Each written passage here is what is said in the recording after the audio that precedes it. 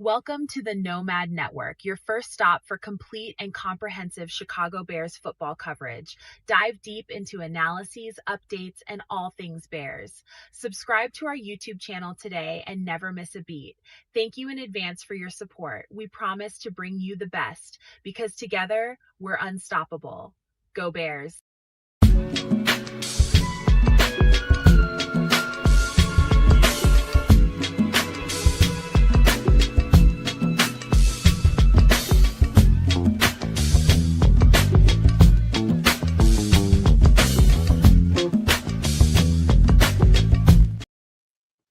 Yo, no maniacs, what it do on this fine Wednesday night with you all?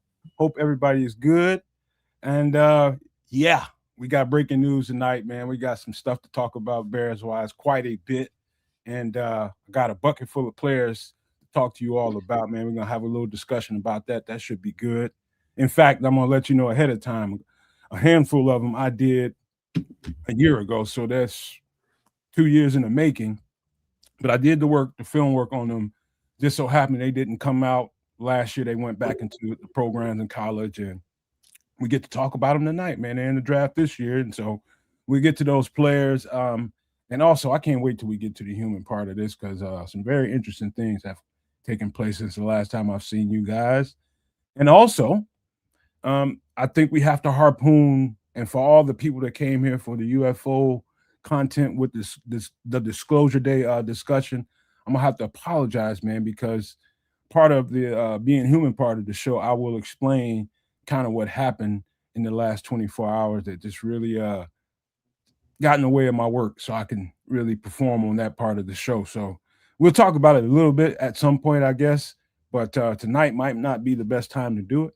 So that being said, man, let me stop talking so much. Thank you for being here. Let me see how many people in the chat. We got one person in the chat. White Ghost, what up, man? Thank you for being here. And as people start to trickle in, man, let me go ahead and pass the rock over to Triple R, who's up on deck first, man. Hey, what up? Everything is everything. Yeah, I got a little coffee. I got a little device watching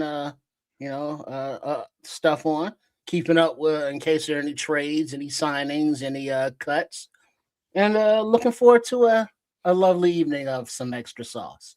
So yeah, you know what to do. Make sure what channels you need to be subscribed to: the Nomad Network, Kids of Canuck, and Sports Chicago Style, also known as Triple R SCS.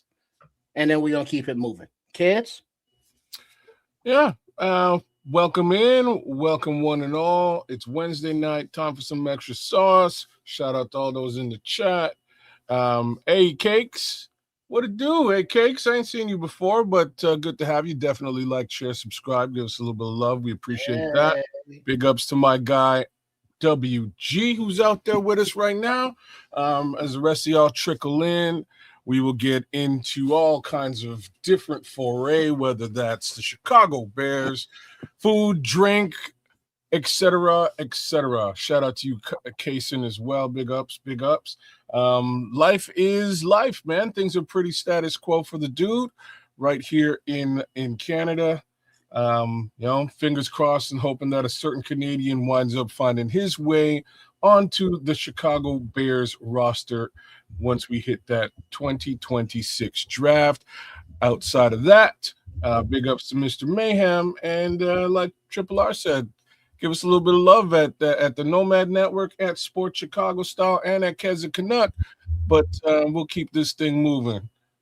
Nomad, what do you got to say, brother? All right, man. Again, thanks everybody for being here, man. Before I get to, I want to get him real quick. So I want to give you guys a chance. Jason. I appreciate that. No, you said I'm the favorite. Oh, you the one who didn't shout him out? I'm pretty sure he's talking about the guy who would give him a shout out. But there's that. Big ups to Levante, who just jumped. What up, boy? What up, Levante? Mr. Mayhem. Hey, man. So I'm gonna give you guys a chance, man. What's been good with you this week, Trips, man? How's life? How's health? See, he knows what's up. Casey knows what's cracking. Sorry. Yeah, Sports Chicago Style. Chef Trips, Trip, Coach Trippin, and Triple R. Moi, of course. Best YouTuber, of course. Deluxe. Go ahead, man. What's been going on with you this week, Trip? Anything you want to get into, man? Everything treating you well in life? Yeah, it's as well as it can be for for the things that we can control. Then the things that we can't control, as that goes sideways, just trying to keep your head above water, keep the feet kicking, keep the lungs breathing, keep the heart pumping, all that fun stuff. So is at the end, at the bottom. Yeah, upside down. It's at the end, at the bottom. What up? And you know what, Trip? I'm glad you me and Nomad on the bottom. Because part of the Doomsday Survival segment, we'll be able to get into that a little bit of what you're saying. It's pretty practical, I would just say. Talk about it a little bit, man. But we'll get to that part of the show as soon as we can. But Canuck, how's your life, man? How's things treating you?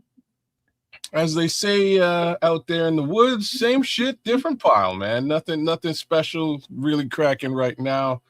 I will admit to being a cigarette smoker for the time being. I will cold turkey that stuff in a week or two. So bear with me. I'll get back off the wagon, as they say. But that's about as on the wagon. So am I not? Is it back on the wagon? If you're on the wagon, that means that you're not that I quit. He's trying to say he chilled out on that for a long time, but he's on. You're trying to say you fell off the wagon and you lighten up. I've never fallen off a wagon in all actuality. It's an expression. It is. I'm not sure where it came from, but it came from wagons and people falling off of them. I don't fucking know. But the point is, you fell off of it because now you out there smoking up again. Man, and you was doing so good. Damn it, kids. I was doing great. I will get back on the wagon. Yes, get back on the wagon. There we go. I heard that guy tell me he smoked a cigarette almost 2 years. It's been a minute, man. It's been a minute. But how did you go back to smoking after you? I wholeheartedly and holistically blame the wife. It's your fault, babes. Sorry. Just gonna blame you. And hey, I'll slap his ass around for you, Mrs. Canuck. Don't worry about it. We're getting that may happen. Shout out to Emmett who's coming through. Ron Winarski, good to have you, my brother. Always good to have you, Ron. Hey, man. But like I say, life is life. It's all regular stuff. Just getting back in the swing of regular work life, But that's about it, man. Nothing too pressing going on.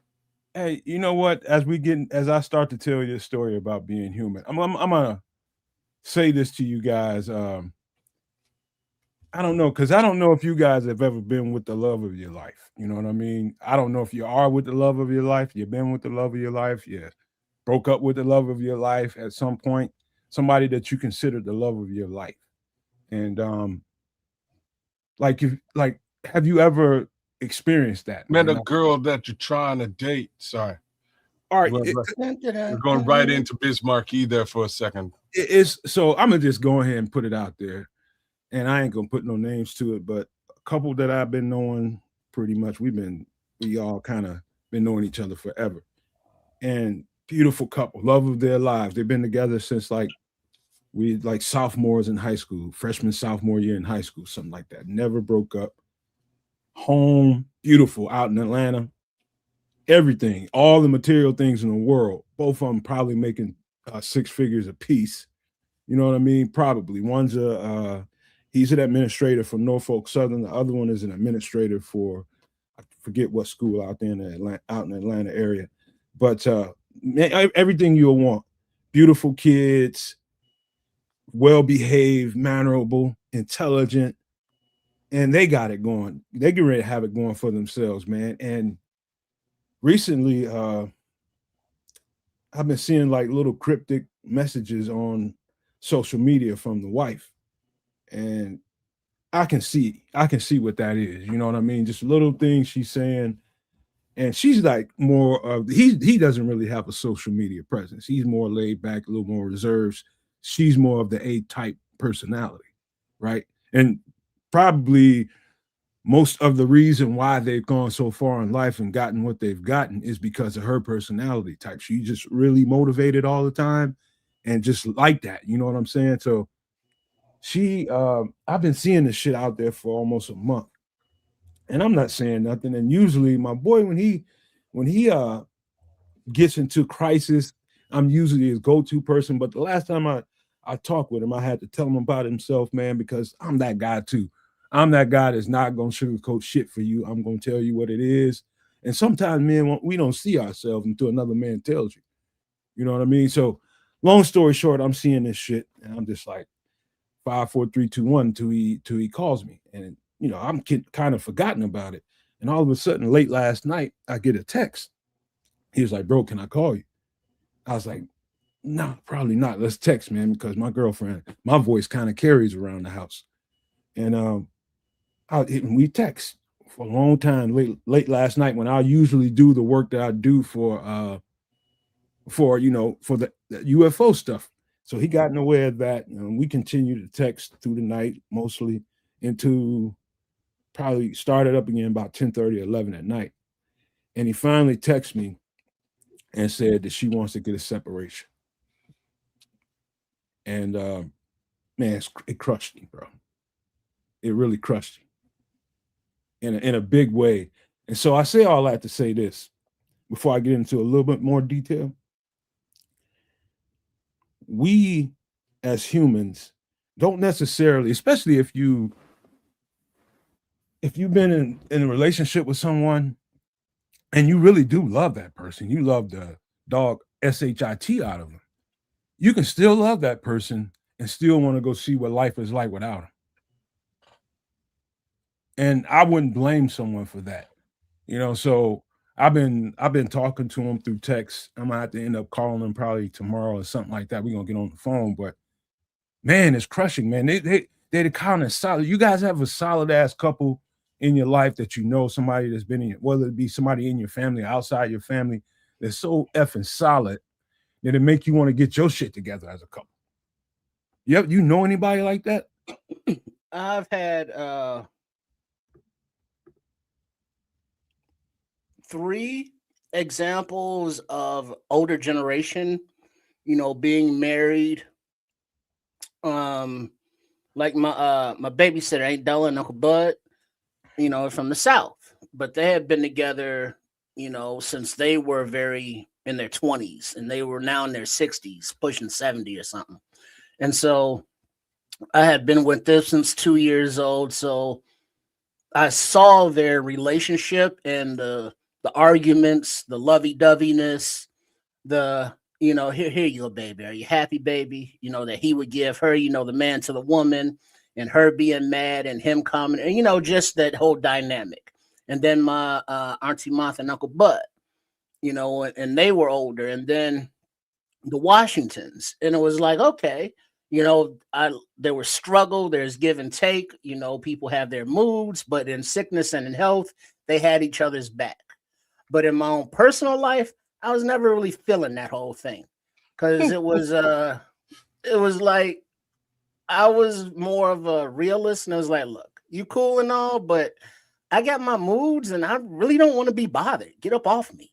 And so that kind of carried me through till just leave me alone. You know what I mean? And so it's like, well, back in the day, it's like, well, don't you want to get married? And because aren't you gonna be lonely? And it's like, I happen to enjoy my own company.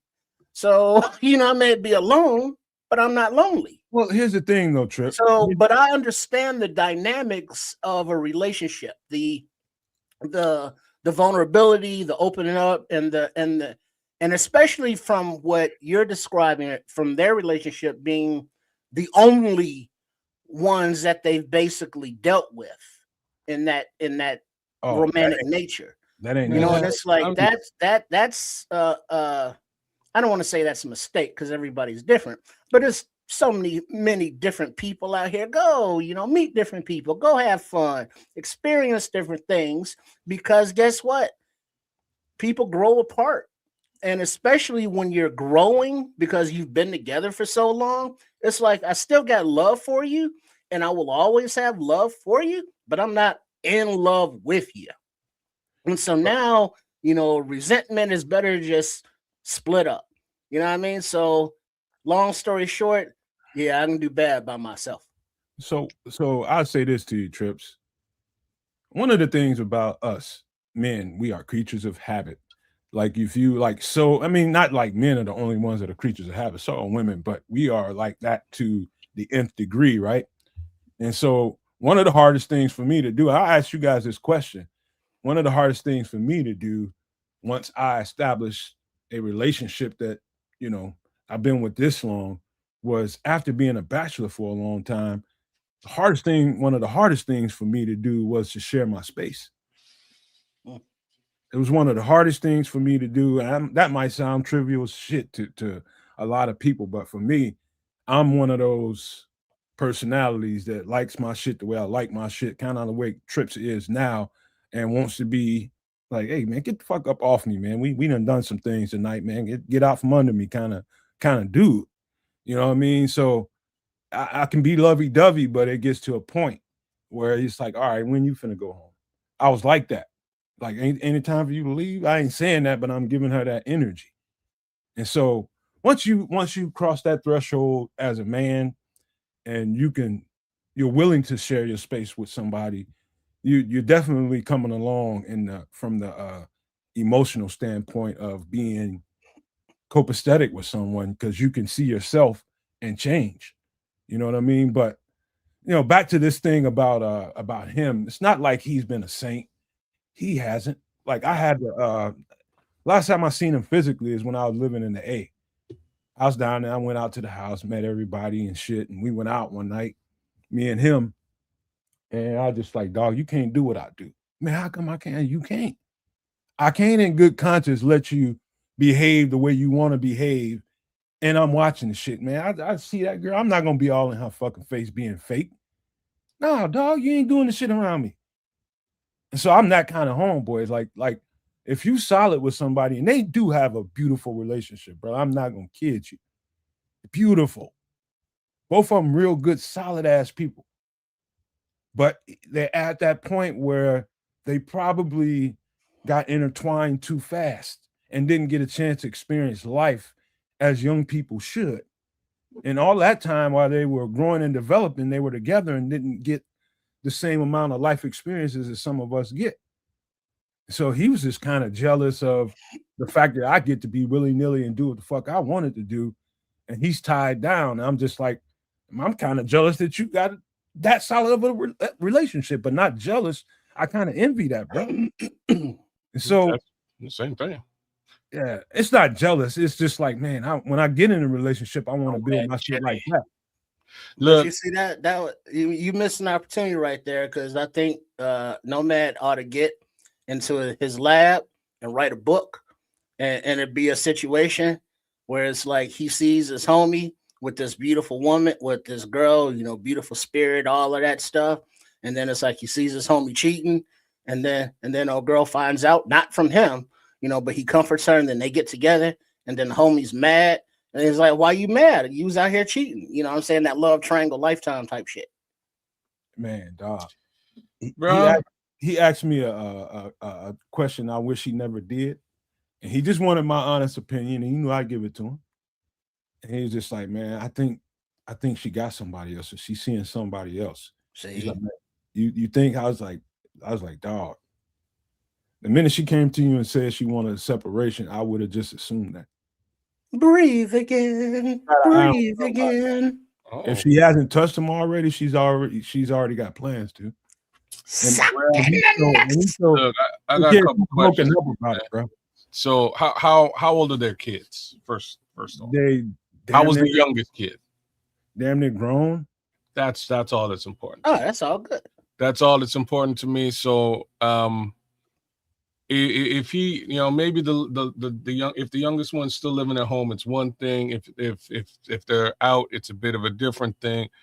The real, it's not, what your friend's going through isn't fun. What I can say though, at some point, to your friend, is at some point he will find himself finding himself again, and that is a point of clarity. It's a point of re-understanding yourself and recognizing where you fell short in your efforts in that relationship, and also where you lost yourself within the relationship, because you kind of started to allude to some of that when you were saying you don't necessarily like sharing your space, you're kind of particular, right? But then you acquiesce and you share, and that part of you sort of takes a back seat to the overall relationship case scenario. And that's just one example of that. There's so many others, little facets of oneself that tend to slide or go by the wayside when we're with our significant others, because realistically that stuff ain't important. You really you want to make sure that the relationship case scenario is solid. How long before that space that you were reluctant to share becomes, I can't imagine it without them there? As soon as you stop being a curmudgeon about it. But then that's it. So you get over it and you let that whole thing slide, and you get engulfed in this partnership. But once the partnership is over, per se, you get your full bed back. You know what I mean? You can stretch out in the bed. You can sleep on one side or the other side. It's cool. As long as you get a bed. As long as the other one don't keep the bed. I'm just saying, you don't. Yeah, bro. You don't even need to do to do your bed in the morning. It's your bed. Who gives a damn? Do you give a damn? Maybe you don't. Let me tell you something about. To me, intelligence is about emotional maturity. It's about, can you see yourself? Can you get within your mind? And before I say something I'm going to regret, or convince myself in my head to do something I'm going to regret, can you redirect?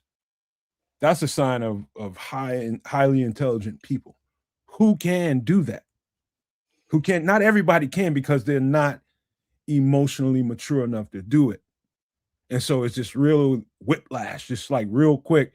Yeah. You respond when you should without thinking. Heartache, right? But there's that emotional immaturity and maturity. But when you bring emotions into it, when you bring the heart into it, the heart will overrule the mind. Of course. If you allow. And so feelings and you don't have much choice.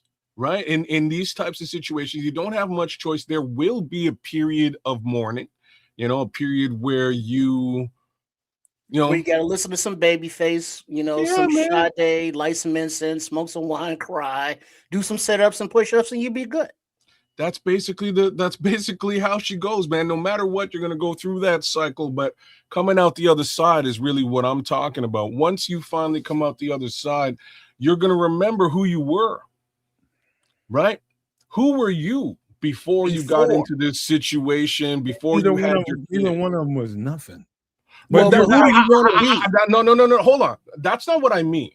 It's not that they were, it's not a status question. It is a question of all of those facets of yourself that you allowed to take a back seat for the relationship.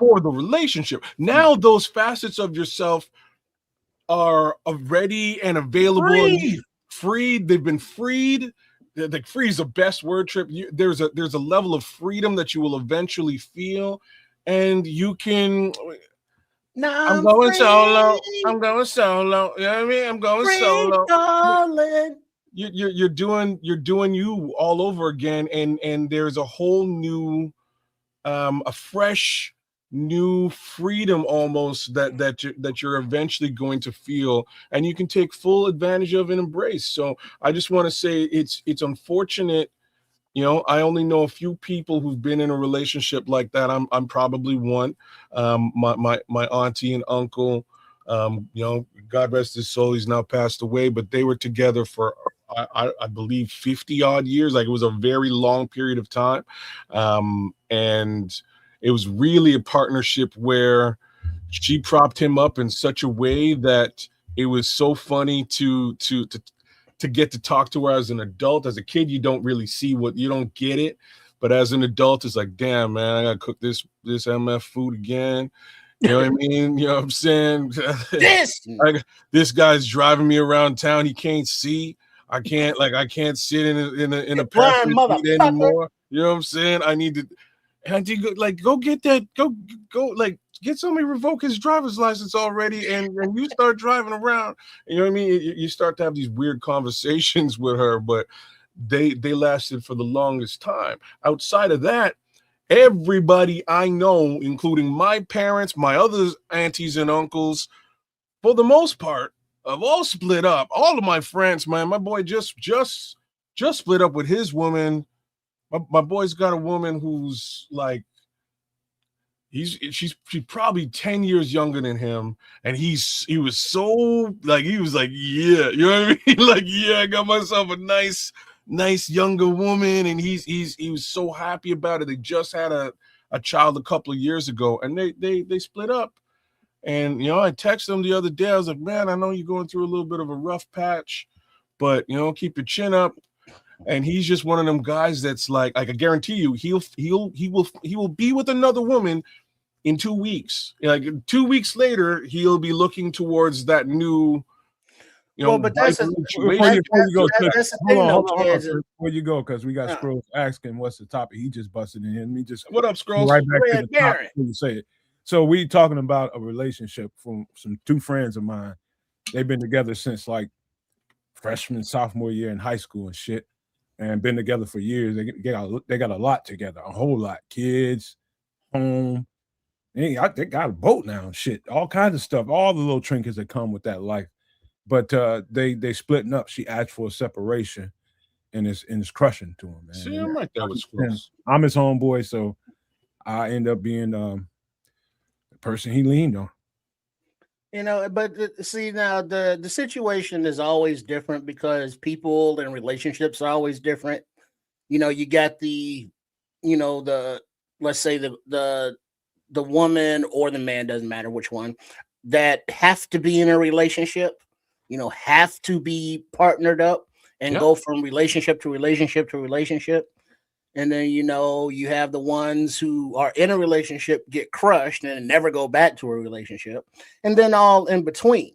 So in his situation, as just a dude, if we're just talking dude stuff, because I haven't been in his situation to be, with the same chick for the last, 4 decades. My God.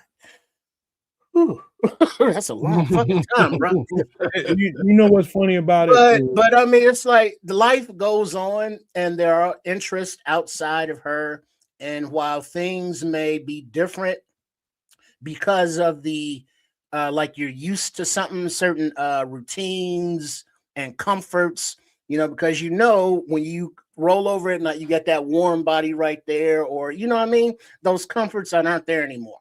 And it's like, that'll be all right. You will survive. You just keep it moving and keep getting up every day, and the coffee will start tasting better. Right. Hey, you know what, man? I can tell, and I know this. I don't have to wonder about it. They truly love the shit out of each other. It's just to the point, though, where, like I always told them, when the shit was fresh, I was just like, man, y'all doing this shit way too early. Like, man, you just jealous, man. You wish you had a relationship like that type of shit. And that went on for years. And then it flipped over. I'm down in Atlanta. He down in Atlanta. And he want to hang out and do the shit that I'm doing. I'm like, homie, you can't get down like I get down, man. You cannot. I'm not gonna let you do that, man. Why are you worried about? I'm dude. And so anyway, long story short, it went from him being envious of me being a bachelor. I can gallivant around, all around Atlanta and do what the F I want to do. He wanted that life secretly. She didn't know that. And she got to a point, and it's been going on for a year. She's coding the messages on, social media. And I'm just like, damn, I'm just a matter of time for this motherfucker to call me. And he finally texted me. And I just told him, man, I was just like, man, whatever you do, don't allow it to get nasty. Just give her whatever she asks you for, and don't try to resist it, no matter what it is. If you got somewhere to lay your head at the end of the night, don't fucking worry about it. Just let her have it. And even if you think she's being nasty about it, which I don't think she will be, let her have it. It'll come back around, man. So it's about that, at this point. It's about making sure you're not going in a raggedy ass way in front of your children. You, sir, I don't think kids are better man than me, because I'm sorry, man. You cannot do that. You cannot do that. You ain't gonna win that battle. I think the word should as opposed to you can. cannot win that battle with no woman, kids. You could try that if you want to, but I'm just saying nobody has ever been successful at that. I'm a cold-blooded, petty mofo in these situations. I'm just saying that's your problem. Man, you cold-blooded and petty. I mean, I have witnessed with my peepers right here, right? These ones right here, of brothers with their clothes shredded up with like knives or burn up in the yard. You know what I mean? In a pile, because they was being foul to their ladies. So it's like, yeah, they can get petty. But I mean, in a situation where they're splitting up, take two people. Hey, he was cheating. They split up, or whatever the case may be. She was mad, or they was mad. There's different levels to this, right? So, like again, different levels. If there is no fault, if there's no fault, I can take my ball and go home. Hey kids, he's talking about if I'm at fault, I will take my ball and go home. Hey kids, he's talking about if she's at fault, I'm sorry. I might be a petty MF. I'm just being real with y'all. Dog, you cannot get petty as a woman. I don't give a fuck. It's gross. I mean, if people grow apart, you know what I mean. That's what I'm saying. If it's hey, like we're both done, then there's no reason to be petty. You come to an agreement, you have a conversation, you split things up, and you go your separate ways, and that's cool. You know what I mean? That's cool. But again, sometimes that ain't what happens. Sometimes it's a situation and you might feel a way. If there's feelings involved, you know what I'm saying? Like there's feelings. And sometimes you might catch feelings. Hey, by the way, top 5 girl and all the homeboys I know always was top 5 in school, still top 5. She a dime. And he's in love with her. So imagine that. No, this is what I'm saying. Like in these situations, he might you're painting the perfect picture for him to feel away though now. You know what I'm saying? Hold on, kids. And she's smart, which means she's employed, she got money. Hold on, kids. I'm just saying. Hold on, kids. Stay with me now. All right. Dime piece, but he was still going out doing his thing. Oh, he wanted to. That's not for me to do my thing. That's just being greedy. Exactly. So I mean, it's like you want to have your cake and eat it too. Yeah. Well, guess what? It's some other ants crawling up in your cake. You know what I mean? And your cake is like, yeah, I got to go. So it's like you get to let that cake go. Find you some cupcakes or some turnovers or some tarts or something. Hey, not this one, bro. It's inflation, bro. Bro. Not this one, bro. Trust me. She ain't depreciated. She's elevated in her value, bro. Okay. Did he raise his game? You know, she seemed to be elevating her shit. Is he stagnant? Not really. But he ain't really elevated his game. But she sure the fuck did. Yeah, I'll tell you that. Yeah, like I'm saying, she matured past beyond him. And there's feelings involved. You all bets may be off. So all I can tell you, sir, though, and you're probably more important than him at this point. Go take your homeboy out. Go have a good time with your homeboy. And I don't mean to the club. I mean to a bar. You go to a bar and don't make it rain. Get some, you know what I'm saying? Go get some booze, have a conversation with the man, let him vent and get some of the BS off his chest. Don't take him to a spot where he go crazy wild. But depending on what kind of guy he is, you might want to get a booth in the back and maybe have some tissues and shit. Perhaps. You know what I mean? If it's gonna get ugly, then maybe you would just invite him over to your spot. You know what I'm saying? Let him get it out. You know what I mean? Just let him get it out. Let him get it out. It's so fresh. They still in the same house. Oh no, you need to. That's what I'm saying. You need to get him out that house, bro. You get him out there. Let me tell you how it's playing out. And he's one of them people, and I can't stand guys like him. And I always told him this because I think it's been going on for several years, but I don't think she's been open really about how she's feeling about it. But I think it's been going on for years, and he's always using his kids as his crutch. And I keep telling him, I was like, dog, even one of these days, your kids is going to be like, Dad, you should have, got on about your business a while ago, man. She was trying to tell you. She been trying to tell you, man. And it's that kind of relationship. Like your kids, I don't want to do this shit with my kids. And well, maybe you're just scared. But hold on. Kids ain't got nothing to do with it. You just scared. But they do, man, because then like once they separate, now the kids got to go spend some time with moms. They got to spend some time with dad. They're stuck in the middle of this for time, period. Yeah, but they grown. So, and that's what I'm saying. Not really, not necessarily. They're grown, they will have an understanding of what's going on. Same token, it might even be beneficial for them to have that understanding in their future relationships as they move forward, right? Because who knows, you know what I mean? They say things go in cycles, you know what I mean? They might get hit up with a very similar situation and really need his advice in those situations in hindsight. What should you have done in those, in your situation that might have made it better off? So, don't worry too much about the kids. If they're grown, they'll handle this just fine, but it will be an ongoing thing for them to handle. So they are kind of stuck in the middle regardless. Like I say, the biggest upside here is that is actually where you came in. He reached out to you. That's cool. He clearly feels that you are some level of a sounding board for him, and give him that opportunity to really sound off and get all the bullshit off his chest. You know what, kids, man?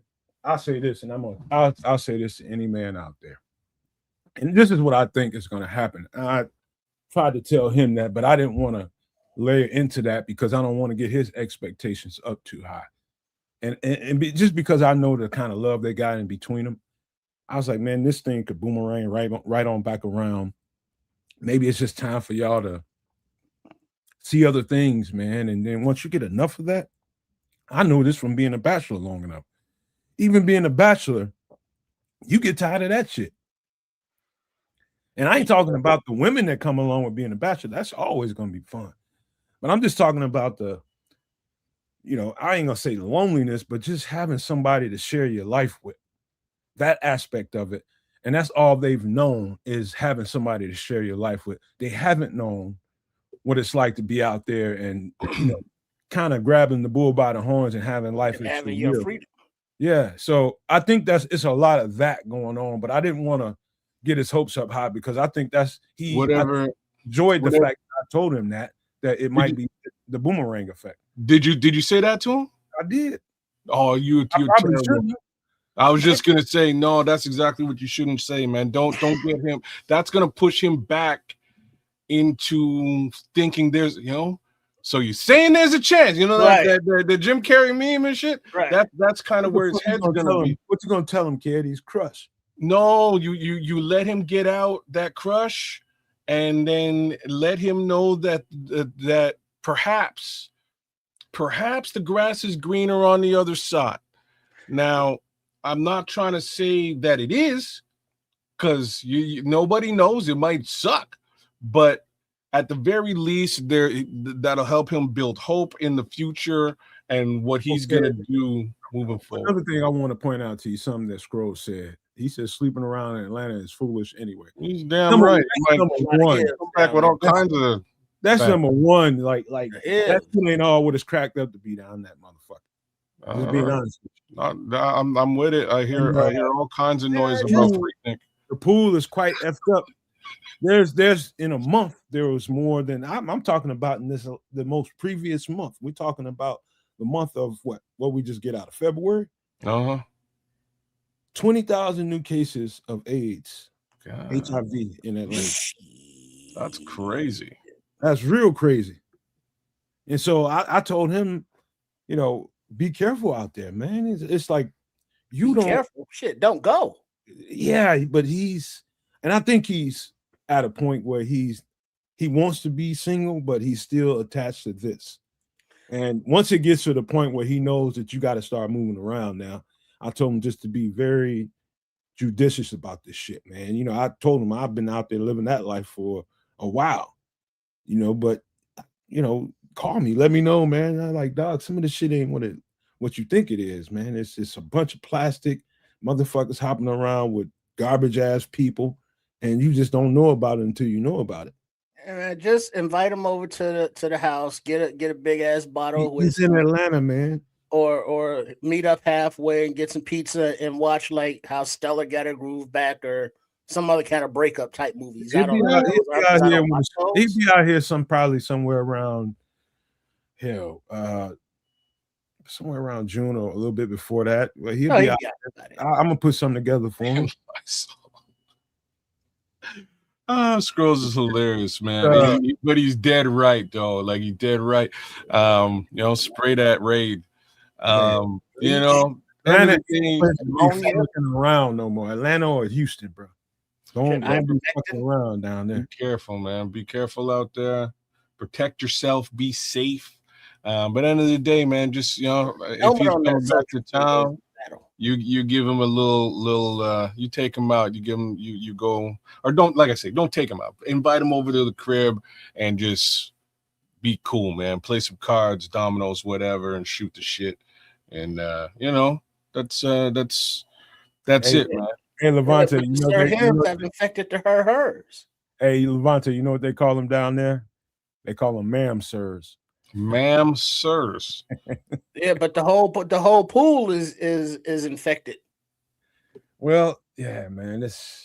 You gotta definitely know what you're doing down there. You gotta know how to operate. And I told him, man, I was just like, dog, if you need to let her have a place and you need to take some time off, he's good at Norfolk Southern. He can take I don't know, I forget what they call that, some kind of a sabbatical. PTO. A brief he can get away from, he can take about 4 to 6 months off. Well, he can take about 4 to 6 months.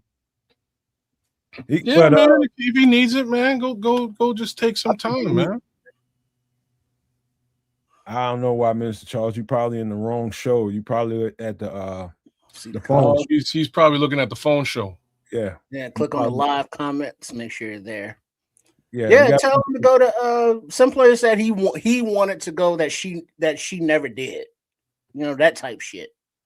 Yeah, he might end up having to come out here just remind him, you get home and everything is, you get around the boys and shit, and everybody gonna get him right.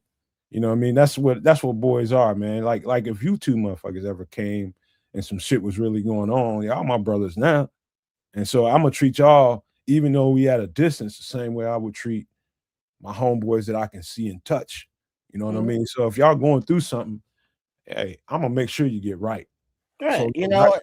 So, that's what I appreciate, because all the couples I know, it's like they know me, and it's like if one of their lady friends break up in a relationship, they know that I'm a perfect rebound guy, because I don't give a fuck.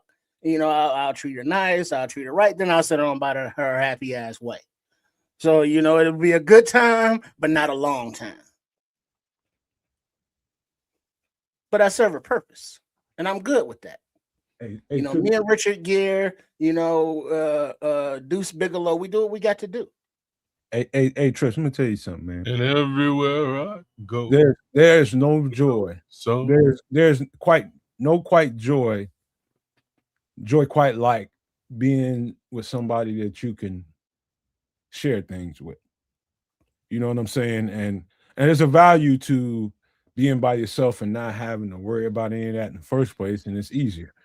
But having somebody, it does take a certain amount of give and take, man.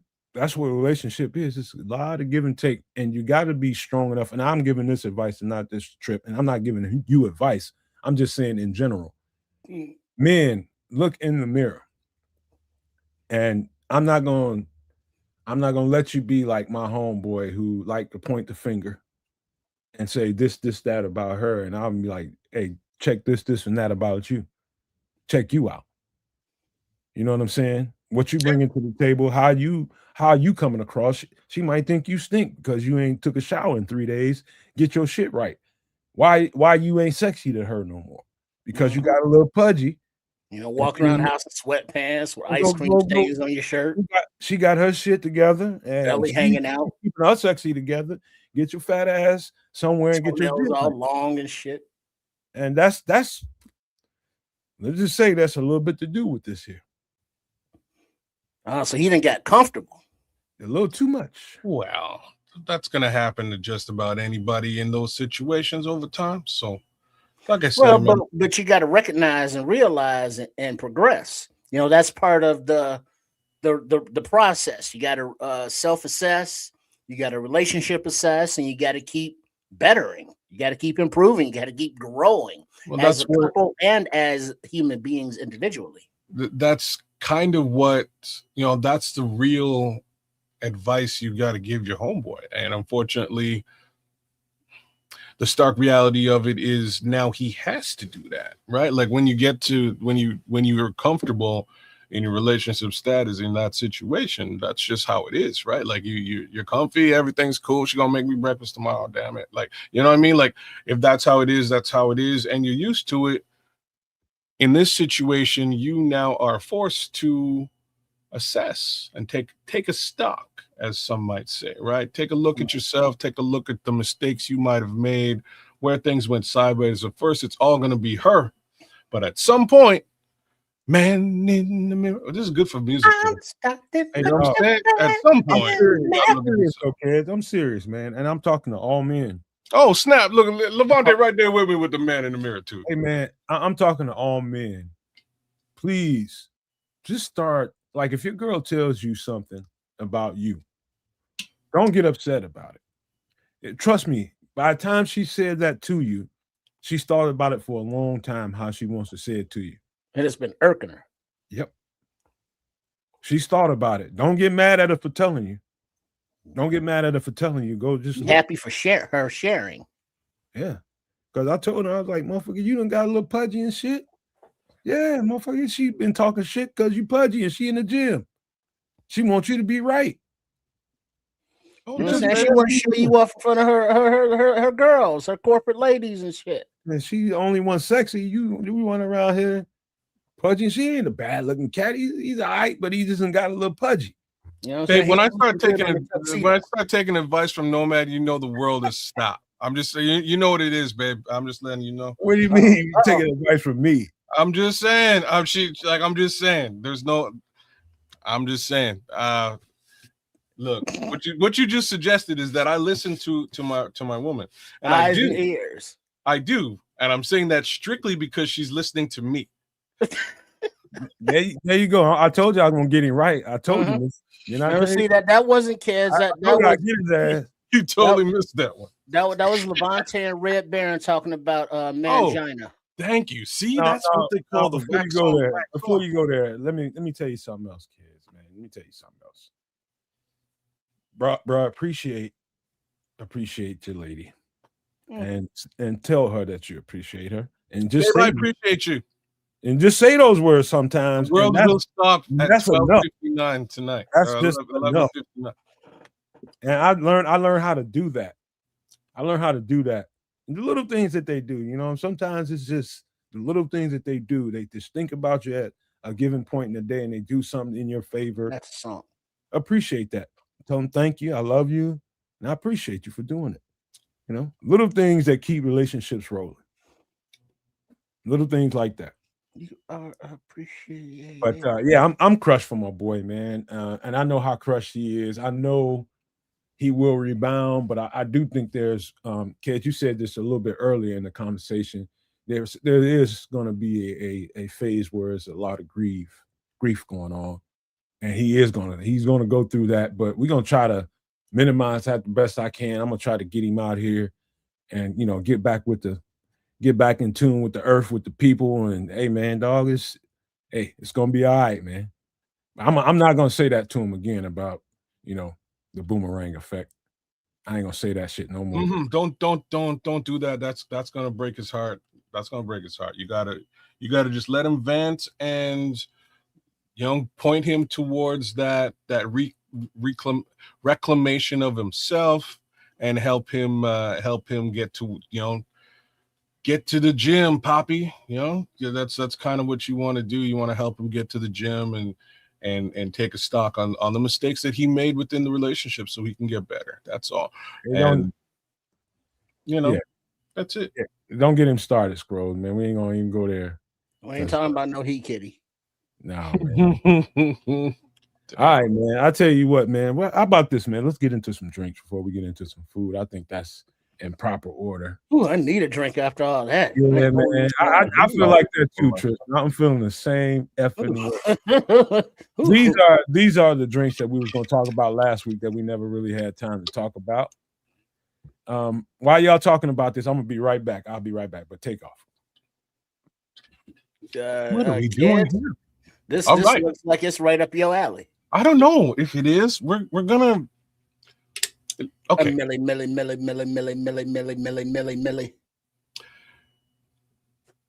Yeah, I was trying to catch that Little Wayne, but I don't have it right now.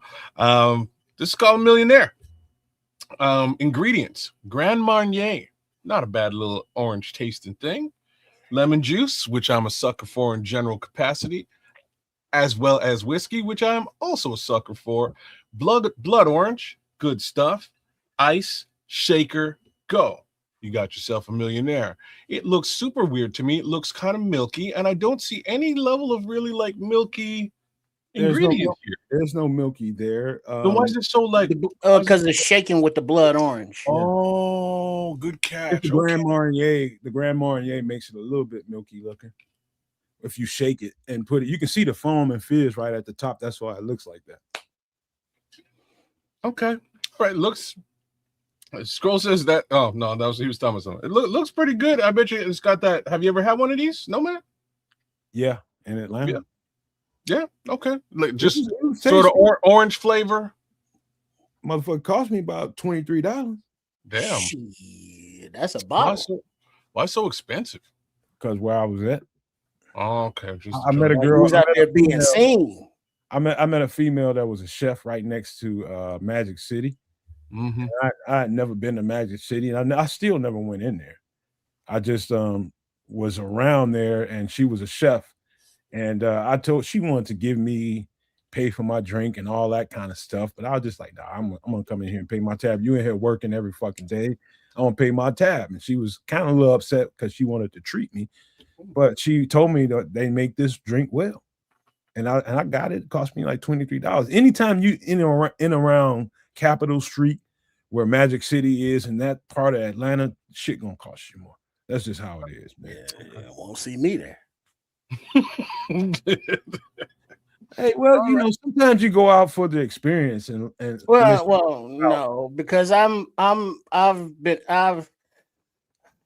worked in bars and clubs and private events and parties for like over 30 years, and I'm really opposed to crowds and loud noises. You know what I mean? So if I go to a bar, it's gonna be like a neighborhood dive bar. If I go to a club, I'm not gonna like the music. I'm not gonna like the ambiance, and it's gonna annoy me. And then I'm gonna have to pay $23 for a goddamn drink. Oh, hell no. I'm telling you, trust me, I know, but this shit was way overpriced. Trust me, I knew that. I knew that going into the place. As soon as you see the place, you see her, and she let me know it was like, hey, you know, it's really suited and booted kind of environment, man. You gotta. This is the way it is, and everything's expensive. And she made me a steak down there, and she brought it to my house. And I'm just like, if steak tastes this good when you bring it to my house, I'm coming to your motherfucking job. You know what I'm saying? So I was down there on that tip. You know what I mean? It was a couple of motherfuckers I knew that were around, but I'm there to show her love for what she did for me. If I had to pay for a $23 drink, I didn't mind that. She showed me love. Okay. Mm-hmm. Yeah, sometimes I do stuff like that too, but like, I'm kind of with Trip. If I can avoid it, I will avoid it. But yeah, this looks decent. This is something I could grab at the liquor store and whip together. I got, you know. Grand Marnier is a great mixer, by the way. It's not bad. It's not. I don't know what is that? That sweet cherry kind of flavor? No, orange. Yeah, orange. Orange flavor. Yeah, it's kind of orange flavor. It's like sweet orange though. It's not bad. I don't mind Grand Marnier at all. With the blood orange, it really give it a good citrus flavor, man. And that lemon juice, I would. You said this is right up my alley. It probably actually is right up my alley. This is I'm a sucker for citrus type stuff. So, citrus and whiskey, yeah, boy, let's go. It's a very interesting, like Grand Marnier. You put that on top of just about any drink, any drink. It's got a really good flavor to it. Mhm. So you can mix with almost anything. They don't have to be whiskey. I've had Grand Marnier and tequila. Me too. I've had it in tequila. I've had it with vodka as well. It'll go with any of the above. I know Trip isn't one for the white sauce, if you will, but yeah, the Grand Yeah. Marnier mixes well with other stuff. I agree with you. Rum. All right. This is the millionaire. Grand Marnier. Ingredients: Grand Marnier, lemon juice, whiskey, blood orange. Don't make sure that you're gonna get some blood orange in there. I had mine squeezed in there on top of the Grand Marnier, ice in the shaker. That's all you need. It's a really tasty drink, man. Okay. Millie. All right, let's get to the next one. A And you millionaire. guys gonna like this one. Money millionaire. What do we got here? Oh, now you got me for sure. Apple pie punch. What are we doing here? Oh boy. I We kind of do. want to make this right now. All right, here we go. Ingredients: red apples. I'll go to the store and get that. Sliced lemon. Yes, sir. Give it that extra kick. Some ginger beer. Cool. All right. Cloves. What's up with the cloves, though? That's Cloves is an interesting taste in something like this. You Spicy. don't underestimate what a clove can bring to a drink. really okay. Whiskey, cinnamon stick, the Chico stick, as Greg Nice would say. Honey, hard apple cider. Does it have to be Sweet hard apple cider? Or you can. Well, I guess. Okay, I see what you're saying. Yeah, you need something like that because I there's just double up on the whiskey and get like real good apple cider, though. well, You know what I'm I saying? like if you get a good brewed hard apple cider. Like if you got a brand of hard apple cider that you like most of the hard apple cider people drink, they go get it at a gas station or something like that. But there's some really good ones. There are. Yeah. In Atlanta, you run into a lot of new businesses down there, and people are coming there to open businesses. And I had my garage was full. I mean, absolutely stocked with new energy drinks, new hard ciders, new this, new funny tasting beers. I mean, I had to give that shit away because people were just giving me shit because I was connected with Jay, the guy that owned the establishment that I was, working outside of, and selling my product. And so people would want, you want people to try this stuff. So they give it to you. And that's how you get your name out there. People start tasting it. I want some more of that. And so I got to taste some of the better hard ciders out there. And some of this shit's kind of localized everywhere now. And I got to taste them early. And so it's not my favorite thing in the world, but whenever I have a get together, I have, a cooler of this, a cooler of that, and a cooler of that. It's always going to be some ciders and shit in there, the hard ciders in there, because a lot of women love them. Mm-hmm. I don't mind them either, man. I'm a sucker for apples, though. Like, I'll just say it straight up. Love apples. So as soon as I see something like this, I'm thinking, how can I modify this and run it? Scrolls, I'm kind of like you. I've tried to, try to stay away as best as I can nowadays. You know what I mean? There are occasions where things get messy, but I try to abstain. Even then, this looks like something I might have to test out. And like I said, I'd stay away from the hard apple cider because there's some really, really good cider. So where I'm at, Macintosh apples are ubiquitous. They're all over the place. There's a bunch of Macintosh orchards. So I'd go Macintosh as opposed to red.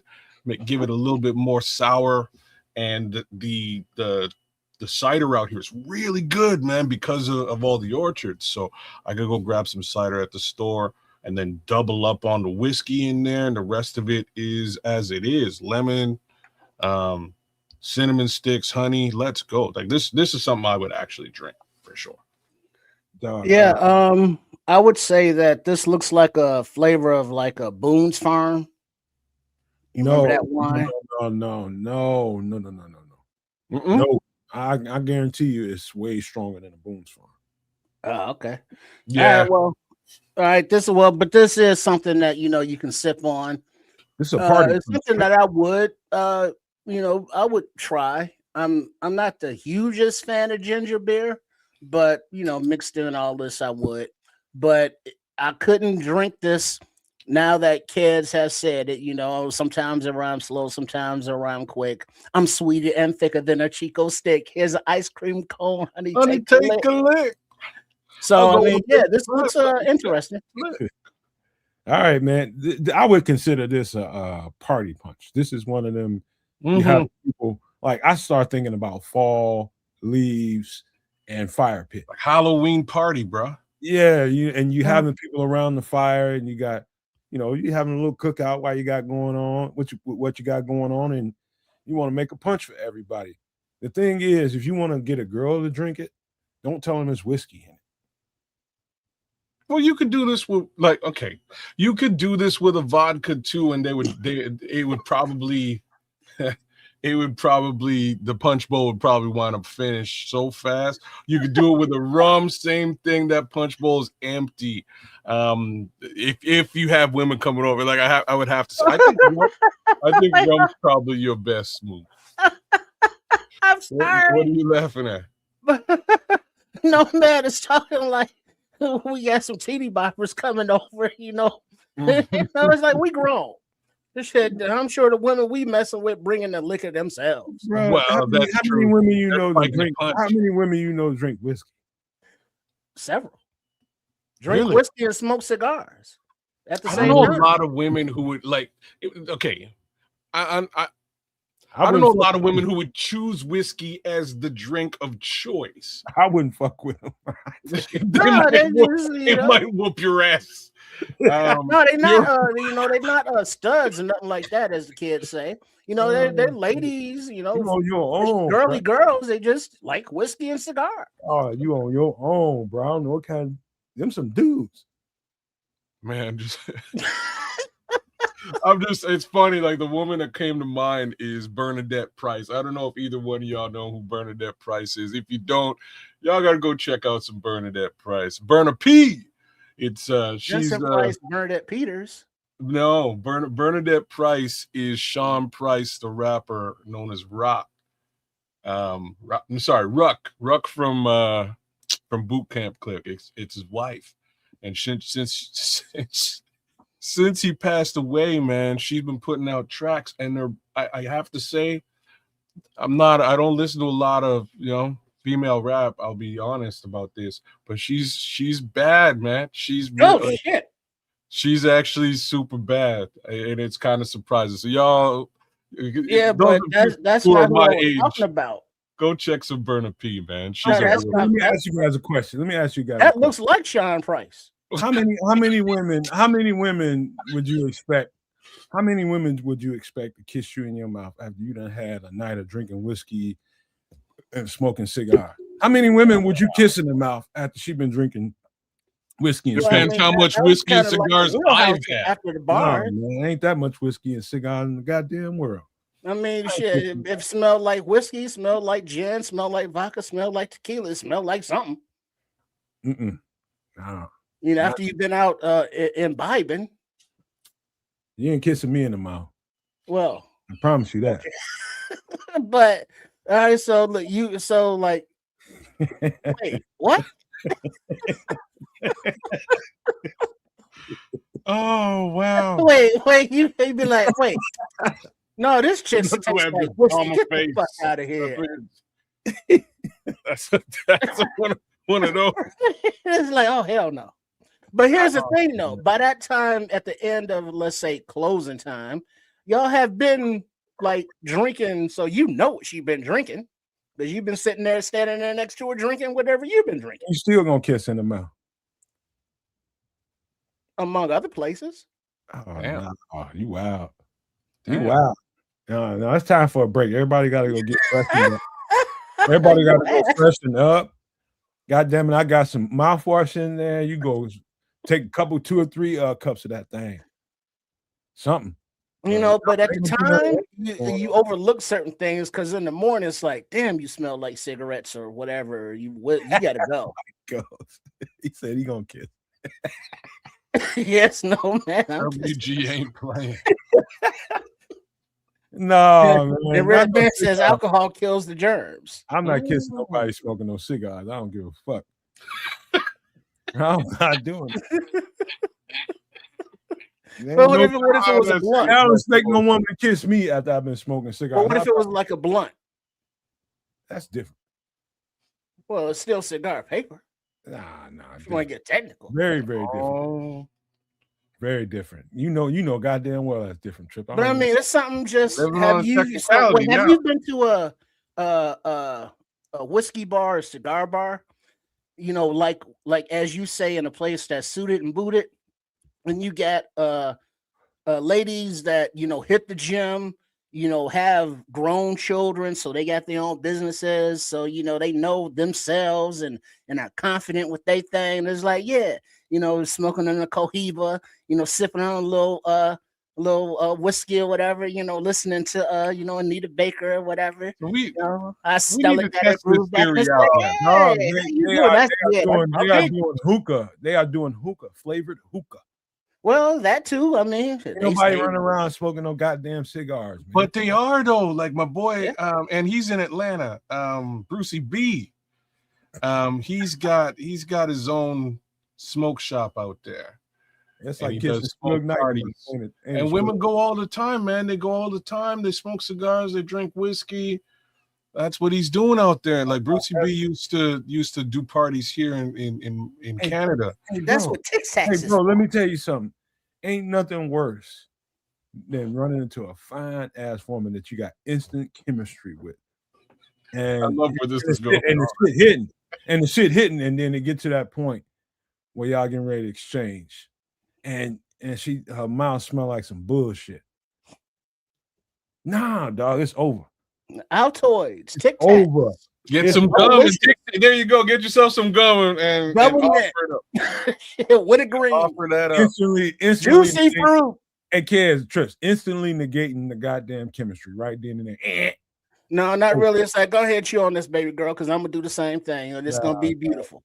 And while we stand here, I'll finger pop you or something. If she a good one, she ain't gonna never kiss me. Let me kiss her, knowing her mouth tastes like that. Nope, she ain't gonna let me do it. If she let you do it, she don't give no fucks no way. She ain't got no kind of respect for how you present. No, dog, you don't you dare kiss no woman in the mouth like that. Don't you dare. Hey, I'm more like not off the gentleman, but the other one, I don't kiss in the mouth. That's too personal. Well, I'm a lover. Not pretty woman. Yeah, that's it. I'm pretty Trip. I'm a lover. I kiss in the mouth. Yeah, I don't get paid enough. All that. I kiss in the mouth, neck, extra ears. I'm a lover. I'm your lover's lover. I want to be your. That's why they love. But anyway, man, this is. Let me tell you guys a quick story. So I got this exact same recipe here. Flip it around and you put moonshine in it. Take out the ginger beer, and this is exactly what I got when I got my first taste of moonshine down in Georgia. And it was they mixed it up with like some like with the rest of these ingredients. Everything in here, but the ginger beer and it was red apple juice in there too. The apple cider and the ginger beer wasn't there. It was moonshine with all this other stuff, especially the cinnamon stick. That's what really came through. That's what really made it. It was really like drinking a moonshine apple pie. It was dope as shit. But you can only drink so much of that. I had a few sips of that shit and it went into my goddamn brother. I bet you had a like. How much of it did you have? A couple sips. You can't be drinking that. No, that's what I'm saying. Like if you like Shine and this and honey, bro, the hangover you would have the next day is insane. Like I could see it coming already. All that sweetness, damn. But that's probably the easiest way you can get down. You can put down some Shine. So whoever was making the Shine is he's an alchemist. He's a brilliant guy. It was so good. I ran into. I just so happened to. I told y'all I shot pool and we went to Vegas out of this. Let's just say a hillbilly bar, redneck bar. But I got to meet so many different people and had so many vast experiences with those people. I met somebody that was bootlegging moonshine, and his wife was telling me I ended up over at my homeboy's crib. He was having a party, a get together for me, because I got us to Vegas, and all the whole pool hall pretty much came to his house, and everybody was around there. And so I got to meet some people I didn't really know, but I've seen them around. And one of the guys, his wife came up to me. He was just like, "Hey, yo, have you tried some of the Shine?" I'm like, "What?" I'm like skeptical. I'm like, "What you motherfuckers trying to get me to drink?" I'm like, looking at these white people funny and shit. I'm just how I am. But there's a few other black dudes there with me and shit. Black people was there, but I was skeptical at first, but then I see other people tasting it. I'm like, all right, let me try this shit. I was like, oh, that shit's tight. I mean, real tight. Like if you can't even, like some people, if you've never had moonshine, don't drink it raw. Don't drink the white lightning type shit where you this gonna put you on your ass like real fast. Get you a flavored moonshine and just sip it and just see what they put into it. And it's real good. Long story short, I get it. She sends me a couple of jars. I give her like $20 and she sends me like 2 or 3 jars. So the shit's just sitting at my house. I'm not drinking none of that shit. I get a call from my mom. My aunt is like deathly ill with pneumonia in the hospital. And she was just like, hey, you need to talk to your aunt. She gets on the phone. She can barely fucking breathe. Barely breathe. And at this time, I had like 2 or 3 relatives that was living in Atlanta at the time. And one of them was getting ready to come back to the crib. And I sent that Shine back with her. Even though I told her, I was just like, look, if you get effing pulled over, you better come up with a story because it's illegal. Can't have this shit in the car. Anyway, she took the shit on back, got it to my aunt. My aunt took a big chug of the shit. I mean, she was in the hospital, bro, like on a ventilator. And I sent that shit back to her, and she took a big chug of it. And she told me, she said, I never coughed up so much shit out of my lungs in my life. I don't know what goes into all the making of that, but that moonshine, man, if you got some kind of chest mucus and shit, like whatever you got going on, phlegm, that shit will clear you out. Top to bottom, it's gonna come through your top and it's gonna go through your bottom if you drink enough. And I know she took a big chug of it, and she was good after that. And she just kept asking me, "Where you get this from?" We thought she was gonna die. That goddamn moonshine, bro. I'm of the other variety on this. I wouldn't want my moonshine prettied up, man, because you can gauge yourself when it's just you know how it is, man. This is like it's Shine. The only thing I can compare Shine to is is Rand Nephew's rum that I talk about every so often. That's it is a tough. Well, I'll put it like this: after Nomad tasted that Shine, 30 minutes later, he was out there line dancing, talking about "Yeehaw!" I bet you he was singing you "Yeehaw" because you never know. You know what I mean? You like that's what I'm telling you. That's why I would take it straight up. Well, no. Okay. See, here's the thing. Straight up, it's more like jet fuel. Grain alcohol. Yeah. But you something that is yourself. Like, that is like very unpleasant to the system, all the way in and all the way down. Yes, but this is what I'm trying to say. Like, you don't really want to do this to your body in large quantities. So you pretty it up. Well, you see, I can Next attest. thing you know, you're assed out at the pool hall. Well, here's what he's talking about, because I was at a 4th of July party at someone's house, and their father was from the South, and he had different flavors of moonshine, and he's like, "You want to taste some?" You know, and me, you know, Willie Lump was like, "Sure, I'll taste some." And so he pulled out infused moonshines. One was like infused with apple. He was like, "Here, taste this." Okay.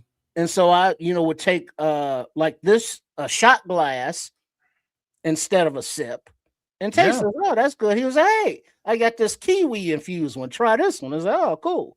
Yeah, I got a strawberry infused one. And so we went through about 4 or 5 different infused ones, and I'm taking shots, full shots. Oh no! And so they're tasting delicious, because they're tasting like what they're infused with, those fruits. And so by the time it kicks in, let's just say I haven't been invited back to that neighborhood. He's not allowed. You know what? Shame on the actually sure what went down, but I think there was something about the MILF across the street and like some little badass kids or something. I don't remember. Oh, I'm but sure you know what? The story is much better. Hey, I wouldn't even get mad at myself. I would blame the people that allowed you to do that. Well, I did. I blamed him because he knew what he was doing. Because he had that little sly grin, like, "Yeah, drink that too. Yeah, drink that too. Yeah, go ahead." They sent your ass. Brother, that's what I'm saying. When I had it, that was a nice shot. I was like, "Oh, damn, what did you do?" And then I found the nearest Coca-Cola, and I was like, "All right, we're going to do one more of these and mix this with Coke." But that's shine for me, man. As soon as I tasted it, I was like, this is as close to Ray Nephew's rum as I've ever had, not being Ray Nephew's rum, because Ray Nephew's rum is just like, you know when you drink something and it burns your lips immediately? Yeah, that's not appealing. You might have messed up, but that's what I'm talking about. I was like, "Oh, man, okay, we're gonna do this. You have to do it." I told you, kid. Efficiently. I tasted Ray Nephew's before I ever even got to freaking moonshine in freaking Jamaica. The moonshine came years later, but the Ray Nephew's, man, I told you, man, guys on the side of the road going to into Jamaica when you're headed to wherever they're gonna mix it up for you. They're like, rum on coke, man. You want rum on coke? No. Some of them gave it to you straight up, bro. Oh, they're giving it to you straight up. Yeah, some of them. Oh, that's I had at least 2 little of those little plastic cups. It's malpractice. Whoever you found on the side of the road giving out straight up shots of Ray Nephew's is a cold-blooded, cold-hearted Jamaican, and he should be fined. Them cats was out there getting right, bro. When I tell you they was getting right, they was getting right. Rum on the coke. Once you puff on one, you like, "Oh yeah, give me some of that." They pour you a little dribble of that shit. They're like, "Take it easy, man." And you take it easy. That's exactly. If you thought that came from a Bob Marley song, it didn't. It came straight from one Jamaican handing a glass of Ray Nephew's to another Jamaican. That's where the term "take it easy" came from. I think I'm gonna do this. I think I'm gonna do this in the fall. And I'm probably gonna use vodka instead of whiskey because everybody gonna ask you what's in it, and I ain't gonna use rum, man. Try rum. No. I'll do a white rum, but not a dark rum. I would do a dark rum because it would give it that spice. It would give it that spice. I think it would think about Captain Morgan and shit. Well, I wouldn't do. If I'm getting spice rum, I'm getting Appleton's. I love Appleton's 1812 spice. It's real good. To me, it tastes like Coca-Cola. I don't know about the rest of y'all. Reasons why I don't drink very much. But that's what I would suggest. I would suggest Appleton's 1812 spice. Throw that in there, and I think we'll give it a great flavor.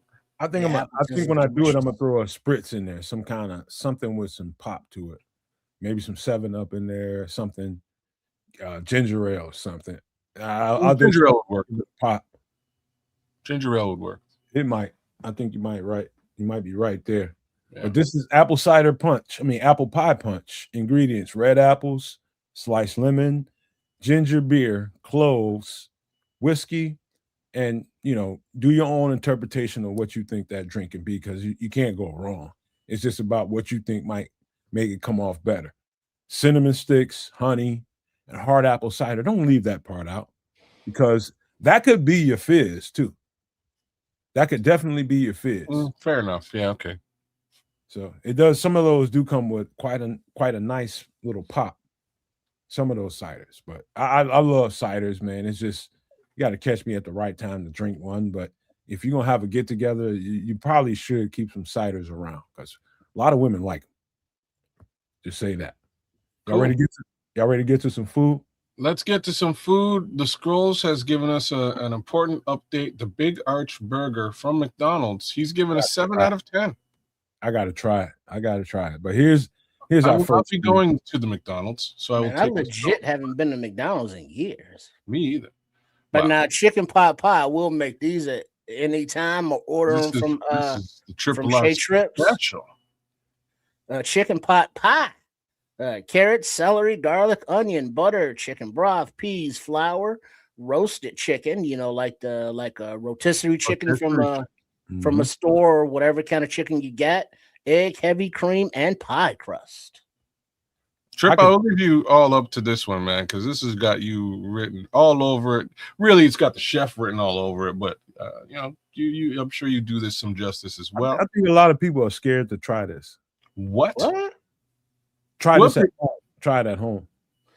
Oh, okay. To make it themselves? Yeah. Okay. I can understand. I've actually never made a chicken pot pie myself. I've definitely bought a pre-fashioned chicken pot pie and devoured the hell out of that. But yeah, there's a video up, or one that chef made that's in the line to be edited, that is a what to do with leftover rotisserie chicken. So you go to, let's say, Costco one night, and you get a couple birds, during your shopping. You eat one, or you eat one, half left over. You get the pick all the meat off of the carcass, basically, and you put it in with these ingredients, and you put them in a pot, mix them up, let them simmer a little bit, and then pour them into a pie dish and put a top over the pie and put it in the oven. As easy as 1, 2, 3, 4, 5. And so it's a comfort food. You can jazz it up with whatever vegetables you want. You can change the meat if you want. You can make it beef. Beef pot pies. Because I grew up eating the TV dinners, and the Swanson TV dinners, and the pot pies, and the banquet pot pies. You enjoy that taste. You enjoy that. It's good. I have to admit, you got the bread, you got the meat, you got the vegetables, you got the gravy, all in that one dish. Man, I put that on a little bed of rice sometimes, and just back in the day, and just go to town. I haven't seen a pot pie in a store. Maybe I'm looking in the wrong places, but I haven't seen a pot pie. So in Canada, we've got a spot. We got 2 spots. One called Swiss Chalet, another called Saint Hubert, and both of these joints do more or less rotisserie style chicken, sort of like Kenny Rogers Roasters out where you guys are. Anyways, they both do their own aftermarket frozen chicken pot pie in the store. And I gotta say, top quality, man. Pete Castiglione is saying he don't like the frozen ones at home. These 2 that I'm talking about, top notch, to the level that you might want to just eat it cold. You know what I mean? Like if you're coming out of the fridge, eat it. Super good. Yes, can I say this to you? And this is just a general, people buying them frozen. I know a lot of people that get pot pies and then don't get pot pies again because they get them out of the store frozen. And then, guys are greedy, lazy, and impatient. So they'll just slap that thing in the oven on whatever temperature and the shit don't turn out right. So it's looking good on the top, but the inside is all still frosty type shit. You know how guys are, just fucking excuse my language, man, but just come on, man, cook it right, man. Still frozen, dog. Follow the damn instructions, bro. No. And be patient. No, like it's so funny you're saying that because, like, definitely if you're like the type of kid that Trip just described, and I was one of them kids for sure, and you get that and you throw that Swanson pot pie in the microwave and pull it out. There's those times where it comes out and you're right. Only portions of this thing is cooked, and you get into it, and the rest of it is frozen still, right? Frozen cold.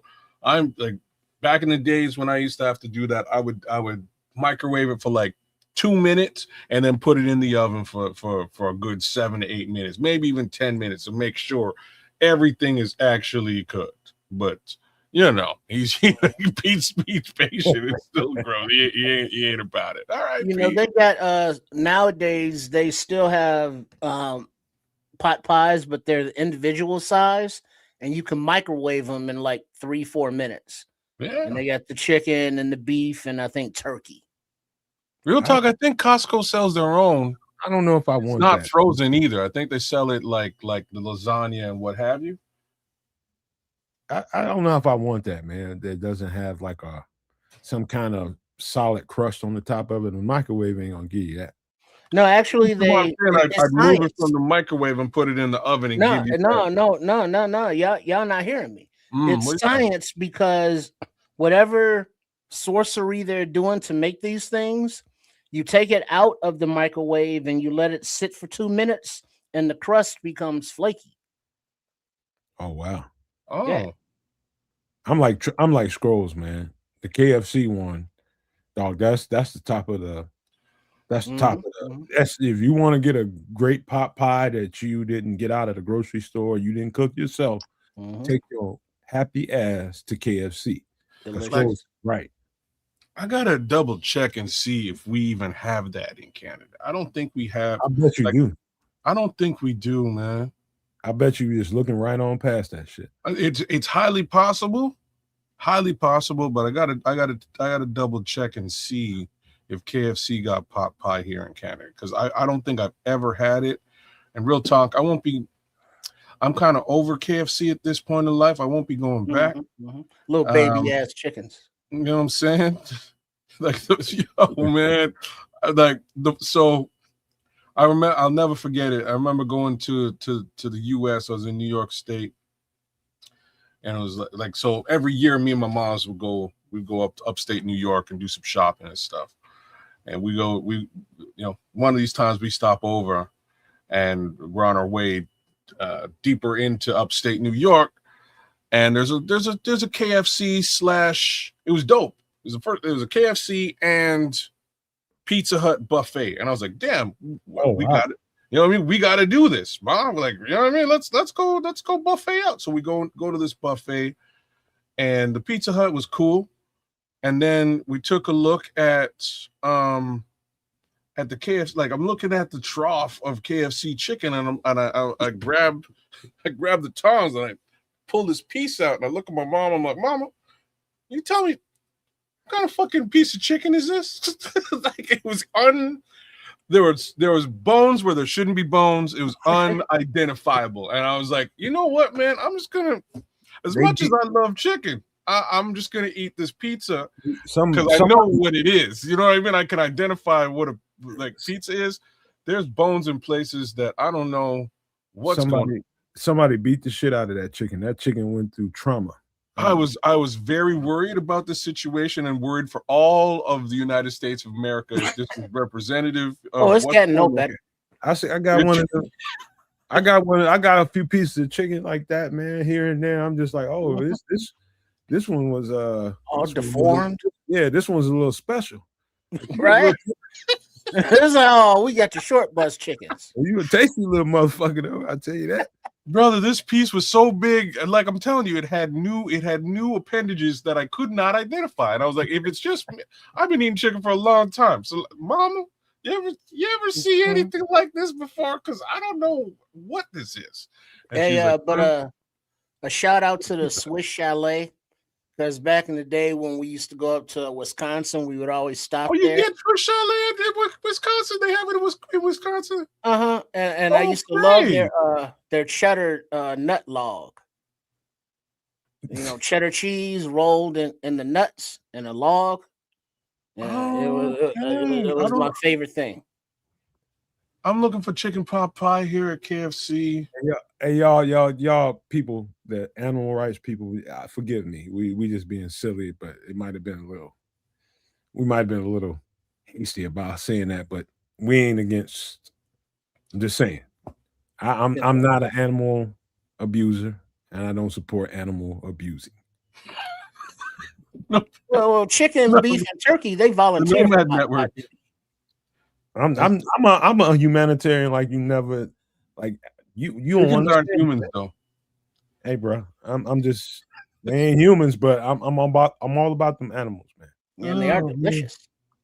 I'm messing around, y'all. Look, yeah, we don't have it in Canada, bro. But you know what else you can throw in this pot pie is some diced up potatoes. Man, you always trying to add some shit to it, man. Well, no, but he's right though. You should have some potatoes in there. I think potatoes go well in this. I don't even like the only time I've had a chicken pot pie that wasn't produced somewhere in a home or my home was somebody bought it for me. That's how I knew about KFC pot pie. I'm just gonna be honest with you. I don't go out of my house to go get food, and pot pie comes to mind. That doesn't. It's just not one of them dishes that I like it and I enjoy it, and it's a delicious dish. But I am not going outside of my house going to buy no pot pie. And even KFC's, and it's good. Yeah, I'll get one if I'm someplace, but other than that, I'll look forward to getting a rotisserie chicken just to make pot pies from the leftovers. Yeah, you be on some fat boy shit anyway. All right. Emergency status at the home front. I will be right back, guys. All right. All right. He gonna be mad because I did this. Gotta get to the next thing. And unfortunately, he ain't gonna be here. Well, just put it on the screen. What are you doing? You're a Canadian, you're gonna really enjoy this. Roast beef po' boy.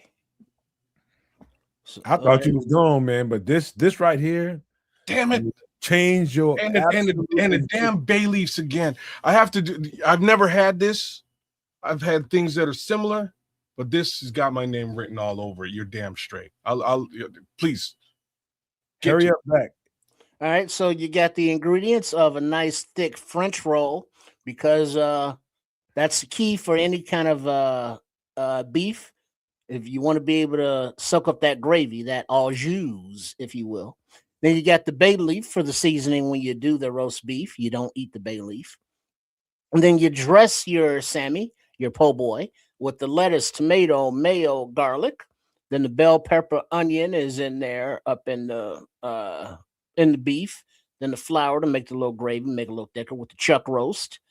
This is a very hearty sandwich as beef is filling, will stick to you. You got a few vegetables in there, and it's just a nice sandwich, a roast beef sandwich. It's not something that is very common because of typically when, you have roast beef, you have it with, green beans or peas and mashed potatoes or something. And it's not made into a sandwich or to a po' boy at least. And so, yeah, this is a nice concept just to give a little twist on some familiar flavors. Dog, messing around down there in New Orleans. Probably tasted some of the best food I ever tasted in my life down there because the Creole people down there, I'm talking about. You ever want to get back to your roots? And I'm talking about everybody. I don't care if you're black, white. I don't care what nationality you are. it all stems from us. We all stem from black. And if you want to get to the roots of what flavor comes from, where flavor comes from, take your ass down to New Orleans. And this lady, and I just don't remember where we was at. We were somewhere right outside of New Orleans. I just can't remember the city. But the mayo was a garlic butter mayo, some kind of mayo aioli on this particular sandwich. They don't try to complicate it. The flavor is in the meat. And all the other things that they put on top of it just kind of complement it. And so you make this at home, you just make your roast beef at home and you go from there. And what you have left over, this is how this sandwich came to be. Somebody realized that, man, that roast was so damn good. What can I do with the rest of this? Because I ain't gonna throw it away. Right. And this is how these sandwiches, this is the best sandwich I've ever eaten in New Orleans. Probably my third best sandwich I've ever eaten, maybe second, outside of a gyro. Mm-hmm. Well, that leftover beef, has enhanced its flavorings at the time, but the sauce, the mayo garlic aioli, is on the po' boy. What is it? The remoulade sauce, as they have down there, and it's a mayo based horseradish, Dijon, like a little hot sauce and a little Cajun and or Creole seasoning, and that's what they slather on those po' boy sandwiches, and that's just kind of a local cultural flavor thing that enhances the sandwich on top of all the other flavors that are up in there. Man, let me tell you something, man. Everybody, when you start hearing about po' boys in New Orleans, first thing people are going to want to talk about is shrimp po' boy. Oh, yeah, I got to have a shrimp po' boy. It pales in comparison to a roast beef po' boy. I mean, absolutely pales in comparison to this sandwich.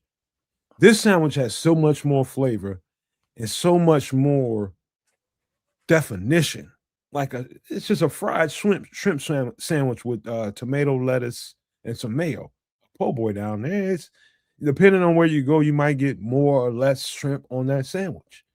But it's basically a shrimp sandwich.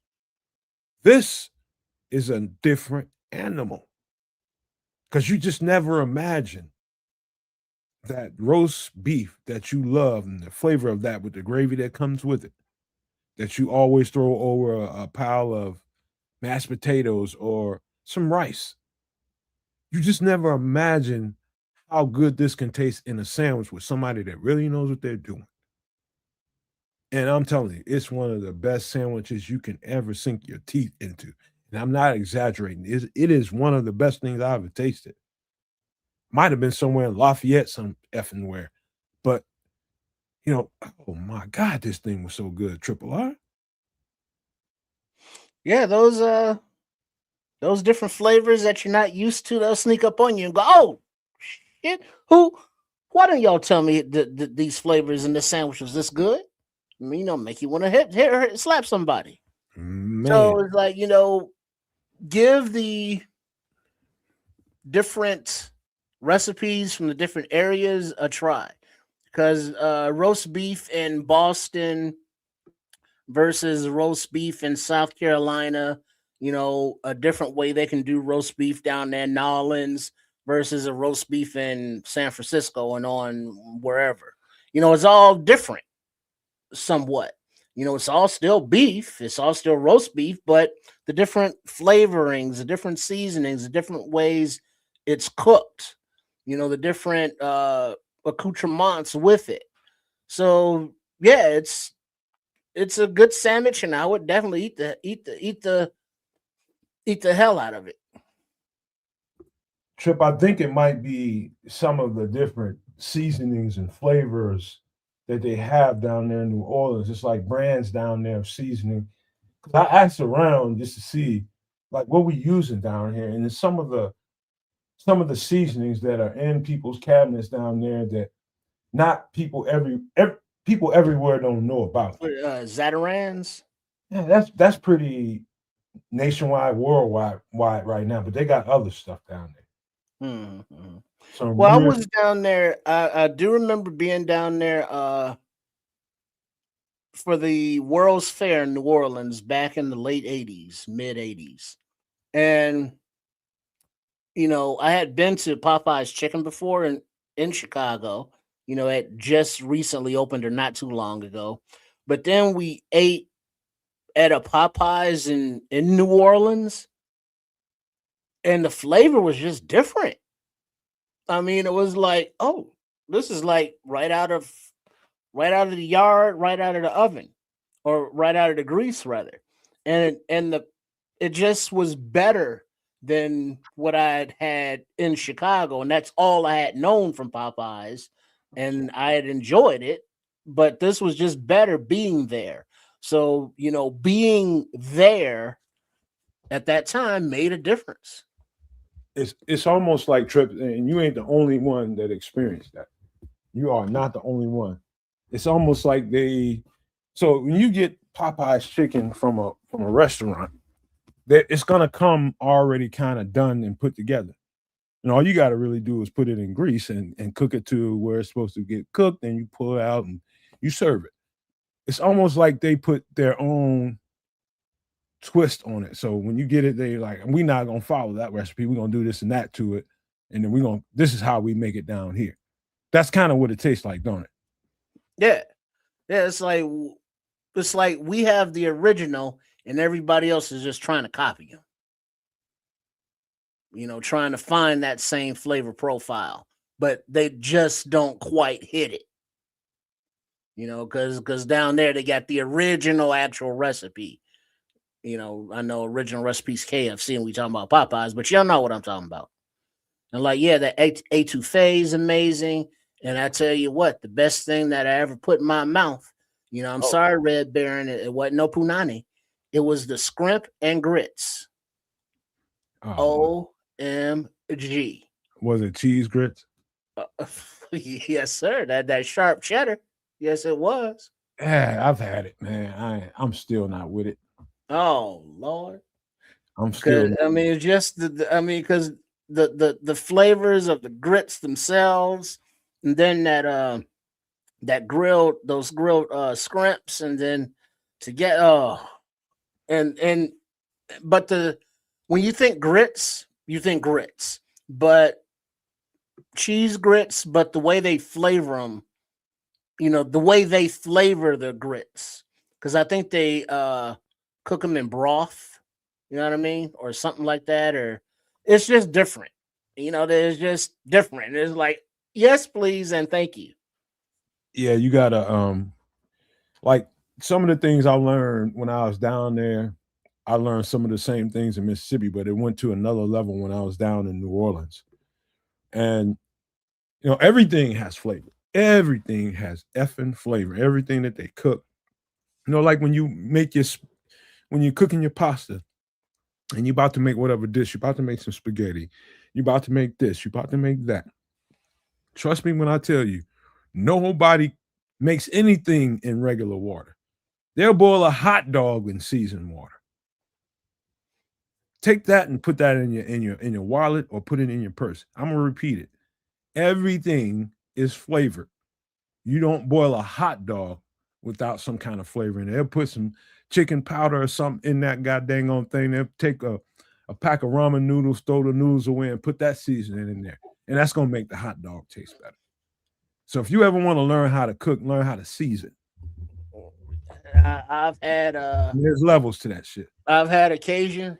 Like, have you ever made an at-home lobster boil? Yeah, I made one for my aunt. Yeah. All right. So you know how you're supposed to use andouille sausage or sausages? You're supposed to. Well, if you don't have sausages, you can get you a pack of hot dogs. Oh, here you go again, man. No, you don't buy. You don't put. You can put them up in there, and if you flavor them right, those hot dogs would be like sausages. Nah, man, no, they ain't. You don't put hot dogs in shit. Nothing.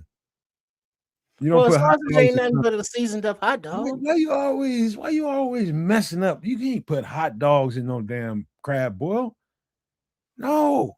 Somebody gonna actually try that, Trish. One of these days, somebody gonna cuss you out, man. I'm telling you, I'm gonna let it happen too. Somebody gonna tell Trish something because no. Well, oh wait, while you was down there, oh well, of course, a name like Skeeter. But have you ever had a alligator po' boy? I've had alligator. No, Okay. I take that back. I haven't had alligator. I had frog. Okay, I've had frog. Tastes like a water chicken. Frog legs, and not a lot of meat on those little things. No, the ones I had had plenty of meat on them. Bullfrog legs. You ever seen a bullfrog down south? Yeah, they're huge. Exactly. Imagine what they weigh. Like that's where most of the dang on muscle is at. Budweiser. Yeah, well, when I say a lot of meat, I mean there may be a lot of meat, but it's not. I'll need like a few more legs, a few more frogs than chickens. Frog legs. It took me a minute to get to terms with. All right, maybe you should try this, but that shit came out so golden brown, so crispy, and smelled so good. I was just like, I gotta try this. And I'm not one of those people that really does experimentations with food tasting. I'll let you taste it. I ain't, man, but somebody talked me into that. First time I tasted that, first time I tasted a boudin link. You know what I mean? All down there in New Orleans. No, I take that back. I think I tasted the frog in Atlanta, I think. No, okay. But boudin, I definitely was down in Georgia. What was that other thing that what are those pastries they have down in New Orleans? Talking about them, I forget what they call them. Beignets. Beignets. There you go. I was about to say creme brulee or some shit. Yeah, that's different. That's a nice dessert, kind of rich. Set it on fire. Man, no, that's flamme du boyer. That's oui. Where the hell's Kez? He speaks the French. But man, roast beef po' boy, Mm-hmm. it's gonna easily be one of the best sandwiches. If you're a dude, I don't care if you're a dude or not, you be a woman. You went out in New Orleans and you get the right roast beef po' boy, and it's gonna change how you look at roast beef. You're gonna be glad that first dinner is over.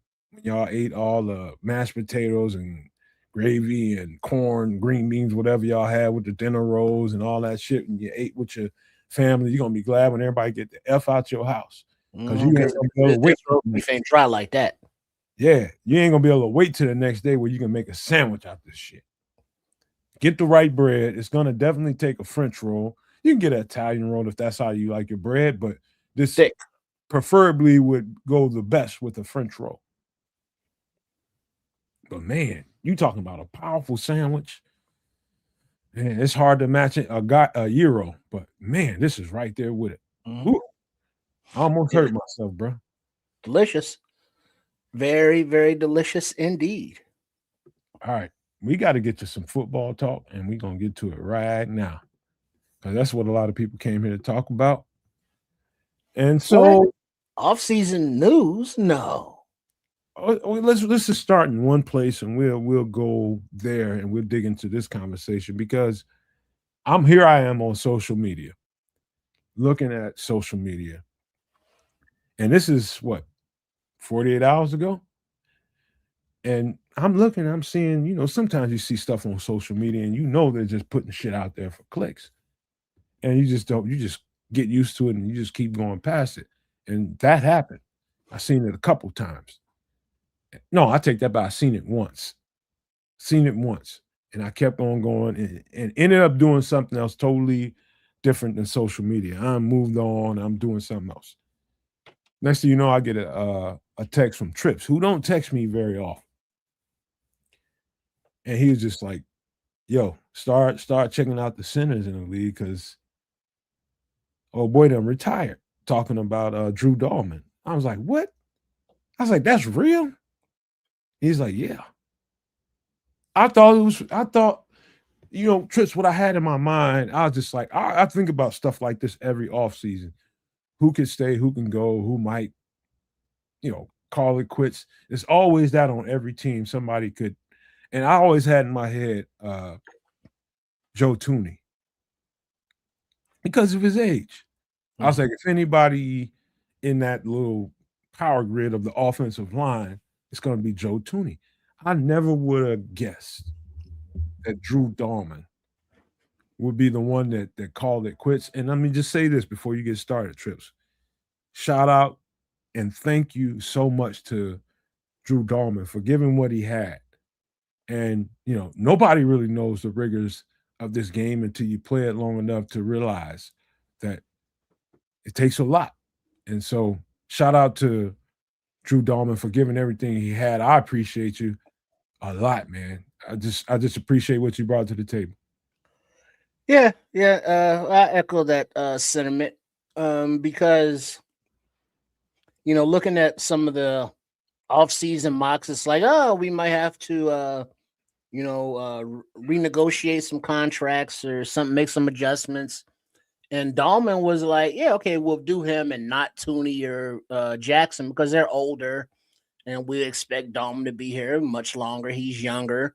He just signed his contract. He'll be here another 3 years, 4 years, whatever the deal was. And then to see that as like, yeah, he's done. And it's like, I respect his decision because you never know what's going on in somebody's life. It's like, yeah, I'm good. I'm out. And it's like, you go do you, baby boy. You like it. I love it. But as from the team aspect, it's like, fuck, our Pro Bowl, starting center is now, in the wind, and we got to replace that. Okay, fine. But I'm not mad at it because I know at any time, teams will, cut players who have contracts. So, what's good for the goose is good for the gander. That's just the business aspect of it. But fan wise, it's like, fuck, now you got to find another starting center. So let's look at it as a blessing in disguise, and maybe we could even upgrade the position. So, I'll look at it from that aspect. Kids? I want to hold on before you go, kids. I do want to finish it this way before you go, kids. And I thought the first thing that came to my mind when I found out that he was retiring, I had to go back and look at his age. And I realized he was 27. I knew that, but I had to double check. I'm like, is he? So what went through my head was instantly all the stuff I'm always talking about all the time about what it takes to play this game at a high level. Number one, the level of importance that this game brings to everybody ain't stacked up the same. It's not stacked up the same for me and the next person. I realized that when I got to college, when it turned into an actual job. And you either, like, I've had teammates, 2 of them, that I had to talk into, get this game your walking papers, man. Time for you to walk away from it. You ain't got what it takes. This ain't for you. Because you don't realize the level of jump in what you have to do to perform from high school to college. People don't, unless you've done it, you wouldn't know. You just hear people talking about it.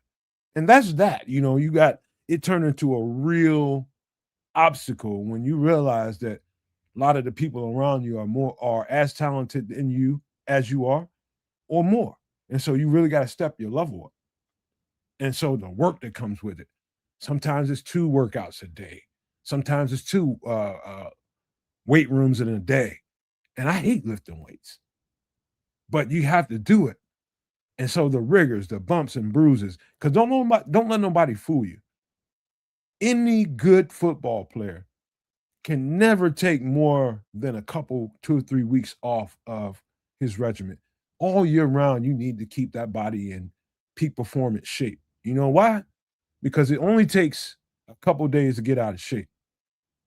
It's going to take you 3 to get back to where you were before you wasn't breathing hard and about to die. That.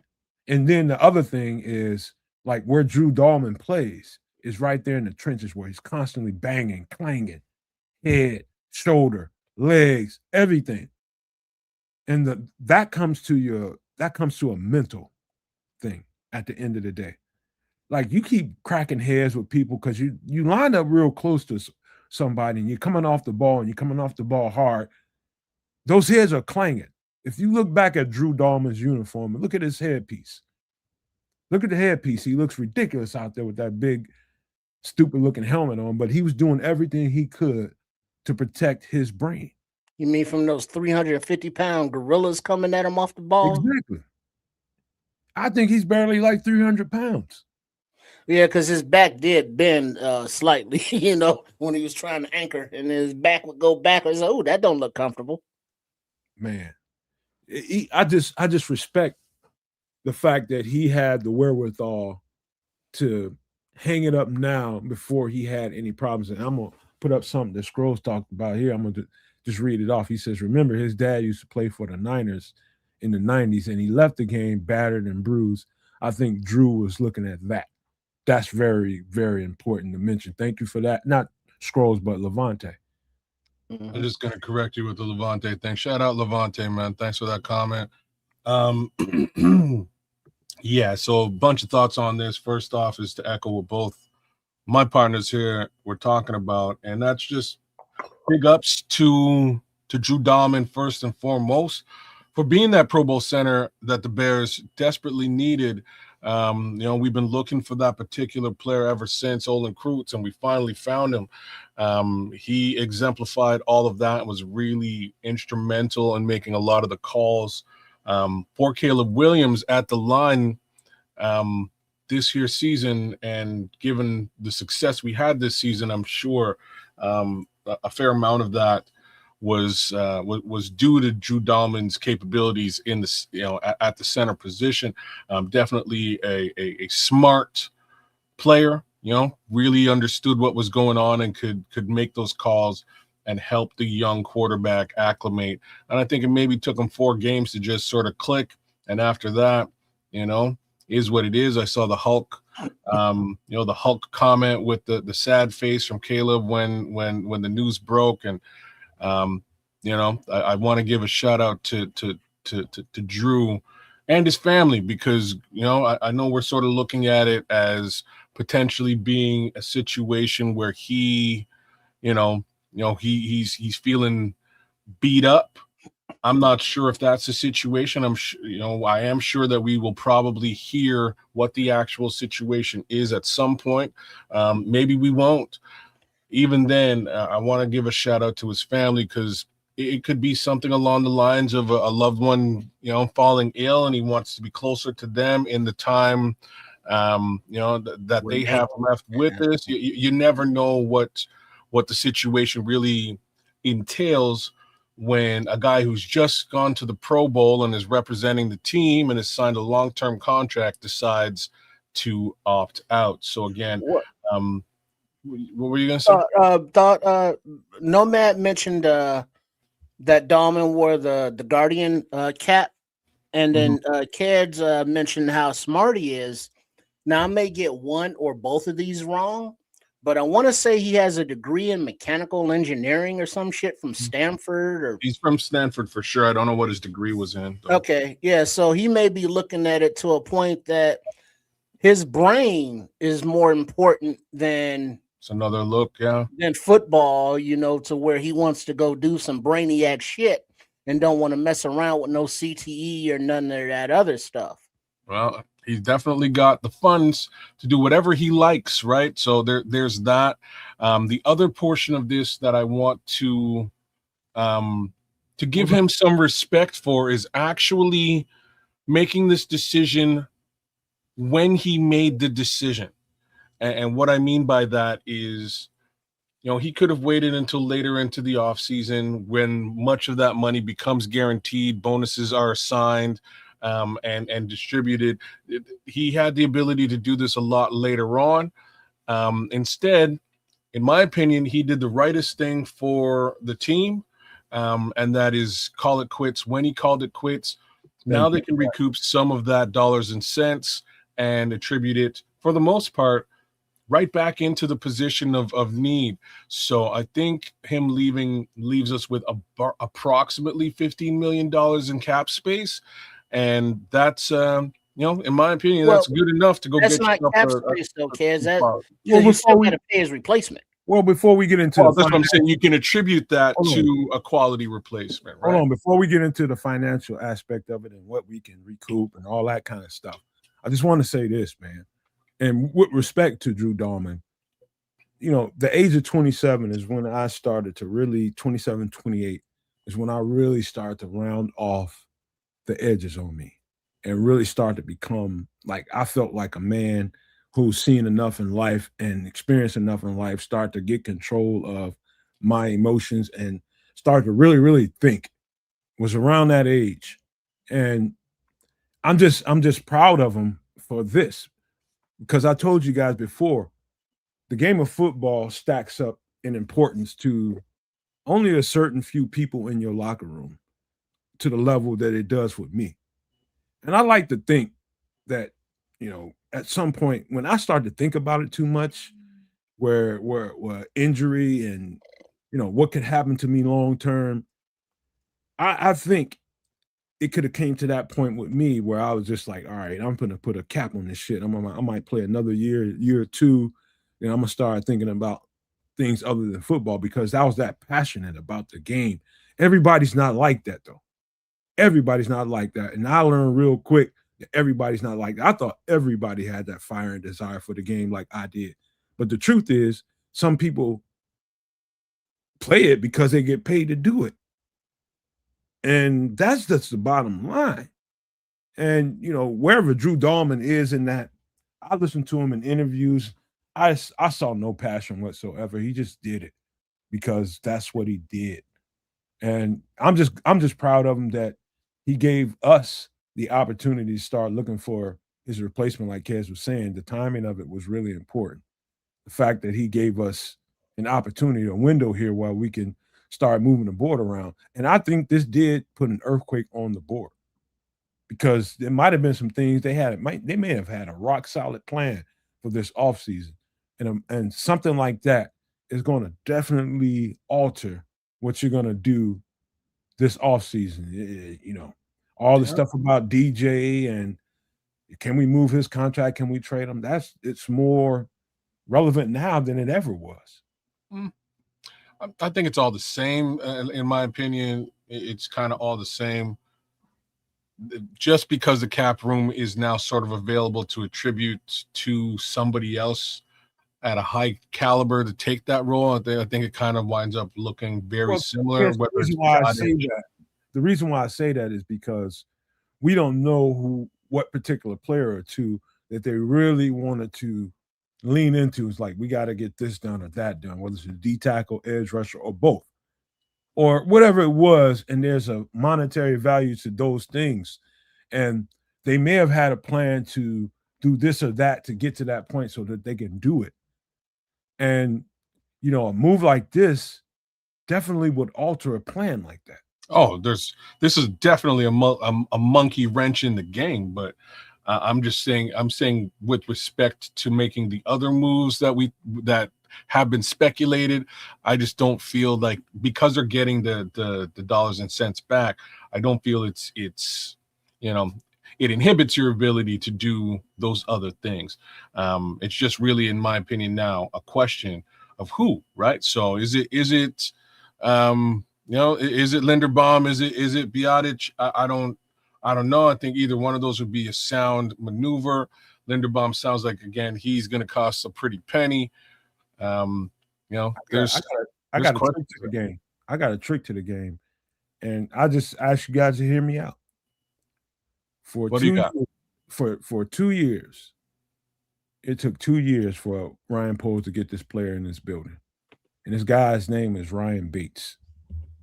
And I went on and on about how good of a player I knew this guy to be. Even though we didn't get him, I started watching him when the word came out that we were supposed to sign him, and we didn't end up getting him because Buffalo matched the deal. I began to watch the tape, and I began to watch the tape and watch and watch and watch. It never stopped. I watched him when he was at Buffalo, and I watched that guy move along that offensive line from tackle to guard to center to tackle to guard to center on the other side. And I'm telling you, Ryan Bates, even though the year we got him, he was injured most of the year, and everybody was out on him because that's how people are. Fans are like that. He doesn't produce. He's a waste of pick, and why did we do this? I think he needed this season, in my opinion, to get healthy. And I've seen the Ryan Bates that I saw in Buffalo this offseason, this preseason, when he was able to get in the game. I saw that Ryan Bates.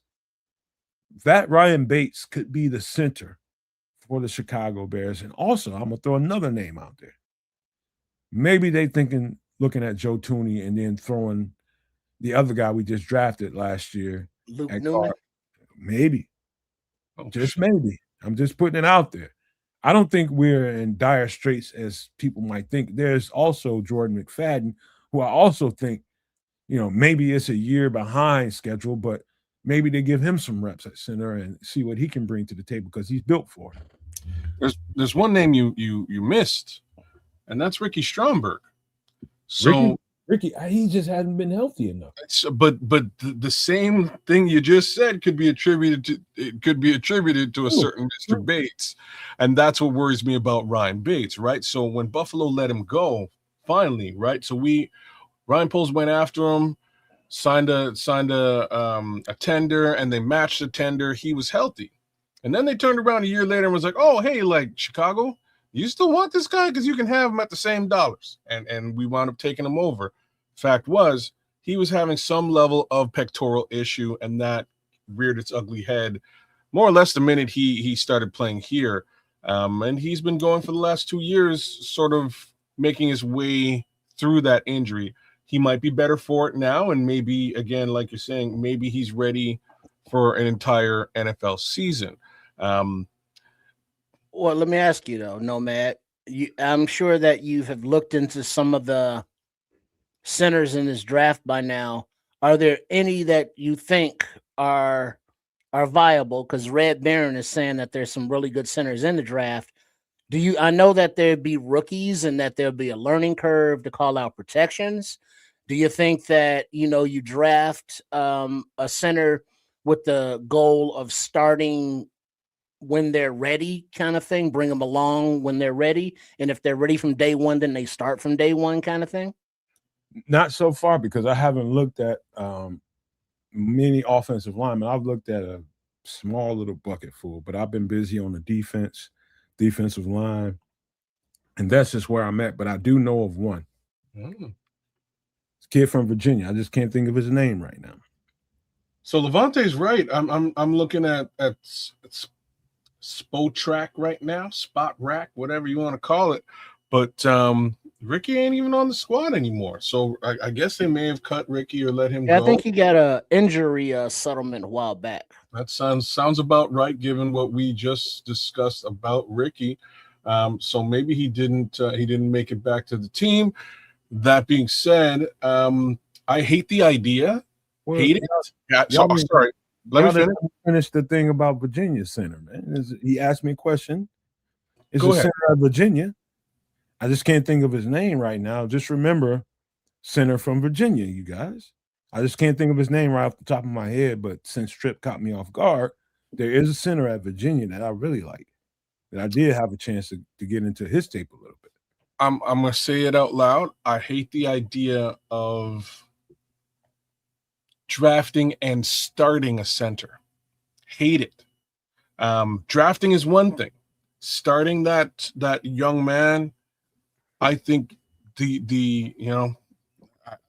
I think that the young quarterback in Caleb Williams needs a veteran, somebody who knows what's going on and can understand the playbook quickly and put it into play, recognize, make the calls, recognize what defenses are doing, and help him out, as opposed to learn how to do all that stuff on the fly, right? That's just me. I would, like, Luke Newman, in my opinion, might be the closest thing to an in-house guy that could really jump into that role. But outside of that, I would hope that they're looking at free agency to bring a vet in who knows what's going on.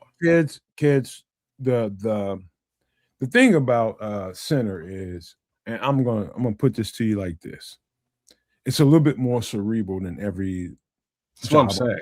offensive line, and it's like the point of attack for the quarterback.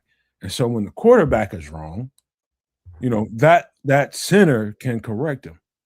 You know what I mean? So if the quarterback comes to the line and they're on the same page, he's going to make this call, and he sees something at the line of scrimmage, and he changes that call, and he decides to do that. And so the offensive line had this point of attack, right? They knew to attack this or that. And Caleb goes to the line of scrimmage and changes it up. And you got clock ticking behind you.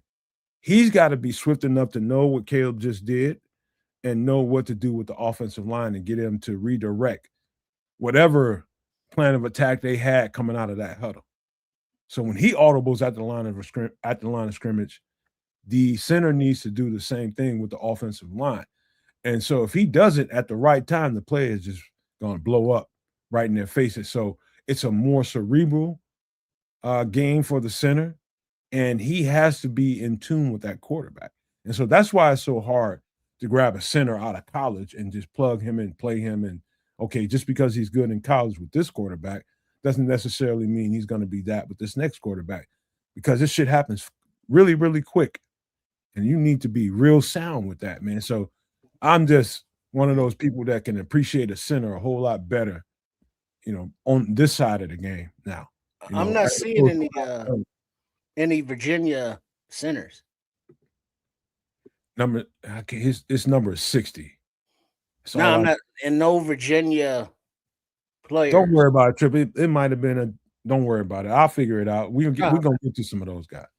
Like I said, there are a couple of guys available. Who's saying here? Slamming Sammy Joe is saying Sam Hecht and Connor Liu are two guys that we could be looking at or are available in this year's draft. Looks like they're a little bit further. There's Brailsford, who's a little bit further back. Either way, like I'm just saying, guys, I think protection for the young quarterback is of the utmost importance. And I would have to say, man, if you're spending $15-ish million on a center, go do it again. It's not in the draft, people. I don't. You know what I'm saying? I don't think you start a young rookie in this spot. You need somebody with that cerebral attribute who's done it before in a different place. I believe there may also be a center from Washington available. There's a couple of centers. Tyler biadasz. Lindenberg is the $20 million one. Then there's like McGovern or McGowan. Well, let me tell you the difference. So there are a couple guys. Let me tell you the difference between Lindenberg and biadasz. So Lindenberg, you got to understand where he comes from. He's probably the best center in the league, but they run power as opposed to what we do primarily, and that's wide zone. So wide zone is going to require you to probably move a whole lot more. So Tyler biadasz is probably 320, 330 pounds somewhere. Not Tyler biadasz, but Linderbaum. Linderbaum. He's a big center. And if you're going to run power, you need big offensive linemen, big fat boys that can really move the crowd, as opposed to wide zone concepts when you need guys to kind of be more mobile. That's what people don't understand. Oh, Linderbaum, he's the best center in the league, and he's this and that, but he runs power. So he's more suited to what Harbaugh does out with the Chargers than he is with us. Now, I'm not saying that he can't get in shape and drop a few pounds and operate here. I'm sure he can, but you got to understand what concepts really made Linderbaum a 3-time Pro Bowler. Power concepts. And we don't run that primarily. We run wide zone concepts. There's a difference between that kind of lineman and the kind of lineman that the Bears are kind of looking for. He needs to be more mobile. Look at Drew Dalman. Absolutely undersized. Absolutely undersized. But the mobility and his headiness made him a viable piece. He made the Pro Bowl.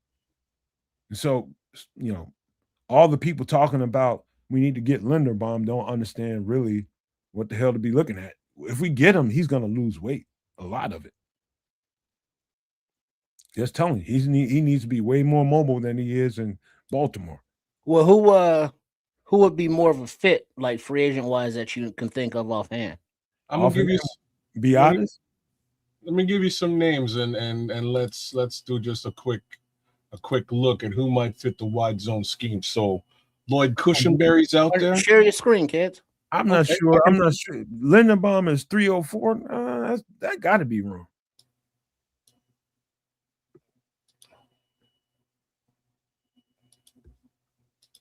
Yeah, man.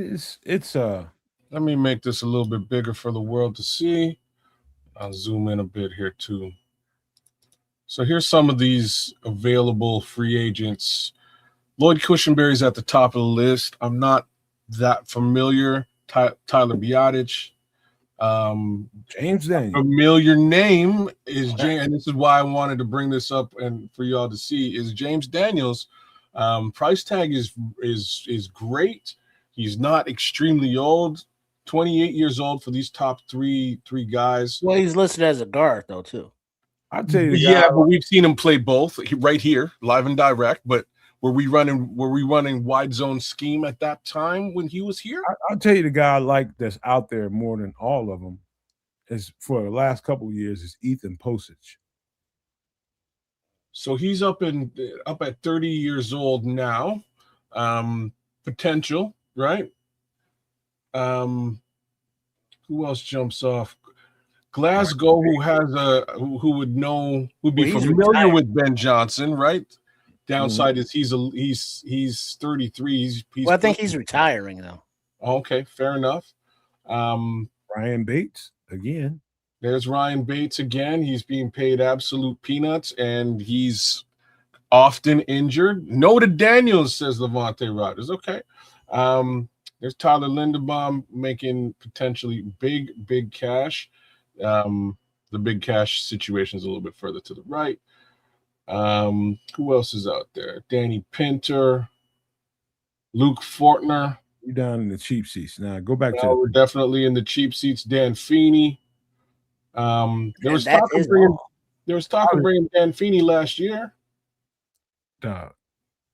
There's you got to understand how good old Sam Mustipher's on the list. You got to understand how the fits work and who's the brightest of the bunch. Connor McGovern is a nice piece. Nice. But he might he's coming from Buffalo where he was, centering for Josh Allen.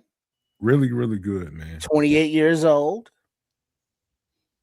So he's not young. He's not the youngest of the group, but he's younger than Poshitz and the retiring guy. Hey, tripping kids, I got to say this, man. Mm-hmm. This has got to be the best looking free agent center class I've seen in a while. It isn't terrible, and that's what I'm saying. The upside is, again, it's a situation where all of a sudden you got $15 million potentially spent on a center. You can make some noise here. What about did you talk about Cushenberry? Any thoughts? The most mobile of the bunch. People will tell you he's undersized, but I've seen that guy overcome that too many times for me to hang that on him. Lloyd Cushenberry can move.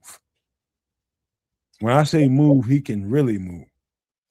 So we got Cushenberry, McGovern, and Bates so far. I think the best fits here for us is Connor McGovern. And Connor McGovern, Lloyd Cushenberry, and Tyler biadasz, and Ethan Posich. You throw all those guys. Well, you got to go watch them. You got to go watch some offensive line play. Go type in YouTube Cleveland's offensive line where Ethan Posich was playing. Go type in YouTube. Go type in Connor McGovern. Not Connor McGovern, but Buffalo offensive line. Go type in Tyler biadasz or Washington Commanders offensive line. Go to those offensive line and go watch some reps. The only reason I know what I know is because these guys have been out there and in the market before, and I had to go look at them because it's what we do on the channel. I know what these guys can bring to the table. And the best fits are the guys I just told you. Okay. Cool. Hey, while you're there, just go to left tackle real quick. Right, True Pilgrim. It's not linderbaum or bust. Yeah, there are other options there, but now looking at this is Well, like I say, I don't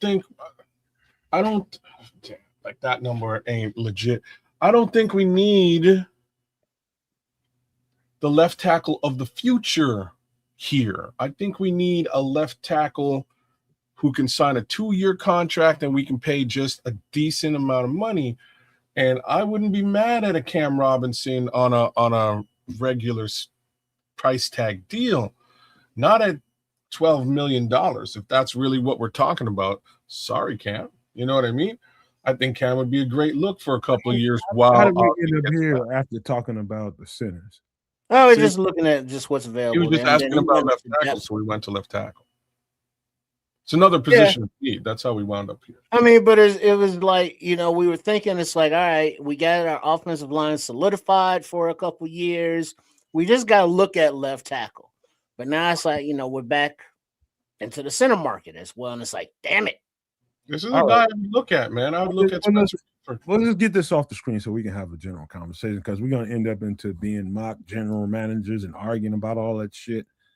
And it would be important to note that what happened with Drew Dalman just put us into a particular place. And so all the people that want the high-powered edge rusher that's going to cost a whole lot of money, whether it be Max Crosby, Trey Hendrickson, whoever the hell it is, no way we're going to be able to get that football player and shore up the interior of our defensive line in free agency. We're going to need some guys. And the offensive line ain't really helping that. We got a left tackle out. Now we got to figure that out. I'm telling you, a nuke just happened. I don't care what nobody says to you, but there's easy solutions to it when you have Dan Roshar as your leader. In my opinion, he's the MVP of what just happened last year. So I just wanted to put that out there, man. They got some decisions to make, and it ain't going to be easy. I don't care what y'all think about the whole thing. We ain't going to be getting everything that y'all think. Everybody still there? Yeah. Oh, I'm right here, man. But I don't, like I said, I don't think this makes, because the cap and the salary is freed up. I don't think this prevents you from making the moves we were talking about before. You're paying $15 million to Drew this season. What moves are you talking about? I need to just as much as we need edge.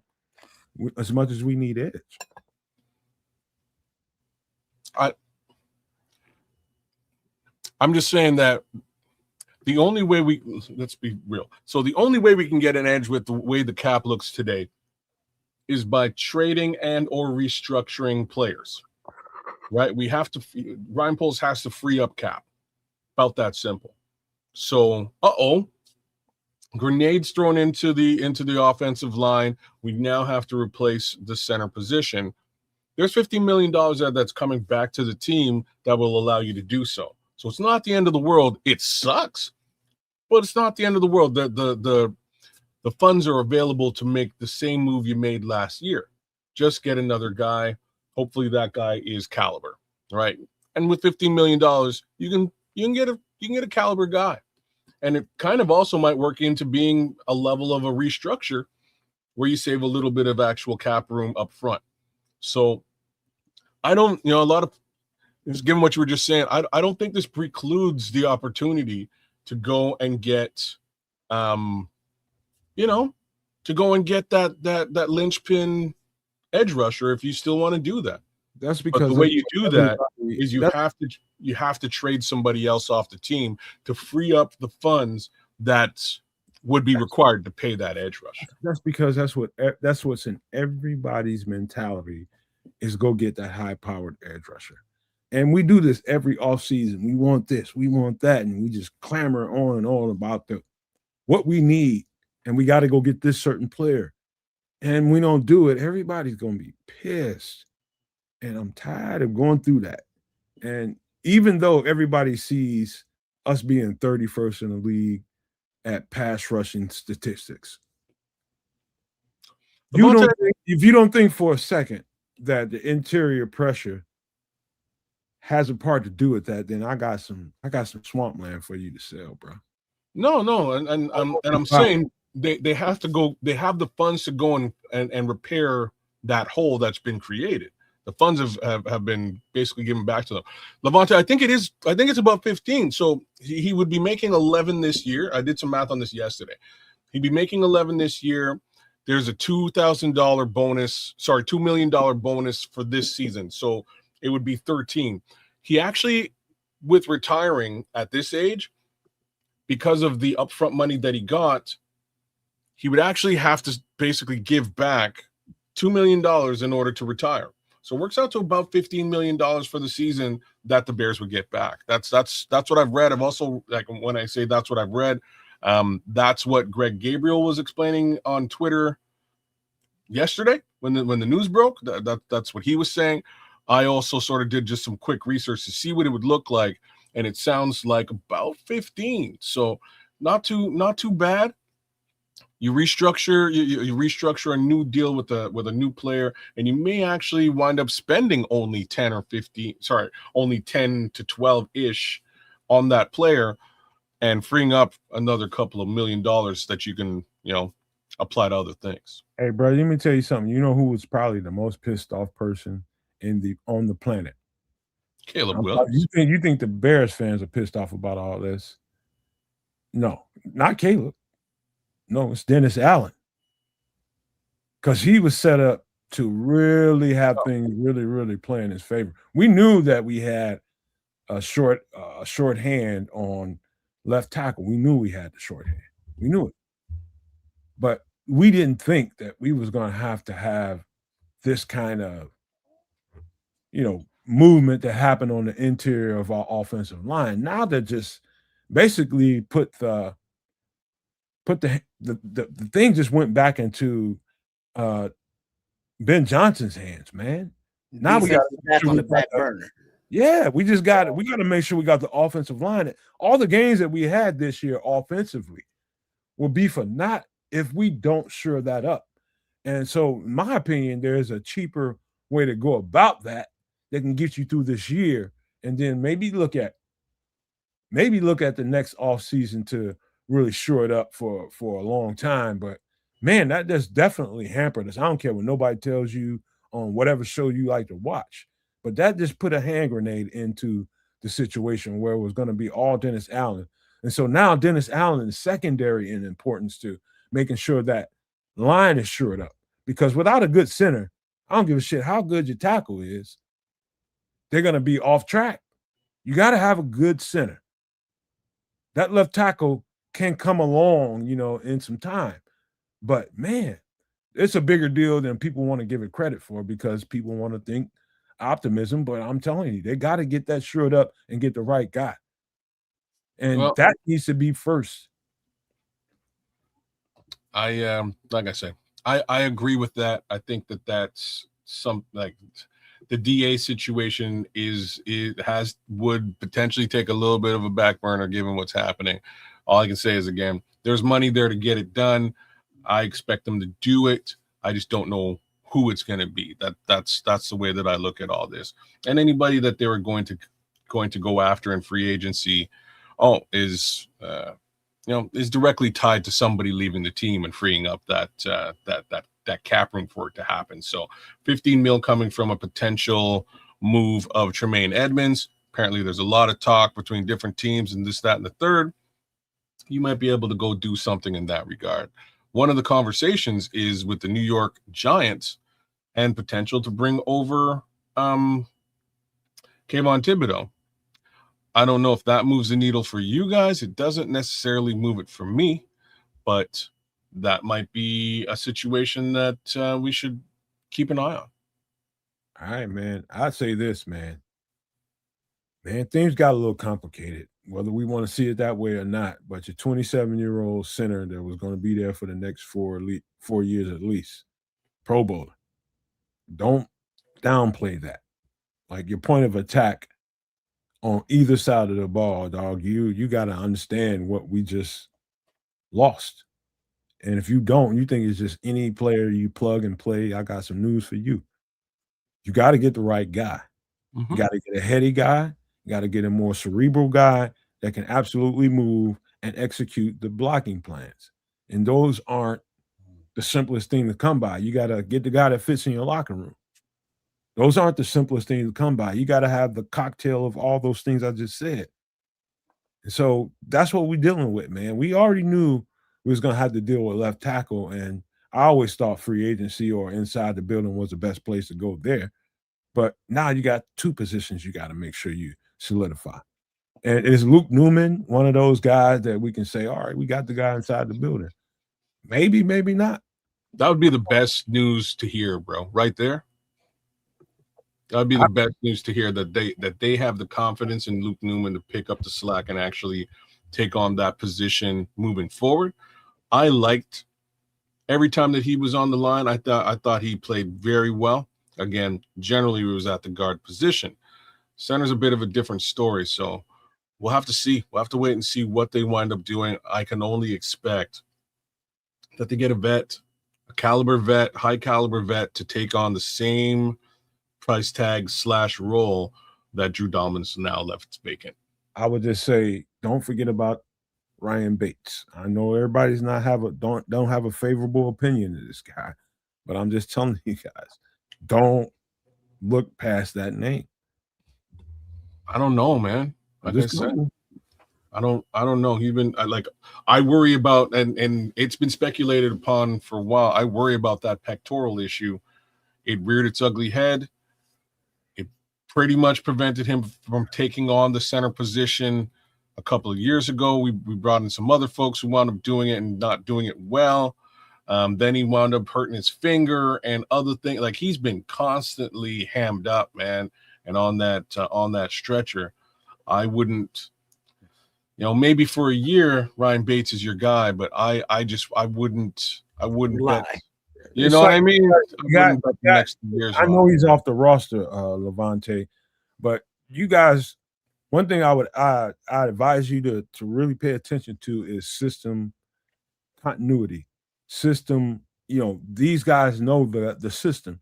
Like, the value that Ryan Bates can bring to the situation is probably almost more valuable than any other player that is out there on the free agent market if they start looking at it in that realm, because he knows what to do. He knows what to do. You might really, really like Luke Newman. You might really like some of these guys in free agency, but to shore this up and keep it quiet and make sure everything is functioning the way it should, we know Ryan Bates has taken multiple reps in this offense all this season.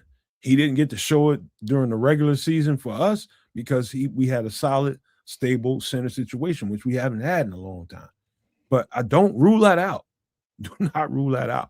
What it's going to cost us, I don't know. But, man, I'm telling you, man, he's a better player than you guys think.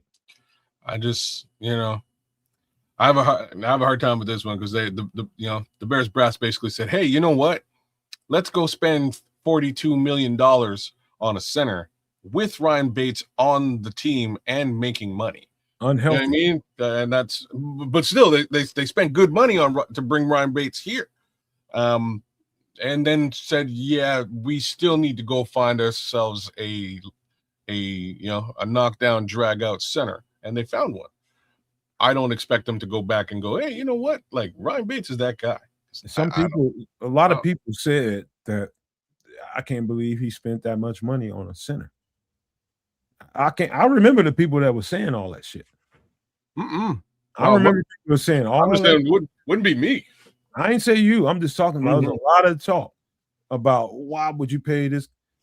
Listen, there's a reason why you pay that guy that much money, because your point of attack And to protect your quarterback, you need a certain amount of this or that. Cerebral, you need operation, you need people to guide the operation that's not the quarterback. He's a young quarterback that is still learning. And you don't need youth there. You need somebody that really knows what they're doing and knows how to operate. Yeah. That's valuable, extremely valuable. And so, look, going into year, what is this going to year 3 for Caleb? This will be year 3, sir. Yeah, he still needs that. I agree. I ain't saying that Luke Newman can't do it. I'm just saying, I'm not saying Joe Tooney can't step into that role, but there may be a couple of options. I wouldn't want Tooney there, but I Why not? know what you're saying. I just would, because he's a Pro Bowl guard. You know what I mean? Like you kind of want the Pro Bowl guard at his position, but maybe you slide him over to the center position. Pro Bowl guard can be a Pro Bowl center. I won't argue with that. He's very cerebral, man. He knows what he's doing. There's no questions there. So I wouldn't, I would just prefer him be at his Pro Bowl best and at that position. Right. That's just me. Same token. Then like in that respect, it depends what guards are out there. You could actually, that's like, this isn't crazy, right? So you could line up McFadden or Luke Newman in the guard position, slide him over to center, and then you're still where you were looking for a left tackle, unless you go with Canadian Eagle. Man, all I know is they've got, like, I haven't seen an offensive line development as well as I've seen an offensive line development here in Chicago in this 1 year. I haven't seen the 0 to 10 transgression. I mean, the transformation like I've seen here in Chicago. What it just proved to me is that Dan Rochard knows what the F he's doing. I know that. And so whatever decision they decide to make as far as the offensive line goes, and if it's not what people think is the right thing to do, man, I've learned to understand that there's a reason why they pulled that guy out of retirement. That guy is the MVP of everything that you saw this year. In my opinion, I don't care what nobody thinks about whoever, but him solidifying that offensive line and bringing guys up and have them raise their level proved to me that the Bears can compete with anybody. Anybody. And so whatever they decide to do, whether it's somebody, whatever they decide to do, just trust that we got the right O-line coach to make sure this thing is tied up and put together the right way. I don't think anybody can disagree with that. Whatever they do is going to be good. Yeah, I'm not as worried as I might have been in previous years, but it is a monkey wrench has been thrown or a grenade has been thrown, and they're going to have to make some moves. We'll really have to see. I'm 100 billion% with Levante Rogers in the chat. And you know what, Levante, I would go into free agency, get 2 vets that can handle the situation. Personally, at the left tackle, I'm looking at Spencer Buford. I think that's who I would be looking at from San Francisco. He's young, doesn't have a huge price tag on him for that left tackle position. He's nice, by the way. He is. He's good at what he does. That offensive line in San Francisco has been great over the years. He's a smasher, bro. That's who I'd be looking, whether it's in the run game or pass protection, right? So that's who I would be looking at, mainly because the dollars and cents are relatively easy to swallow. So go get yourself a Spencer Buford at left for the time being until Ozzie gets back, and beef up that center position once again and make sure that there's no extreme duress coming through the middle of that offensive line. All right. So last thing I would say is, outside of the monkey wrench that just got through in the thing with Dalman retiring at 27, the tampering period starts, I think, midnight Sunday night. And into Monday. I'm probably gonna have to do a show. If you guys can come, you can come. If you can't, you can't. But anybody that wants to be there, probably gonna have to open the floodgates, because I think they're going to need to secure some guys. I think there's going to be a bunch of, once the free agent period starts, I think they're going to get a bunch of dudes, lower level money stuff. But the key guys that they're going to need to have, they're going to probably need to get secured, probably more than most teams. Earlier, the better. Get some framework of an agreement made with a couple guys at least. Couple guys. That freaking Monday. You got to get some stuff secured, whether it's center, whether it's tackle. I keep telling you guys, Josh Nijman from the Packers that ended up somewhere else this year is a guy to look out for. Ain't going to cost a whole lot of money, but can bring a lot to the table. Whatever they decide to do, whether it's a D tackle, edge, whatever it is, man, I think the Bears are going to be in play big time Monday. I'm just telling you.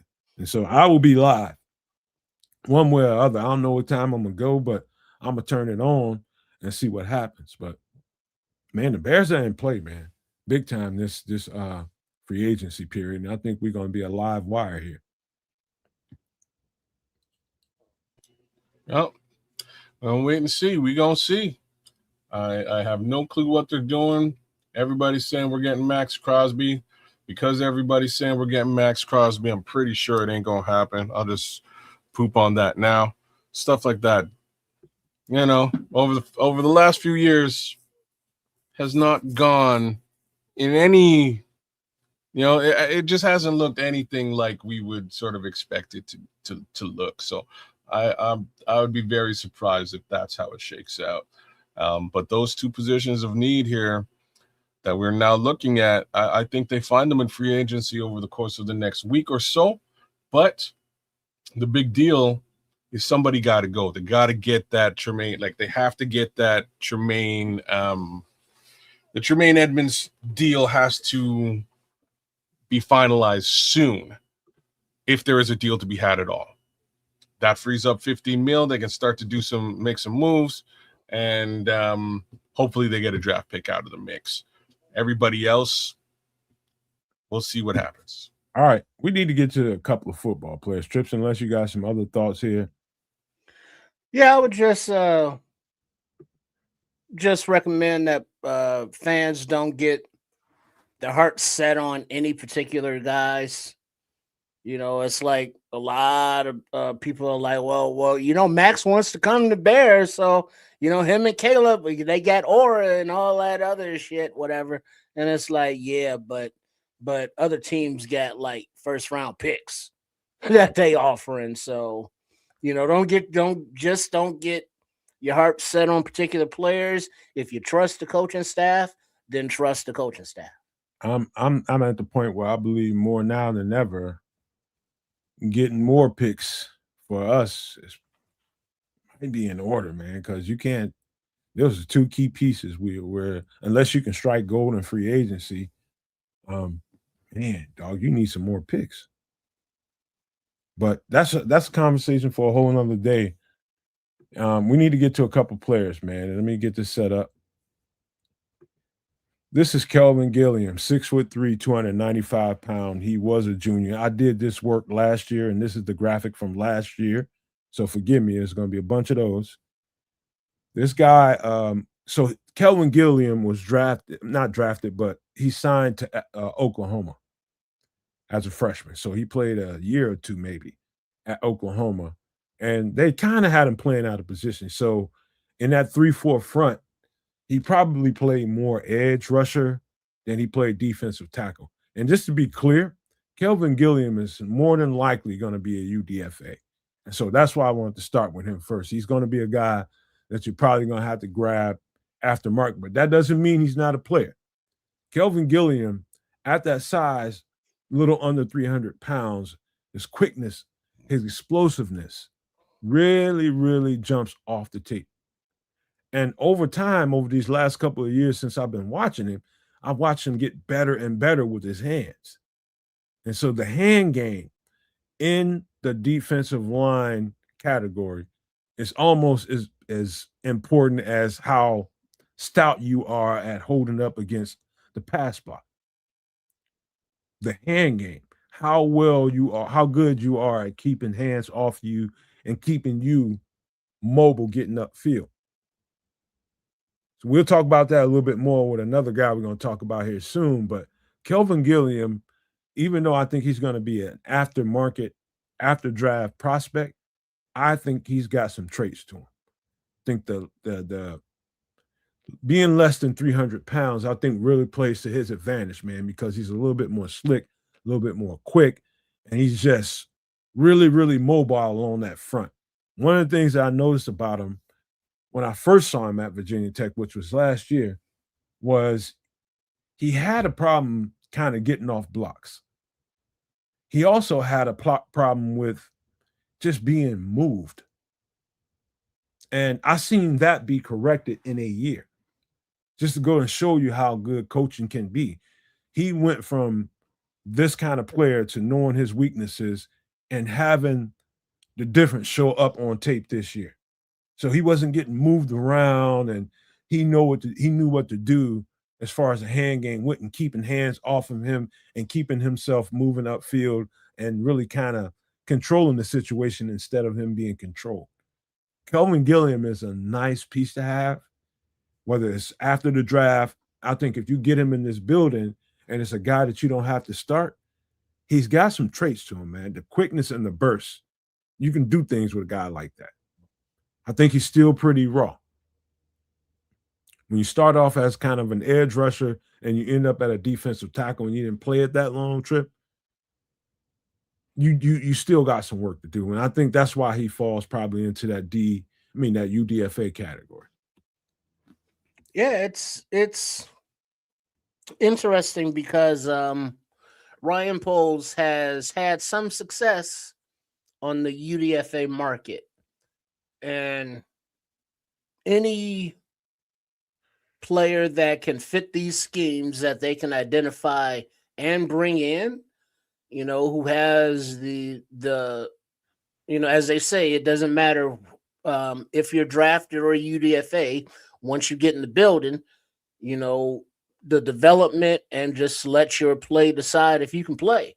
If he's versatile and he's quick and he can be disruptive and he can be a player, he can find a way onto the squad. So it's like, hey, all right, later round guy or UDFA guy possibly. Let's see what you got. Yeah. I do think his versatility would have him on a Dennis Allen list of UDFAs at least. Guys to look at. Let's bring him in here and see if we can get a deal done with him after the draft. They're starting to do those things before the draft ends on day 4, day 3, day 4, whatever it is. Those are the guys you're starting to build that board of guys that you want to try to get in there and you want to offer them this amount of money.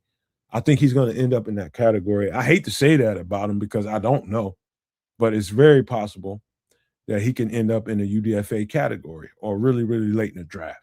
But, yeah, he's a guy, man. That versatility is going to be attractive.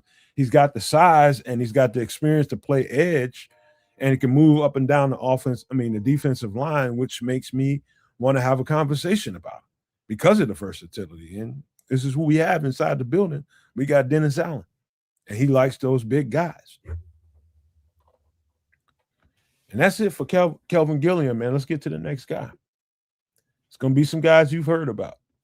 This is the next guy. Hold on, let me get rid of Kelvin Gilliam so I don't get him out of here. J.C. Davis out of Illinois, 6'5", 320 pounds. Exceptional pass protector. He really excels at pass protection. When I say excels at it, it really shines on his film. What people were talking about when I made this graphic is how good is he as a run blocker, because that was his weakness trip. And I'll just say I've seen him take a step this year at run blocking. He was much better this year at holding the point of attack or really moving his target out of the way and maintaining a block as opposed to making contact and the guy gets away from him and wiggles around him and makes a tackle. This is the difference between what I saw in J.C. Davis out of Illinois and the J.C. Davis I saw this year. He's much better at that. However, I do think J.C. Davis is going to probably translate to a guard in the NFL. But he's still worth talking about. Why do you think that? Arm length? I think he's got better guard traits. I think he's good at pass protection. If you're a left tackle and you're good at pass protection, that means you're good at blocking in space. You don't have really the protection of the offensive lineman next to you for help, because you're gonna be on an island, because that guy goes out wide and you can hold your own out there when he goes to speed rush and whip out wide to try to get to the quarterback. If you can hold your own that way, you're okay in space. You're okay at that. So he'll be fine at tackle in the NFL, but I got a feeling that guy's going to be like a Kieran Amagaji kind of guy that was a really good tackle in college, and they'll kick him inside to see what it looks like. And I think he'll land a spot there. That's just what I think about him. Okay. I'm taking a look at him now. I can. He in pass pro, he's pretty solid. He's really solid on the left. He's pretty solid in pass pro on the left. I'm hoping to see a couple of run snaps here, but so far he's doing a great job. Look what Levante says. Arms 34 1/4 inches. That's not bad, no. That's Quran 34, 35-inch arms. I don't know. Well, I mean, if you look did at they this, find that Quran was had shorter arms? Well, look at this picture. You know, guy is bent over. His hands are on his knees, and look, his arms are still bent. So it's like he could reach the ground from that position. He's got length. I think he does. He's got length. He's got. Sometimes I the foot quickness, but I think, like, I started thinking about Ozzie. I didn't think had the best foot quickness in the world, but he turned out. And so JC's no different. But you're talking about a sound pro style offensive tackle in college. Brett Bielema does a good job at that. Really, really grooming really good offensive linemen. Really good offensive linemen. And they're getting better and better every year. J.C. Davis is just one of the latest of the bunch. He's really solid, man. It's like you see J.C. Davis make a mistake, you might see him overstep. Like, let's just say some pass rusher was trying to go around him.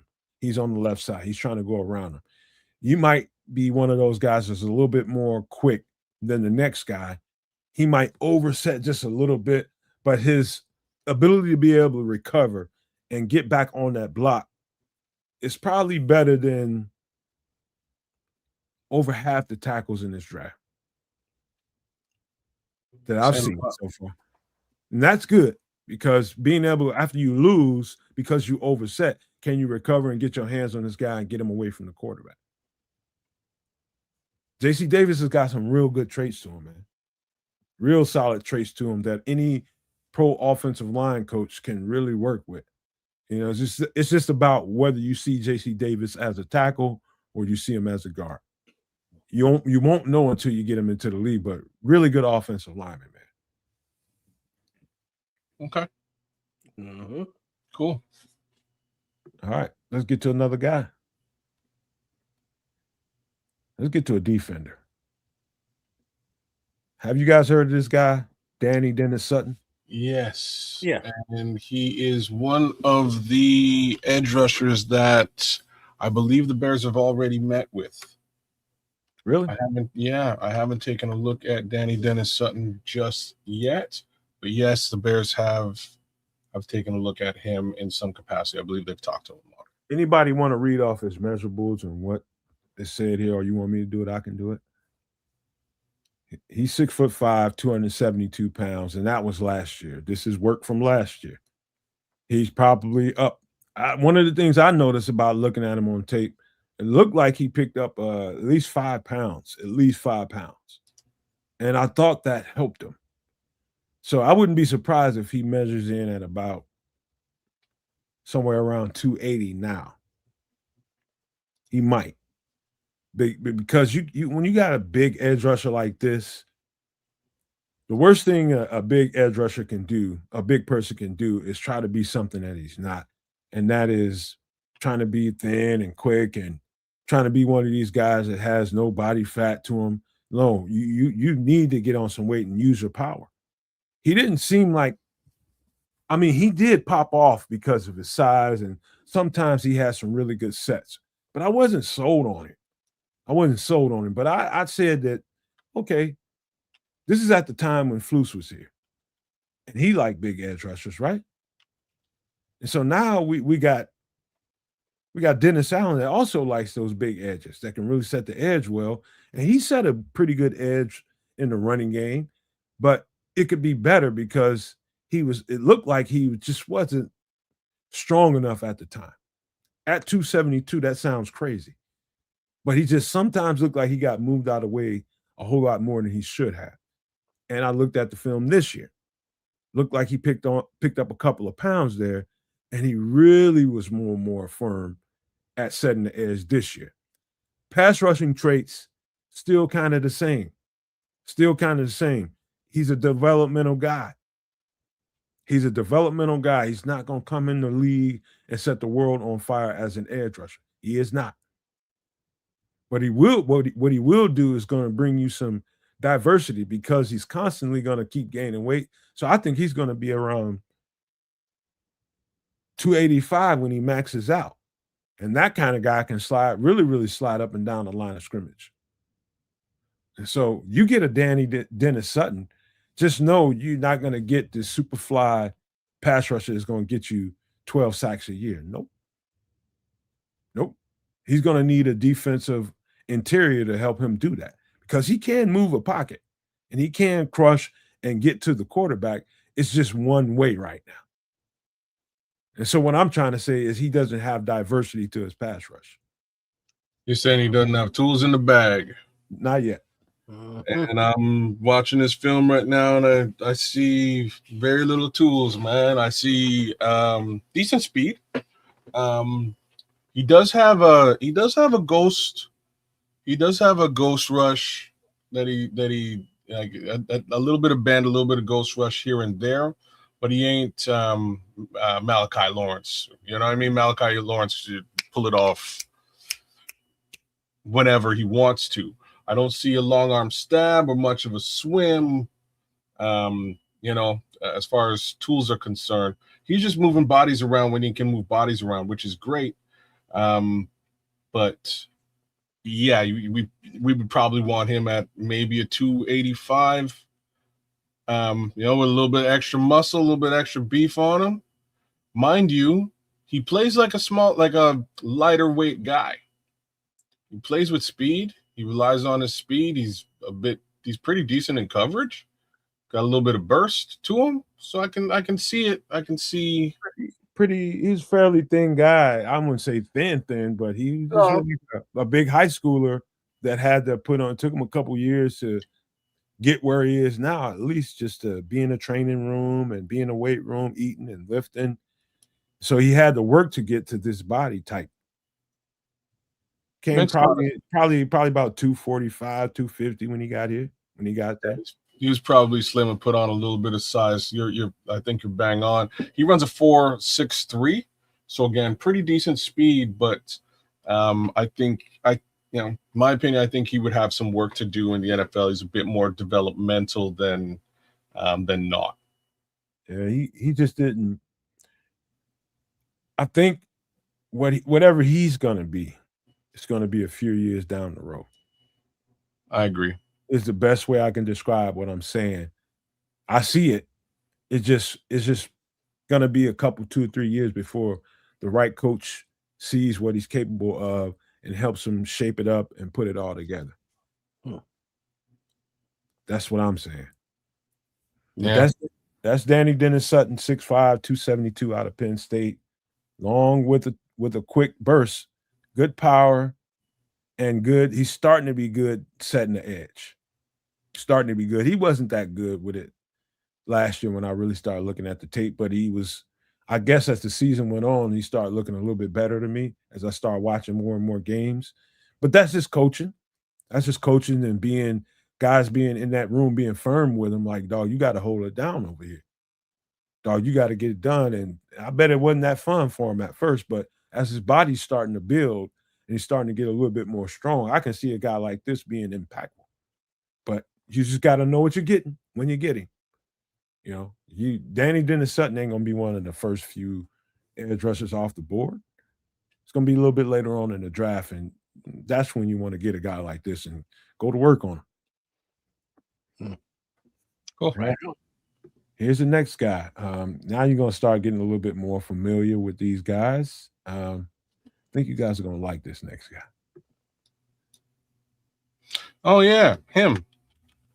Sonny Styles. Speak on it. Coincidentally, that's my son's first name is Styles, named after Styles P and or the friend in the movie Teen Wolf. But in any event, hopefully you guys got the chance to see this kid perform at the combine. He set the standard for the linebacker position. So I didn't hear much talk of him playing safety, but I could see him do it. He has the speed. Well, I was trying to tell you, I made these last year. He was playing primarily safety, but they would slide him in there and play some linebacker roles at times, but he went primarily to linebacker this year. Well, he's got that. If we had an earlier pick and we were really looking to replace Tremaine Edmonds, this would be a great replacement for Tremaine. He pretty much has it all. I'm not sure about his stats in college. You could probably speak more to that if you're talking about production. But as far as any level of measurable that you could think of, Sonny Styles has it in spades, man. He's fast, he's long, he is smart, and he's a dog across the board. So that's my little quick 2 cents. The cat won the genetic lottery. Yeah, he did. He 6'4", 235 linebacker. He's probably more 245 this year. I think. And they got him listed at 6'5" also. Yeah, they do. Yeah. That's the measurables out of the combine. He grew, is what he did. It happens. He's a kid. He grew. In the time, I think he probably put on a little more muscle because they told him they wanted to give him a role at linebacker, and that will require you to make sure you're really bulked up and you can take the rigors of bumping and grinding at that position. I'll say this, man. I don't know if there's a more physically gifted kid. He's like a LeBron James kind of kid. It's like just freak. He's freaked out. It's like, what is this kid doing being that big and that mobile? My boy, he ran a 4.2, man, 4.27, which is just crazy. His brother's just. Was that him or his brother? He's 4.2. He's 4.27. No, sorry, my bad. He ran a 4.4, 4.46. Yeah. 4.46 is him. The brother ran 4.27. The whole family tricked out. You know what I mean? The whole family. Well, did you hear where they say that their dad had him up at like 4 in the morning, 5 in the morning, out there running sprints with the parachute on their back. Oh, man. To make them faster. So, they thought it was a game, having fun playing, where he was training them, for this moment or for these moments. Man. Where do you get them damn parachutes at? You know what I mean? Amazon. Amazon now. I guess so. Yeah, they used to have little stores around. I had a couple of kids I was training, and I had those to work with. I got those from a track coach that I know that really was helping me out when I was coming up. I was just like, man, you got some more of them shoots? He was like, man, them things in my garage, I'm gonna have to dig them out. I said, dig them on out, man. I'm trying to do the same thing. I'm passing it on like he was trying to pass it to me, trying to help these kids build up some speed. But that was a headache trying to load them things back into that bag, man. The aftermath of the parachutes a nightmare. I'm with you, man. My son's coach, he was a former running back, and made it out to the U.S. Played a little bit. Can't remember where he played though. But he was training his son to play running back, and I'm just watching him. He got him strapped up with that parachute, and he's going. And this kid was a pretty decent running back out of that, just off of that training alone. But at some point, he fell out of love with football, and now he only plays basketball. But I've seen it, man. Gotta get him else. So let me tell you the difference I've seen in Sonny Styles. I'm gonna give you the up, and I'm gonna give you the down. All the traits show up on film: the length, the strength, the versatility, being able to be a guy that's transferable from a safety down to a linebacker full time. All of that's there. Quickness, the burst, exceptional ability to be able to be coached. I don't think that's said enough on the channel. Just a guy that can be coached, because some guys might have taken exception to, dog, you gonna turn me into a linebacker? Linebackers don't make that much goddamn money. I'm trying to go to the next level. That where the money is made is, well, I'm in the secondary somewhere. If I'm gonna be on the defense, or I'm gonna be on the defensive line as a pass rusher or something like that. You want to turn me into a linebacker? These kids ain't the same as when I was playing, where you'd be happy getting placed anywhere. You just wanted to be out there. These kids are thinking about their market value.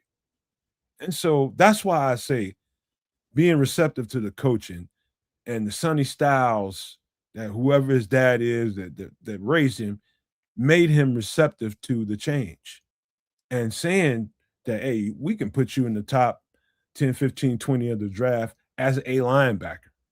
And to me, I think that's a hard sell. I think that's a hard sell in this day and age with everything that's going on. But lo and behold, look at what they did. He's probably a top 10, 15 pick.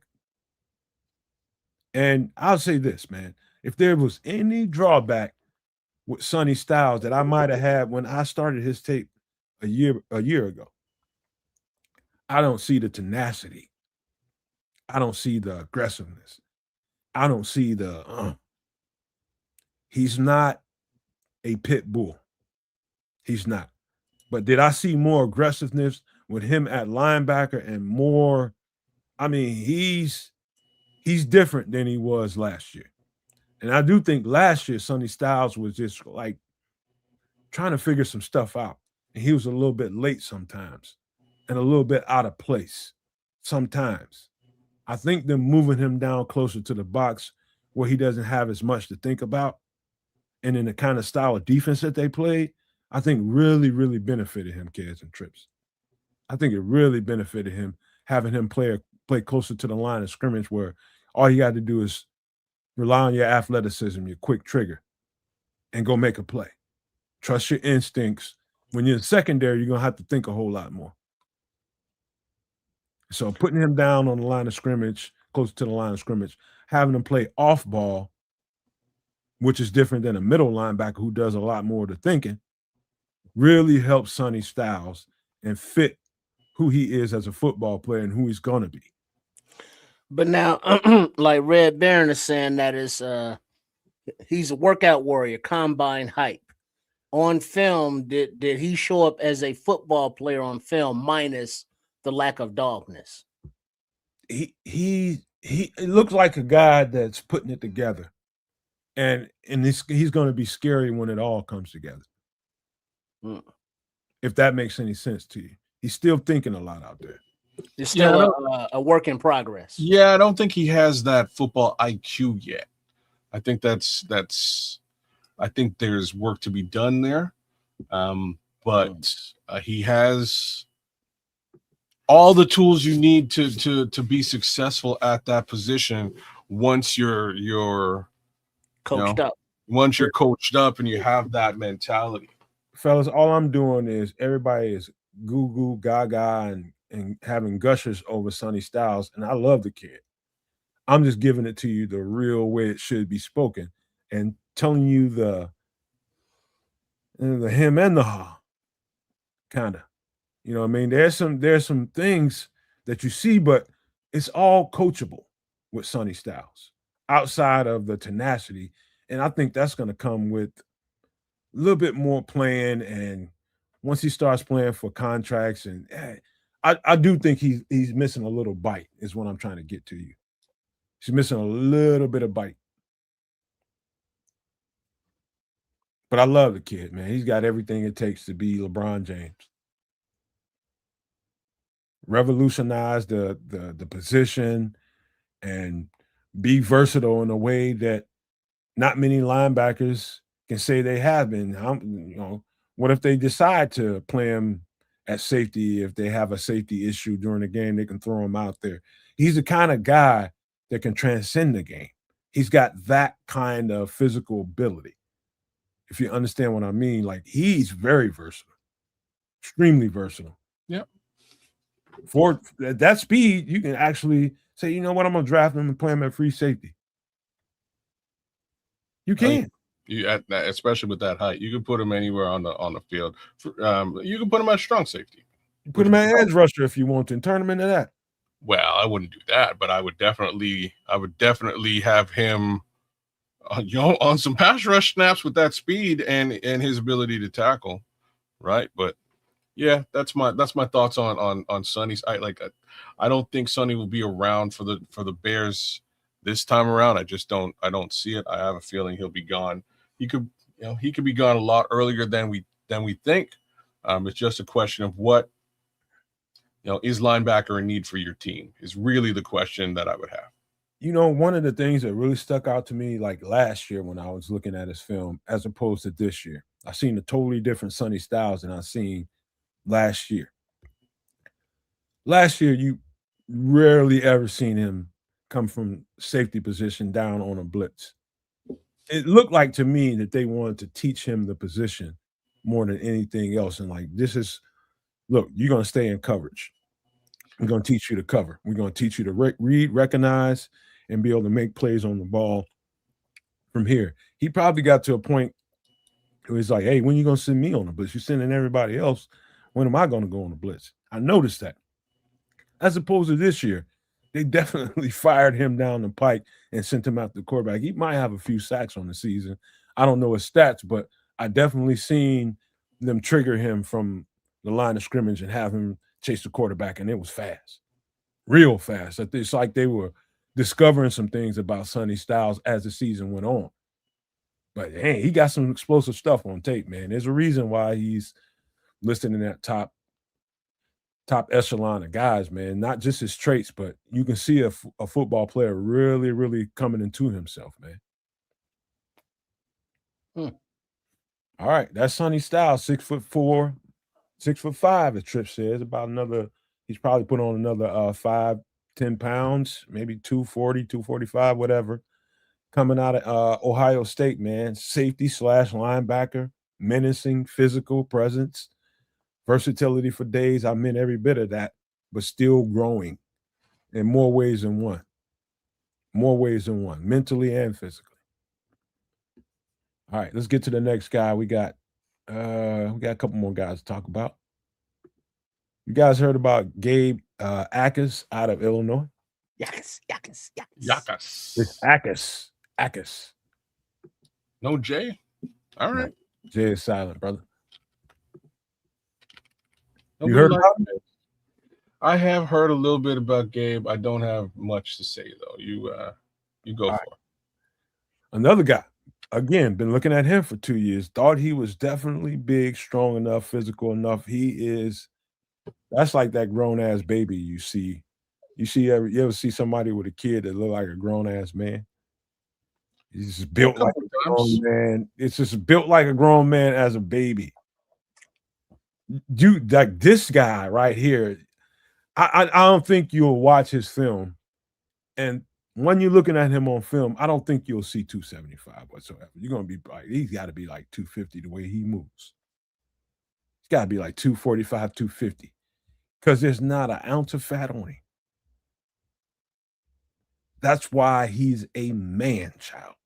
This guy is an ox with the combination of strength, speed, quickness, and football intelligence to be a really good pass rusher on the next level. You talking about a fit for Dennis Allen? It has everything that you want: edge setting, pass rushing skills, technique to boot.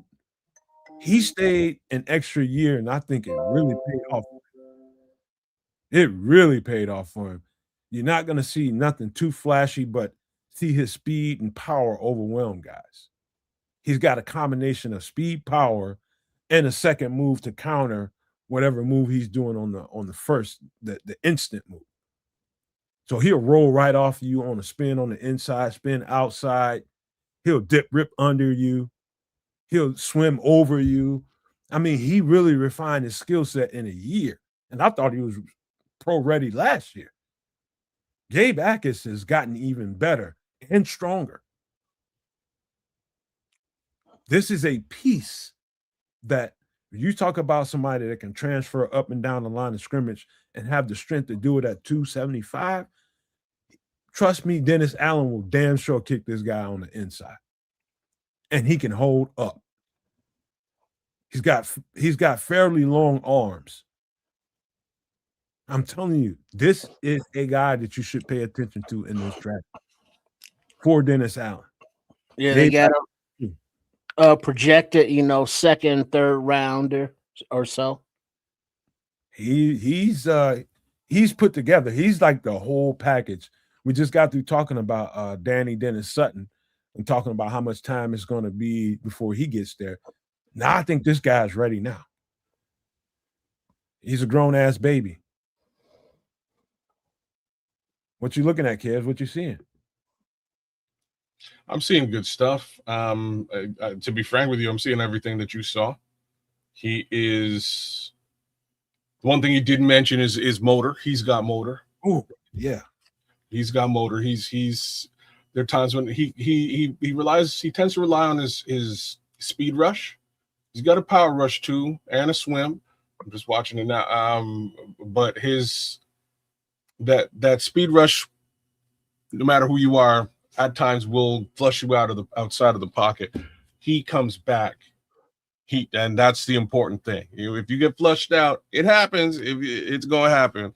The question is, do you have the football IQ, not just to get back, but to also get the tackle?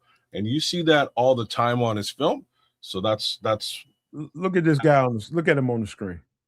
Look at that body strength. Yeah, he's a big little guy. You know what I mean? Like he's them thighs are massive. He's not a little guy. Massive. Look, this is the kind of guy you hear all them stories about who you want to be first to get off the bus when you go into a game. Wait till you see this guy off out of uniform. Holy crap. Holy crap, he looks like the Black Hawk. He is strong as shit. I'm not kidding you. And he's just a baby right now. What's going to happen in a couple, 2-3 years once he really turns into like, whoa. I'm telling you, this guy's going to be a problem. The only thing that might worry me might be arm length. Any idea? I don't know, but I know it doesn't matter when I watch it on tape. It doesn't show up on tape as being an issue, but again, that's probably because he's using that speed. I think his arms are fairly long, at least better than average length. If he's got less than 33-inch arms, I'd be blown away. But that doesn't matter to me. That matters to more people than not, in my opinion. He does. So 32 6/8 is the arm length. So that's the only reason I would catch that right away is just because of his height. He's 6'3". Taller you are, generally, the longer your arms are. So he's just under 33 inches. He is, man. I am telling you, this dude is. He reminds me of. Damn, I just can't. He's so many different guys that I've seen come through the NFL. It's like he's a man child, dog, and he's got the temperament for football. He's got a nasty streak to him and a motor. You put those combination of things together when you got this man-child kind of body structure, and you know it. You've got intensity, love for the game, motor, and a skill set to boot. Him staying, I thought was a mistake because I thought he could have went top 15, top 20 last year. I think it's going to pay off for him. You know, he might be exactly to where in the same drafting spot that he was last year. It didn't hurt him on the draft board, but man, it really helped him in his skill set. I seen him do stuff this year that I didn't see him do last year. Have a good counter move to his power rush, speed to power. Have a good counter move to it, be able to roll and spin off guys. Stuff that I didn't see the year before. So he really refined his technique a whole lot in the year. Gabe Akers is a piece, bro. One of my favorite pass rushers in this draft. I wonder if the Bears looked at him at all. I got a list of players that they took a peek at. Oh, they'll be quiet about this one. All right. Yeah, don't see him on that list. They'll be very quiet about this. But Gabe Akers, 6'3", 275, out of Illinois. He is as strong as an ox, and I mean that. Will dominate his opponent. It seems like he can smell blood in the water, kind of, when he's like during the game. You watch enough, you know, a couple, 2 or 3 games, and he gets better. Not only during that game, but as the competition level goes up a notch, he raises his. And those are traits that you can't really buy, you can't really teach. You just have to have that. You just got to have it in you to know that what the moment calls for is your best. And if your opponent is bringing something to the table that you're not ready for, you raise your level. Gabe Akers has it all. Firm run setter, firm pass rusher, in multiple ways he'll whoop you. And at the end of the day, when you're tired, he'll run your ass over and just get to the quarterback because he's that strong. So if he's from Illinois, I think they have like free ability to check him out whenever they want. He's like a local prospect. And you ain't got to say nothing to nobody. You don't have to say a damn thing. So maybe he's sort of an under the radar look for them. He's like a strong Cam Jordan, a really strong Cam Jordan. Cam Jordan, in his wildest dreams, wish he was this powerful. He was powerful. Oh yeah, this dude is just born powerful. Whew, man, you got to watch this cat. Check him out at Illinois, Gabe Akers, man.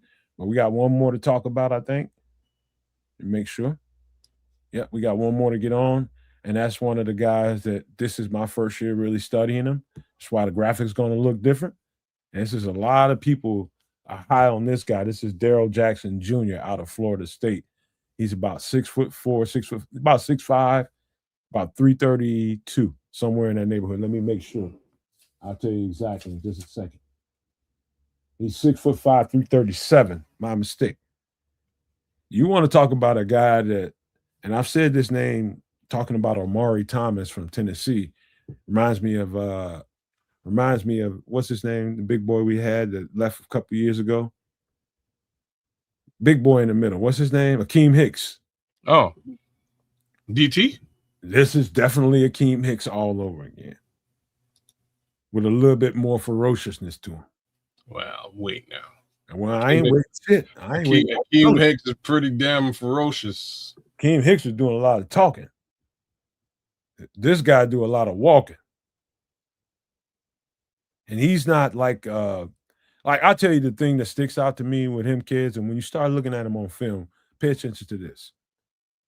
Watch the point of contact when he engages the offensive line, whether he's one-on-one in a solo block or whether they ambush him with a combo block, a double team. Watch how, no matter what the situation is, they don't control him. He's controlling them with his power, with his get off in his hands and extension. And so that point of contact can make the difference of whether or not you are a part of the play or you're neutralized. If you let an offensive lineman get on your body, it's kind of over. You let 2 offensive linemen get on your body, it's definitely over. You're neutralized because they're just going to control you. And no matter what you do, you can wiggle, squirm. You ain't going to do nothing. What I've seen him do consistently is whether he was in a one-on-one block and trying to control 2 gaps, or whether he was ambushed by a double team, he is controlling those blocks when it looks like they're controlling him. And so he'll get his hands on those guys before they get hands on him, and he'll extend those arms out, and that's when he won. Once he gets hands on them first and extend that elbow out and really straighten his elbow out and can make a play on either guy, on either direction, that's when you're winning.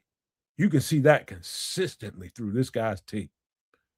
Darrell Jackson Jr. I think he's got a skill set that is definitely a run plugger. Definitely a run plugger.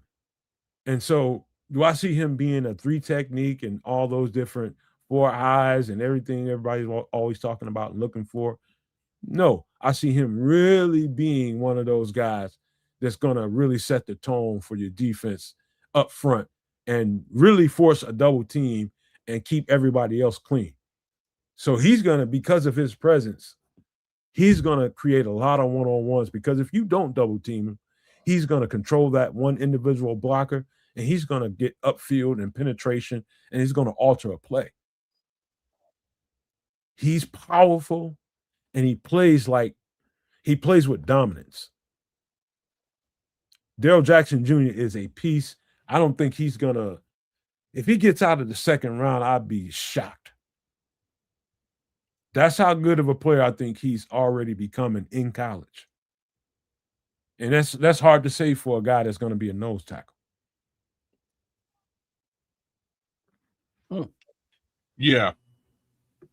I can see what are his measurables here? I can see your Akeem Hicks, frankly. You seeing it, ain't you, huh? Yeah, he's probably a bit smaller than Akeem. Yeah, he's shorter. That would be my immediate guess. He's probably a little bit about the same height. Say what now? Akeem is about the same height. Okay.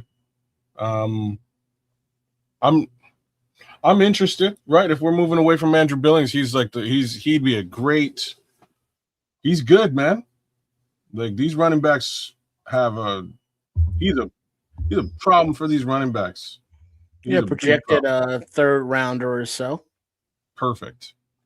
Right. He is definitely a problem for these running backs. If that is the requirement, stop that run. Run. He's getting off. He's that point of contact. He is accelerating into it and making you move back.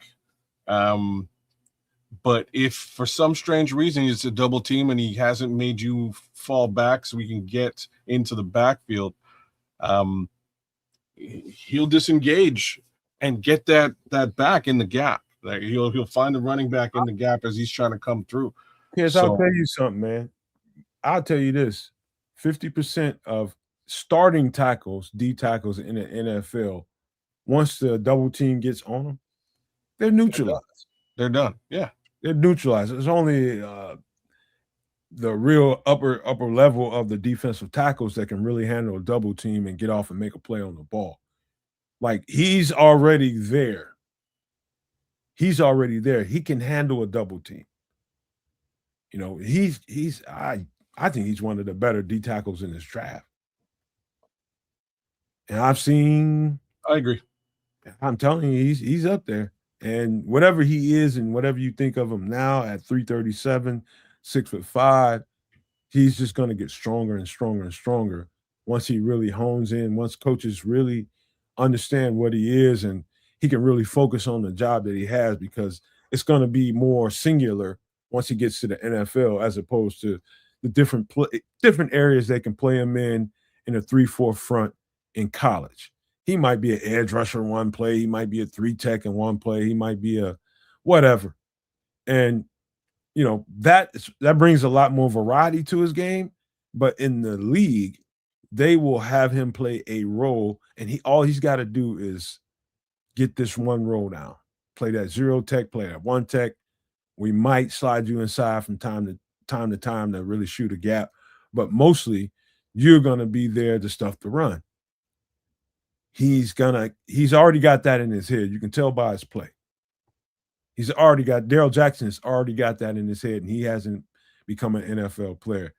He's going to improve somebody's defensive line at least 5-fold. Right away. Right away. I would have to agree with you. He'll get better with time and coaching, and he may get a little bit taller and or bigger. All of those things are probably going to happen, but good luck if you're a running back, right? Like the sieve that's been the center of the Bears defense.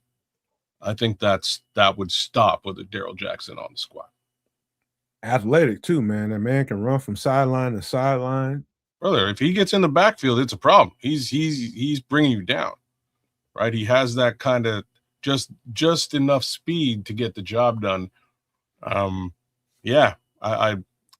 like it. I think it's something that, if we get into that third round and he's still floating around, you get yourself some Darrell Jackson love and never look back. That's a good question, ATF.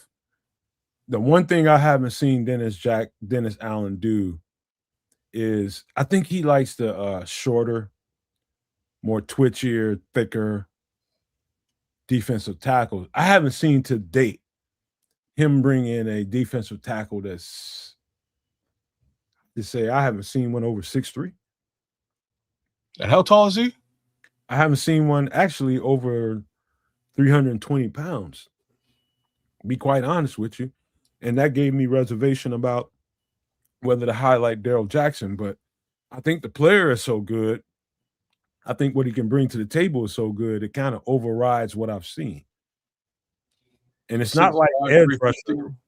It's not like edge rusher where he's going to draft this 6'3", 245-pound guy. It's never going to happen. He's not going to draft that guy. That guy ain't 250 and above. I don't think Dennis Allen's going to stand on the table for him. He's just got to be a little bit bigger. But in the interior, if you see a guy that can play well enough and can hold his own well enough, that can hold up the double teams like Darrell Jackson Jr. can, that's when you throw some of that shit out of the window. And I think he's that good. But that's me, man. Yeah, he is looking for speed. I ain't gonna say he's the fastest guy there, but for a nose guard, he can move. He can move. All right, but that's Darrell Jackson Jr. Any thoughts here? Last thoughts before we move on to the next. Like I say, you get one of them third round comp picks, and I think Darrell Jackson is a lock with a third round comp. All right, we're done with Chicago Bears for now. Unless you guys got any other thoughts, I'm gonna take this off the screen. Close with any other Bears thoughts that we didn't get a chance to talk about that had you out on your mind, or football thoughts, whether it's the college players or whatever. But that's it, man. We're gonna move on to something else unless you guys got some other thoughts. Nope. Trips over it. I just can't wait to see what they start to do, because Cap must be manipulated in order to make some moves. There's clear and obvious holes on this roster that need to be filled, and I'm getting antsy, man. Can't wait to see what they do to correct those little spots, areas of need. So fingers crossed it all works out and looks beautiful, looks like an upgrade. But we'll have more words on all of that next week. All right.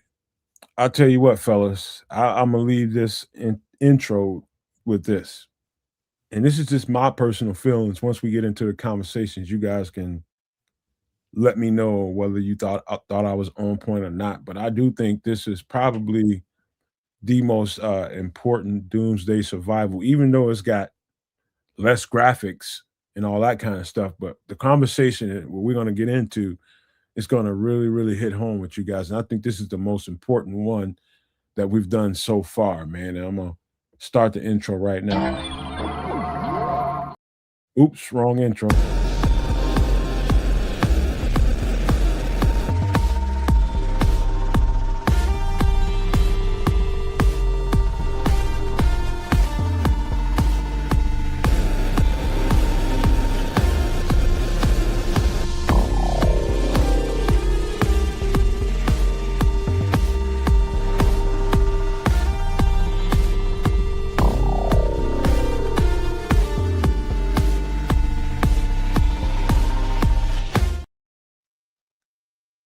So I'm gonna leave this one off, Trips. I want to say this, and I'm gonna frame it this way. In my lifetime, I haven't experienced these kinds of thoughts, kind of emotions of society the way I have recently these days. And that's due to what I'm seeing around me, just like you all are. And I heard I think it was Scrolls that said earlier, one of you guys need to do another show that's not related to football and the Bears and all this kind of stuff and talk about some of this stuff because it's important and people are thinking and feeling. And what they're seeing to me is the world change around them and the world altering themselves. And I'm trying to stay away from politics, and I hope you two guys do the same thing. But the bottom line is what we see today, right now, and the current events that are happening leads me to believe that you should start thinking about a plan B. And it ain't just, you know, where you live at, how you live in, and all this different kind of stuff financially. It's financial, but also just be thinking about a plan B for everything because things don't have the same level of security as they used to. And so I just wanted to start it off with that as we get into this conversation. Trips, what does this mean to you? Well, the bartering system, it's an exchange for goods and or services, as compensation for goods and or services. So you are a plumber and your neighbor is a baker. You exchange your plumbing skills for some bread. So the baker gets the pipes snaked out, and the plumber gets food. So it's an exchange. And then you figure out what is a fair rate, because if you're not using 2 grams of gold equals this, or you don't have money, so it's whatever value it is to you and to them that you're willing to exchange. That's how I would explain it. Okay. That's really good, Trips, because that's bartering. Bartering is exchange of goods. You could be, and so the way I look at this, and I'll tell you how my mind works. I always think of I'm always thinking in my mind of, what to do if things ain't quite the way they used to be. Like say for instance, let's say your cash is about as good as the wood you're putting in your fireplace. What are you gonna do with it? It ain't worth nothing on a general market. The general market becomes goods and services at that point. And those goods and services help you get from A to B, get from one day to the next. And so I start thinking about it, and just to put it out here, bartering, that's why the image looks like it looks. It's been here since the beginning of time. People have always bartered. People have always traded goods for this, that. It might be just good for goods. This pelt, this piece of gold, this thing of grain, this fruit plant that you didn't have here. People have done that for centuries, thousands and thousands of years. Established trade routes. When money didn't mean anything, it's just what you could bring to the table. And so why I bring this up right now is because in the event that your money really is null and void and it's just a piece of paper and it doesn't really mean anything, what you have in the bank, what your stock profile might look like, don't mean nothing. And now it's what you can bring to the table. What do you have that the next person doesn't? What did the next person have that you don't have? You have goods to be able to trade. And so my suggestion to you all, and I'm not trying to freak people out at all. I'm just trying to keep everything in its proper perspective. If you have anything in excess, or if you have things, it could be a bunch of pennies. And what are pennies? Copper, right? Yep. Yeah. for a second. I gotta put my cat in the house, man. Hold on. Keep talking, Trips. Yeah. Yeah, the pennies, copper. That means stuff because you go to any hood and what are people taking out of the buildings that they have access to? The copper piping. Because there's a resale market for it, so that it has value. A penny has 1 cent of value in the monetary system, but if copper turns out to be some kind of resource or a commodity that people value, now that penny is worth more than $1 because it's got value of copper, of what it's made out of, its alloy. So copper is more valuable than some people would say than like if you live around a neighborhood, you already know if you got people that own property, if you own property, first thing they do when they come in your house, if they don't see, shit like TVs, like just say if you got an abandoned home or abandoned apartment building or something that you own, first thing that people in the hood gonna want to do is go in your house and take all the copper out your house. Mm-hmm. Right? It's a reason for that. Because it trades for more. They ain't gonna take the galvanized steel that you got in your pipeline and your water. They're gonna go right for the copper.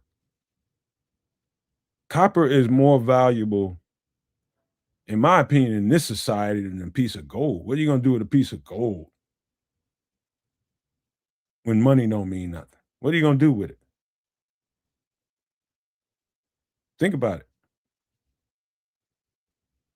Well, you're awful quiet. People might actually trade with gold just under the same pretenses as they trade with copper. The fact of the matter is, in today's world, we've moved away from the gold standard, so gold is kind of in a holding pattern. It's still worth a decent amount, and as the dollar goes down, notice that the value of gold generally goes up. Same thing could be said about silver. But if there is no dollar, yes, potentially we could be in situations where you trade ore, as in, copper, silver, precious metals for goods and services. I would say different things though. Personally, I think Tripp kind of nailed it in his definition of what a bartering system is. I don't think you focus on ore, metals.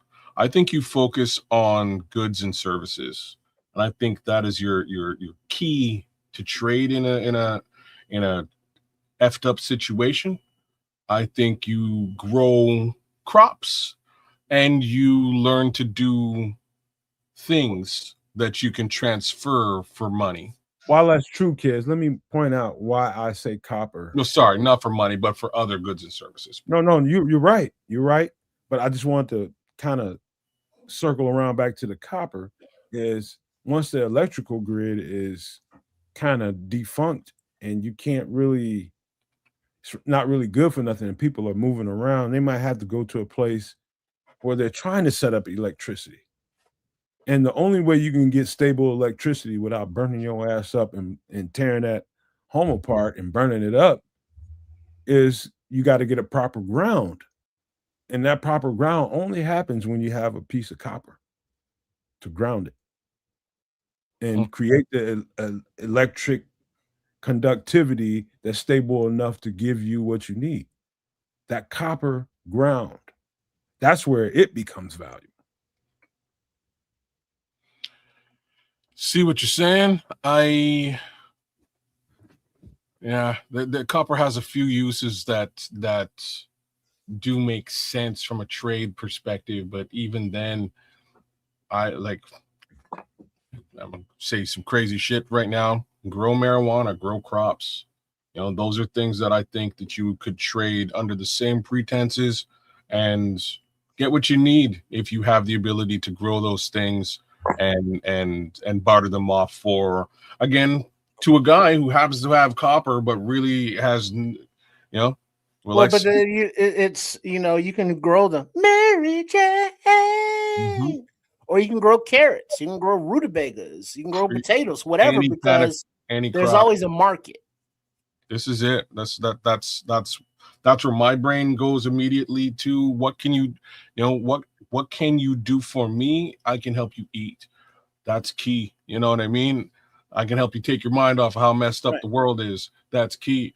If you have access to those types of things, somebody out there will want it. If you are a chef, somebody might need that skill set, those general regular skills. Grow chickens. All of those, farming, chickens, eggs, all of that stuff, right? Like these are things that you can barter and trade. Kids, even if you got the skills, make you some jailhouse toilet wine. Yeah, you go sell that, man. You go sell that to somebody who wants to have get a sip. You fellas got right where I wanted you to get, because it gets down jailhouse wine. If so happens that the stuff breaks down the way that it could potentially do, and I'm not talking about nothing that's it's not crazy right now.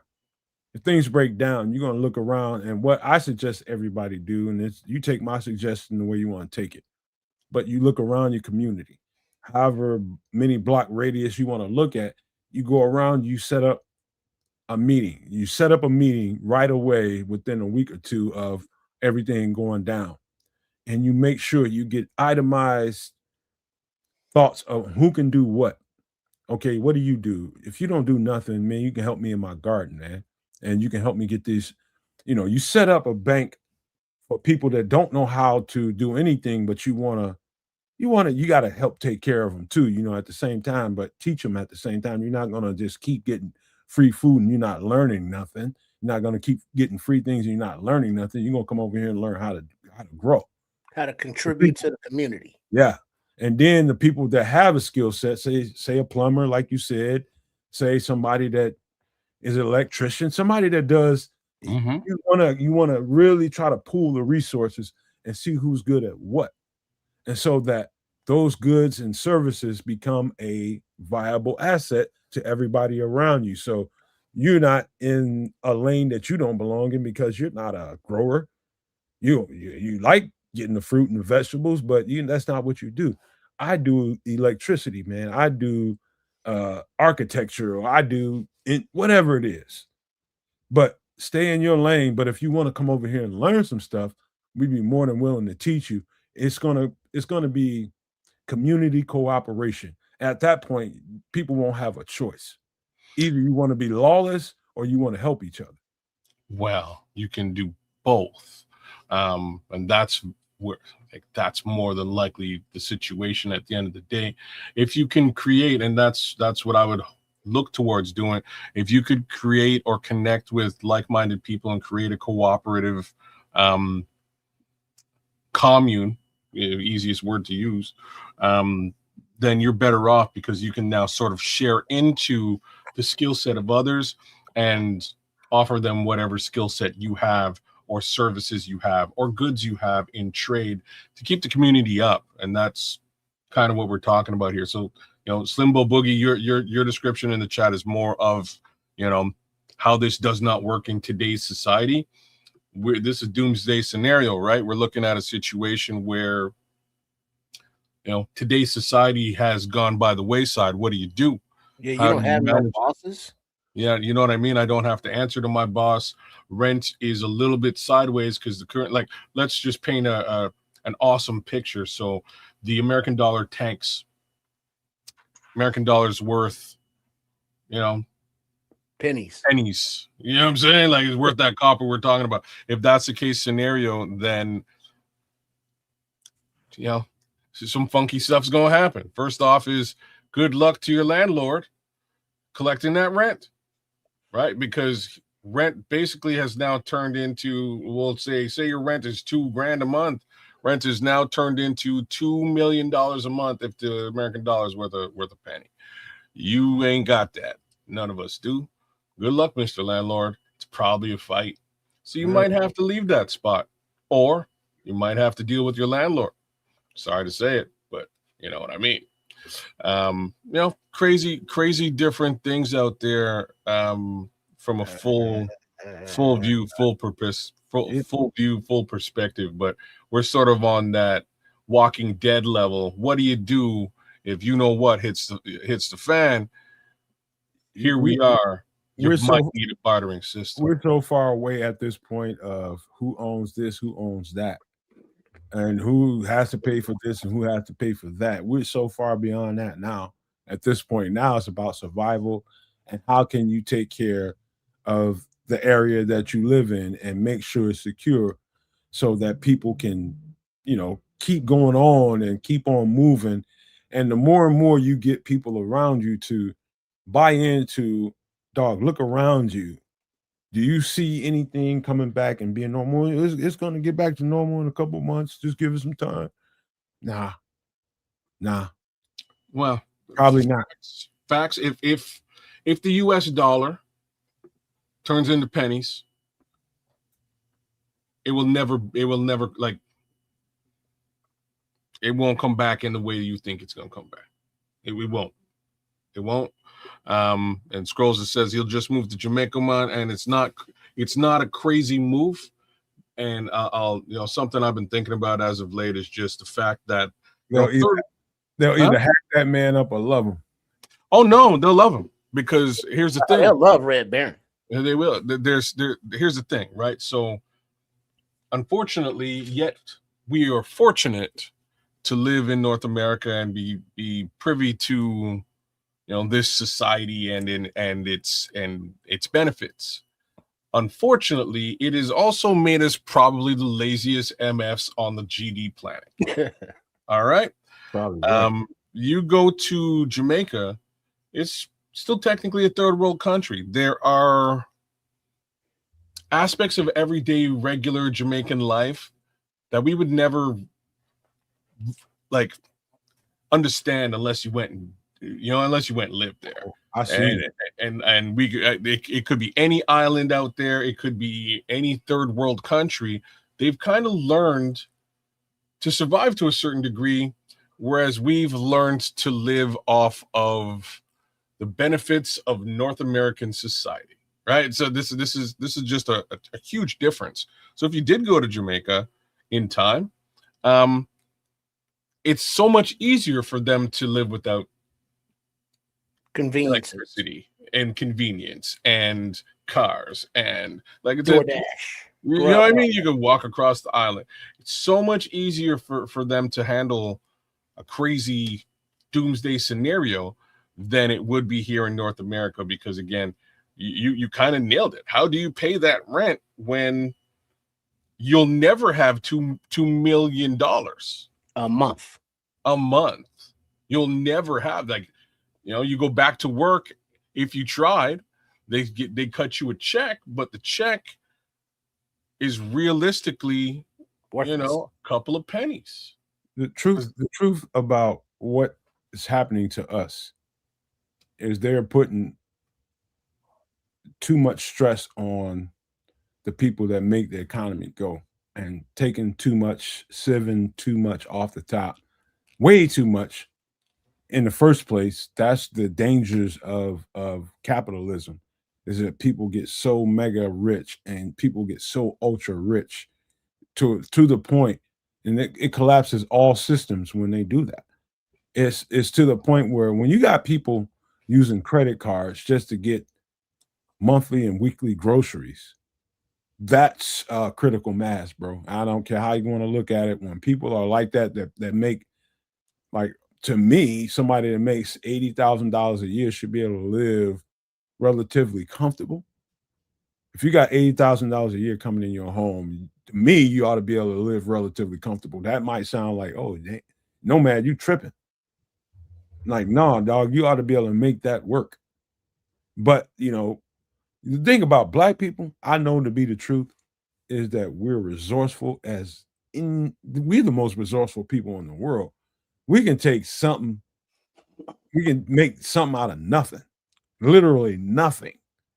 And I feel for the people that are used to a comfortable life, and everything that they do in a day makes them have more than enough. And even if it's not much that they do in a day, it ends up in them having more than enough. For the people that are used to that lifestyle, those are going to be the people that have the most turmoil in these situations, because it's going to stress them out. And the thing about Black people, we used to be in that. It's nothing to us. That's what we do.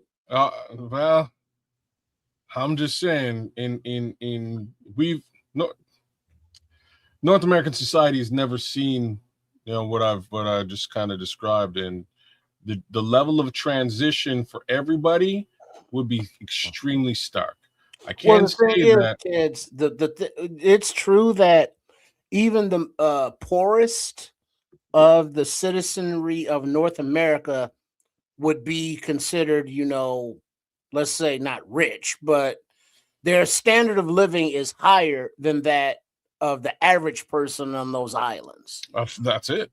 But the thing is, to Nomad's point, the FBAs, what they call them, foundational Black Americans. I think that's what the term. That's the term.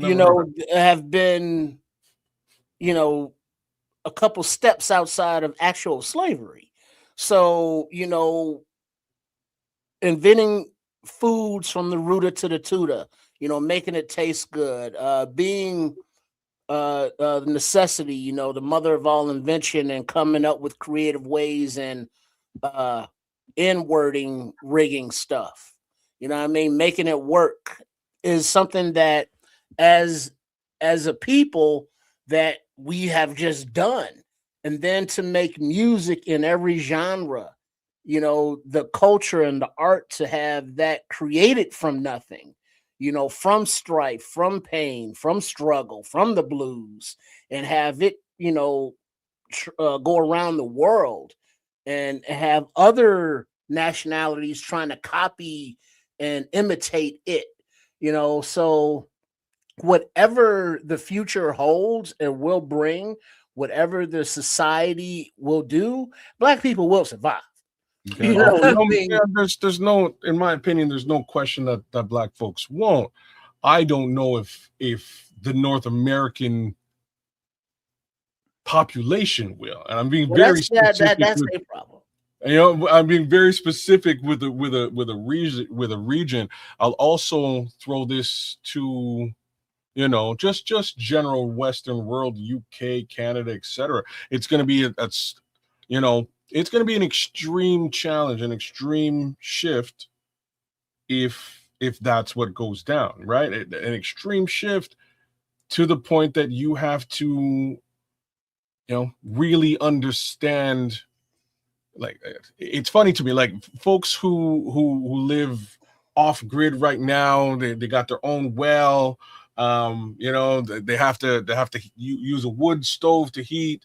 They might be in a better situation than anybody in a city, given the scenario that I'm putting down, because they're used to sort of living in a specific way that's a bit closer to the way that everybody would be forced to live if the dollar was worth a penny. Well, but then that also is a question of resources, because if you're out in your own acreage, if you will, your own land, you can go fishing, or you can grow whatever you're growing, or go hunting. But if you live in a populated urban area, with a few 100,000, a few million people, now it's becoming more of a humanitarian crisis, because you might be the hunted, bro. Right? Resources, so it's going to be more of an animalistic kind of a thing, because when people are hungry and desperate and scared, they do things that they wouldn't normally do, and then you have that element that does that stuff anyway.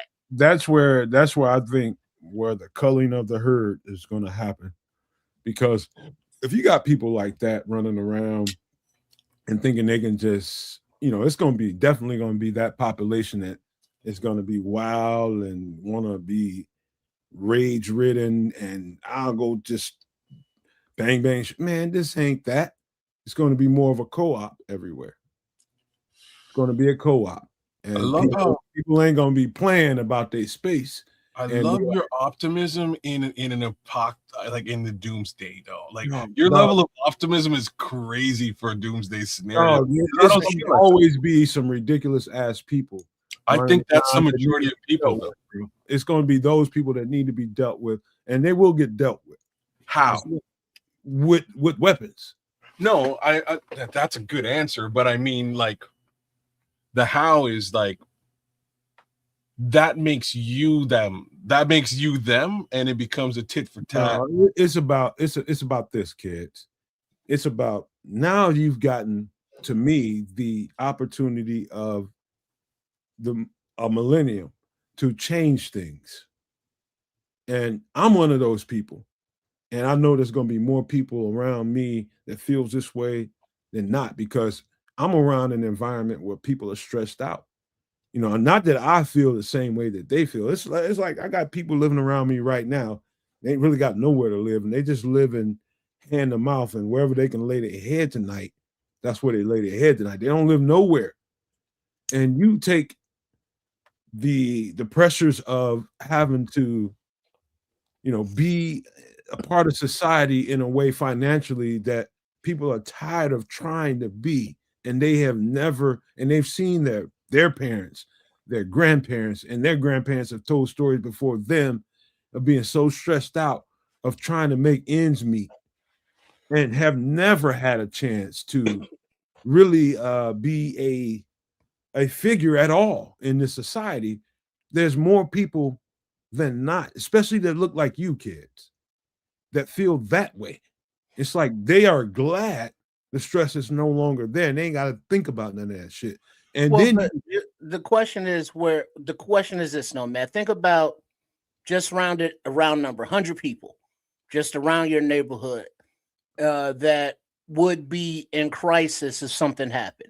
You opened your doors and you said, hey, I ain't got much, but what I got, I'm going to share with y'all, and we're going to pitch in. Now, how many out of that 100 would be like, you know what? Really appreciate that, Nomad. You know, you're looking out like fam. We're going to treat you like fam, and we're going to work together, versus how many will come in and be, oh, yeah, this is nice.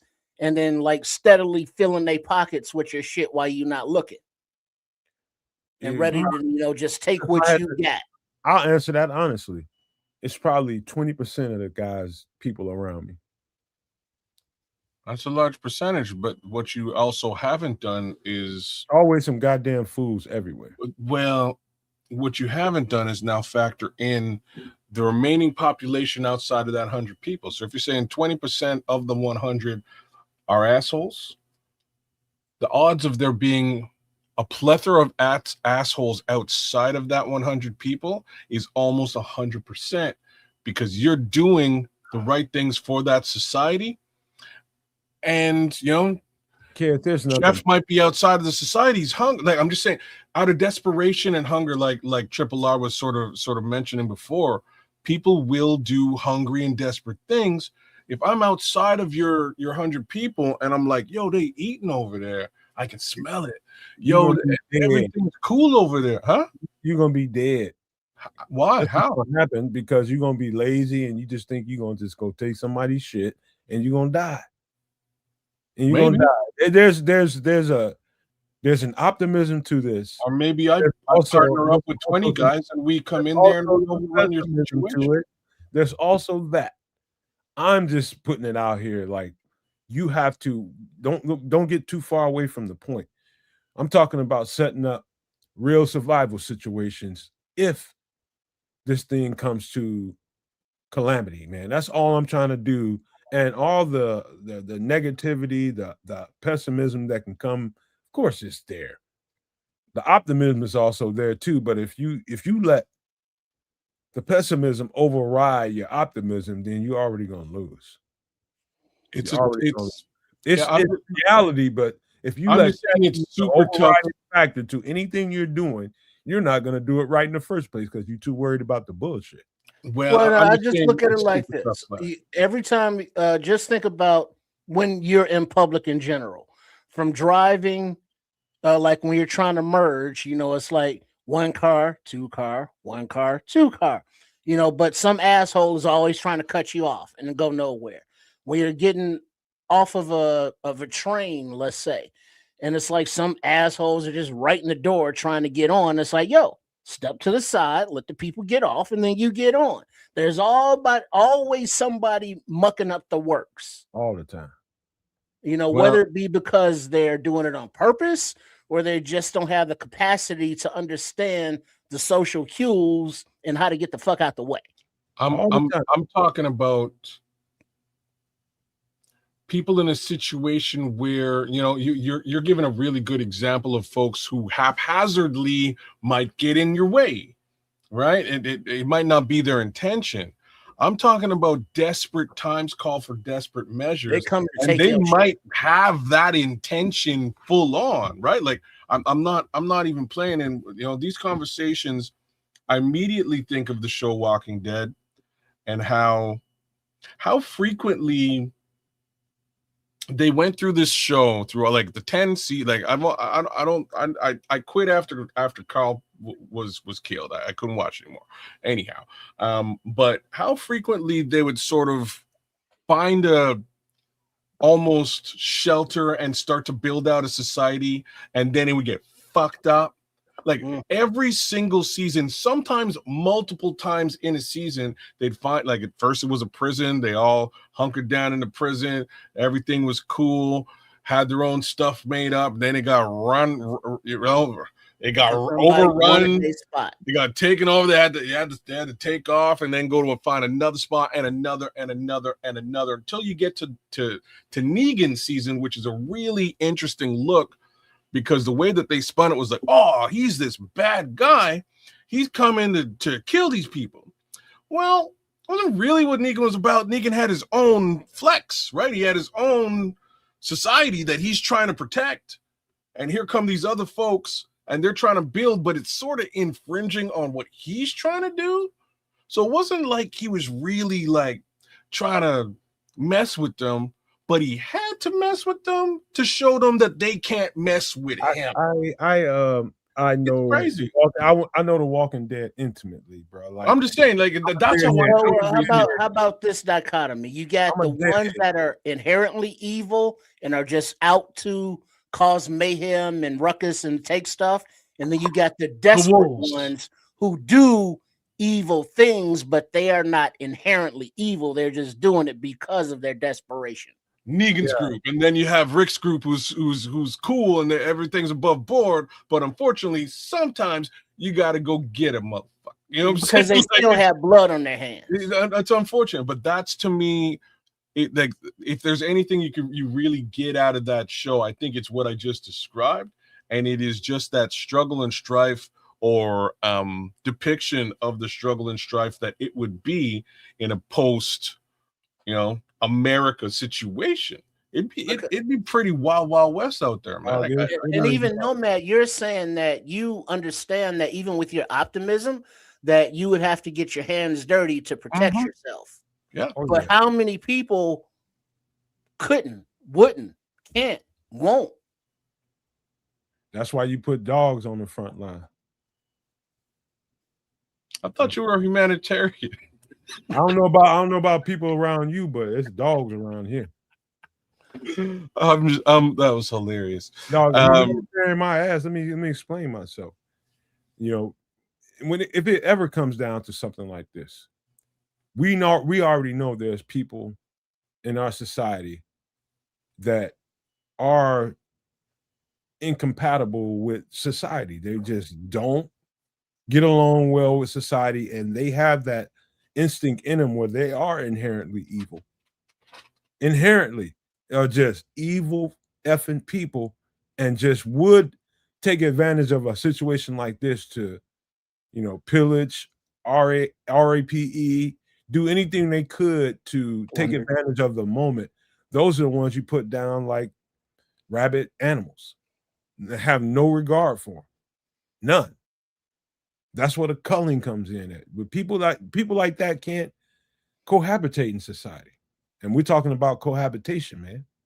That's what the bartering system is all about, being able to share, give what you got, and get something else in response to it. That's all the bartering system is about. Any last thoughts about that before we move on to the next part? No. All right. I think this is probably as important or more important than the bartering system. And that is waste management. And this is in the event that you don't have a waste management system set up. And so I'll tell you why it's important. It's because the vermin in your vicinity will absolutely overrun you and run you out of that place that you think is so comfortable to you. If you don't take care and set up a good waste management system for whatever that co-op is, you're going to be in trouble real fast with all that garbage and trash laying around if you don't get that set up the right way. And I think this is as important as setting up a bartering system, making sure you got people that will come at least once every, I think you do that every few days or so at the beginning. And once everybody starts to get under control and everything starts to settle down, I think you set it up weekly like we do now. And you get that stuff out of there and you find a place. Remember, we don't have no cars, we ain't got no gas, we ain't got no nothing. And so you're going to have to get a way to transport that trash to a place that won't affect you in your habitat. Yeah. So set that up. Well, there's waste of all kind. There's the recyclable waste, there's the and then there's the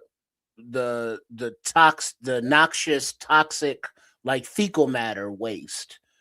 And if you're not recycling it right or managing it right, people are gonna get sick. People are gonna die because of the diseases, the rodents, the insects, or whatever that the waste attracts.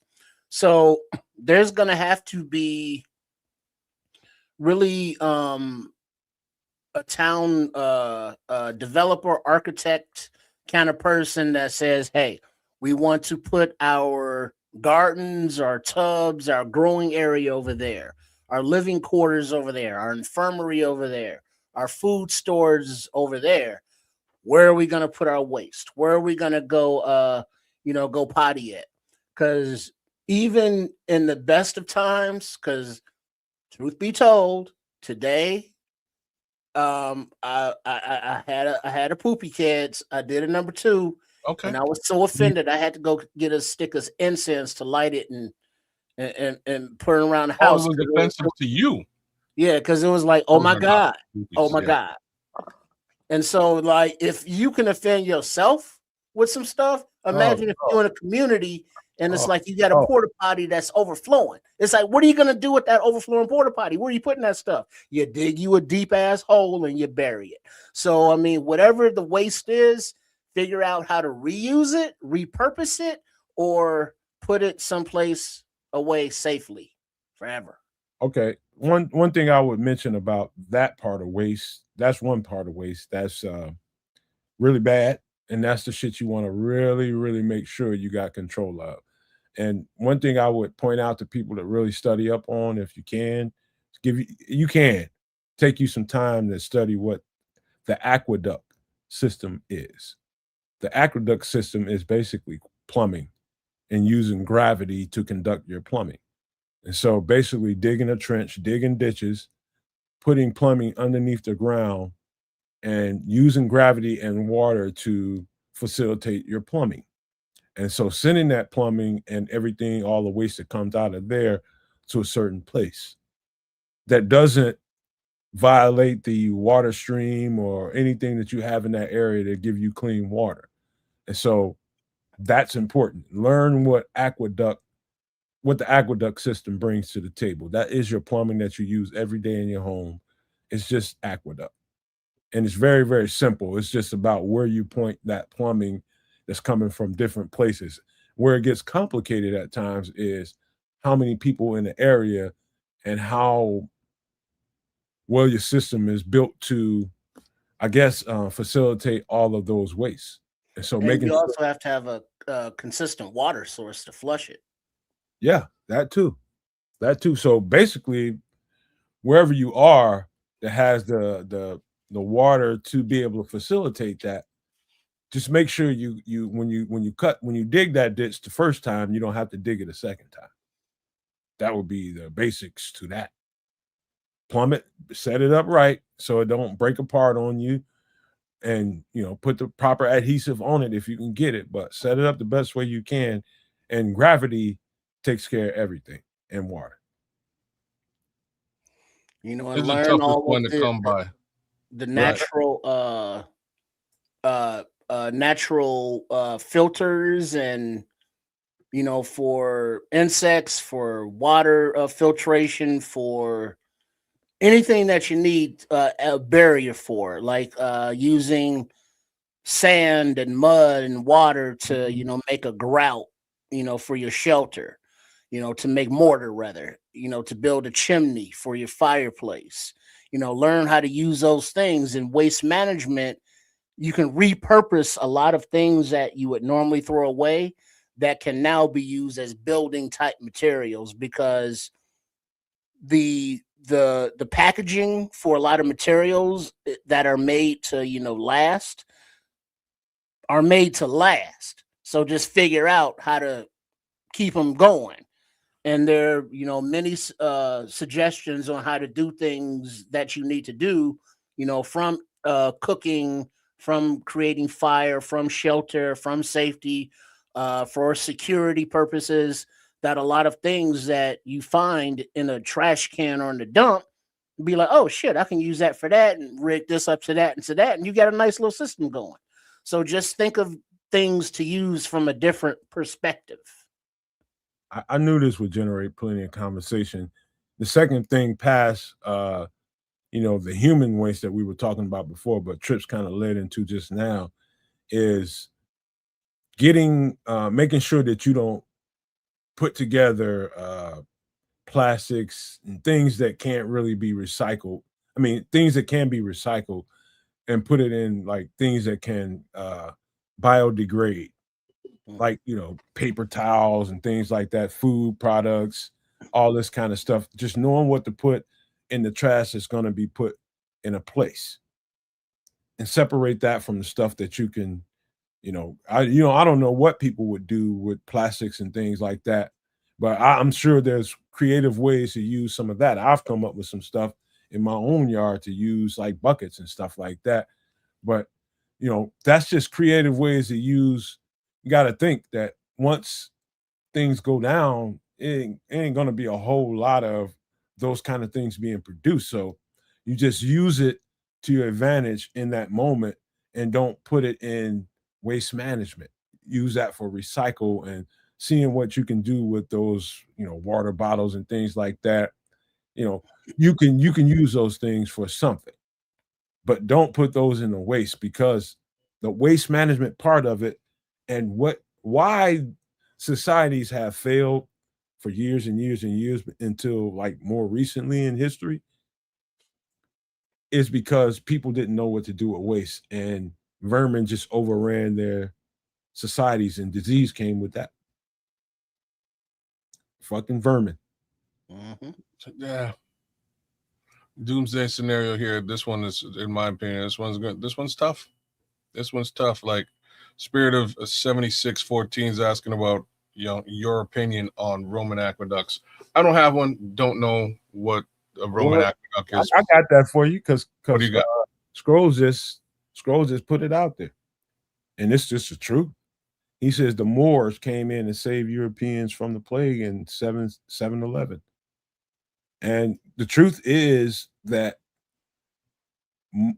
African Moors did save the Europeans from that by teaching them how to do waste management, do all these things that we're talking about. How to flush your shit. Separating livestock from hurting livestock, and putting them in proper barriers so they didn't just run around society with the rest of them carrying all kinds of diseases. That was the most important thing. But the second most important thing was this waste management part of it. showing them how to create aqueducts, showing them how to use gravity to create flushing toilets. Those were available for centuries, thousands of years before. In Africa, like places in Ghana had 2-story buildings that had toilets on each level for thousands of years. But that's for a history lesson that we can do at some other point. But whatever the Romans were largely to do with what the Moors of Africa brought to the continent. Well, in the castles they had the ports, and so you up in the castle, you just put your ass in that hole, and then the shit just dropped down on outside of the tower. I couldn't imagine how bad that must have been. They was living foul, like real foul. Like, man, your ass is crummy, you stink, everything. But that's waste management. Nut butter, teeth butter. I'd say that's the second, or probably the most important thing to think about if you have to start looking around you and figuring out how the thing's gonna have to work out, is making sure that you got a co-op that understands that part of it. Making sure that we got something that garbage ain't gonna pile up around here, and we gonna have, I ain't gonna have that around me. F that. I ain't gonna have it. We're gonna get this shit together. And so having a mindset, like myself, you may have to take that tack to your own mind and go about it that way so that things don't get out of hand. You don't want to be nowhere where you got creatures and shit running around. You can't even sleep because they're all over you. Do you have rats encounter the kids? Like not like the US does, but they're around. You know what I mean? Like that. It's funny because in COVID, somehow the rat population here in town really started to increase. It wasn't like that before, but for some reason during the COVID, the COVID pandemic, there a lot more rats. Yeah, because don't you have like nature though, like wolves or some shit that would eat the rats? Well, like there's nature around, but it's still a city / suburban area where we live. So, it's traditionally we didn't have that, but they started to come about. And as we continue to flush out some of that, that nature, that forest land, and build more houses and push, animals further into or outside of the city, the more likely it is for vermin. Right, there's no one to exterminate because they're protected within the city perimeter now. There's nothing to exterminate the vermin, right? Like it's right. Either like an actual guy that you send out there to handle that vermin, or it's animals that are just outside the city taking care of the habitat, right? Yeah. You know what I'm saying? So like we don't. It got a little bit worse here during the pandemic, I have to say. Well, let me speak to Spirit of 7614. He says, what is your opinion about farming fish as a renewable source of protein? Huge on it. That's another part of one of the. Actually, we did a show on this. Actually, yeah, aquaponics.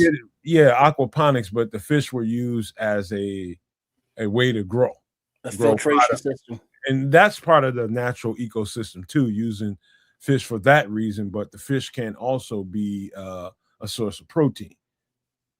So that's a whole other thing, man. I got a whole thing we can do about farming your own shrimp in your backyard with a cheap ass pool. You can do that. What is Red Baron saying there? He's saying fish farming should be easy. He got 2 fish in his aquarium who got more kids than Nick Cannon. Damn, they pop up every week. They populate pretty quick, man. So do vermin if you don't make sure you got waste management going on. Yeah, but if you want to do a fish, look at like tilapia, stuff that you want to do both, right? You use those little fish to just keep things running, but you'd obviously want to have just some aquarium access with fish that you're going to eat. What you do is if you're doing an actual setup like that, where it's a survival and you got a community, you want to separate the tadpoles, the little baby fishy things. Smaller fish. Yeah, from the big ones because they'll eat them. Because So they'll eat you them. separate them, and as the adults grow, then you eat the adults. So you separate them into tanks, Yeah. and then you run your garden stuff through there, and then you get the whole system going. Yeah, Hey, I got a whole thing on shrimp farming. We'll do at some point, but Scrimp and very grits. very easy, man. Very very easy, man. damn, It's just, scrimp. well, you can get shrimp in your backyard. Like you can have shrimp in a couple months, fully grown in your skillet. Mm. But we can get into that, man. That's the last thing on waste management. But that leads me into this, man. Let me get this off the screen. And it leads me into this. Give me a second. Cockroaches of the sea. This is gonna be cool, man.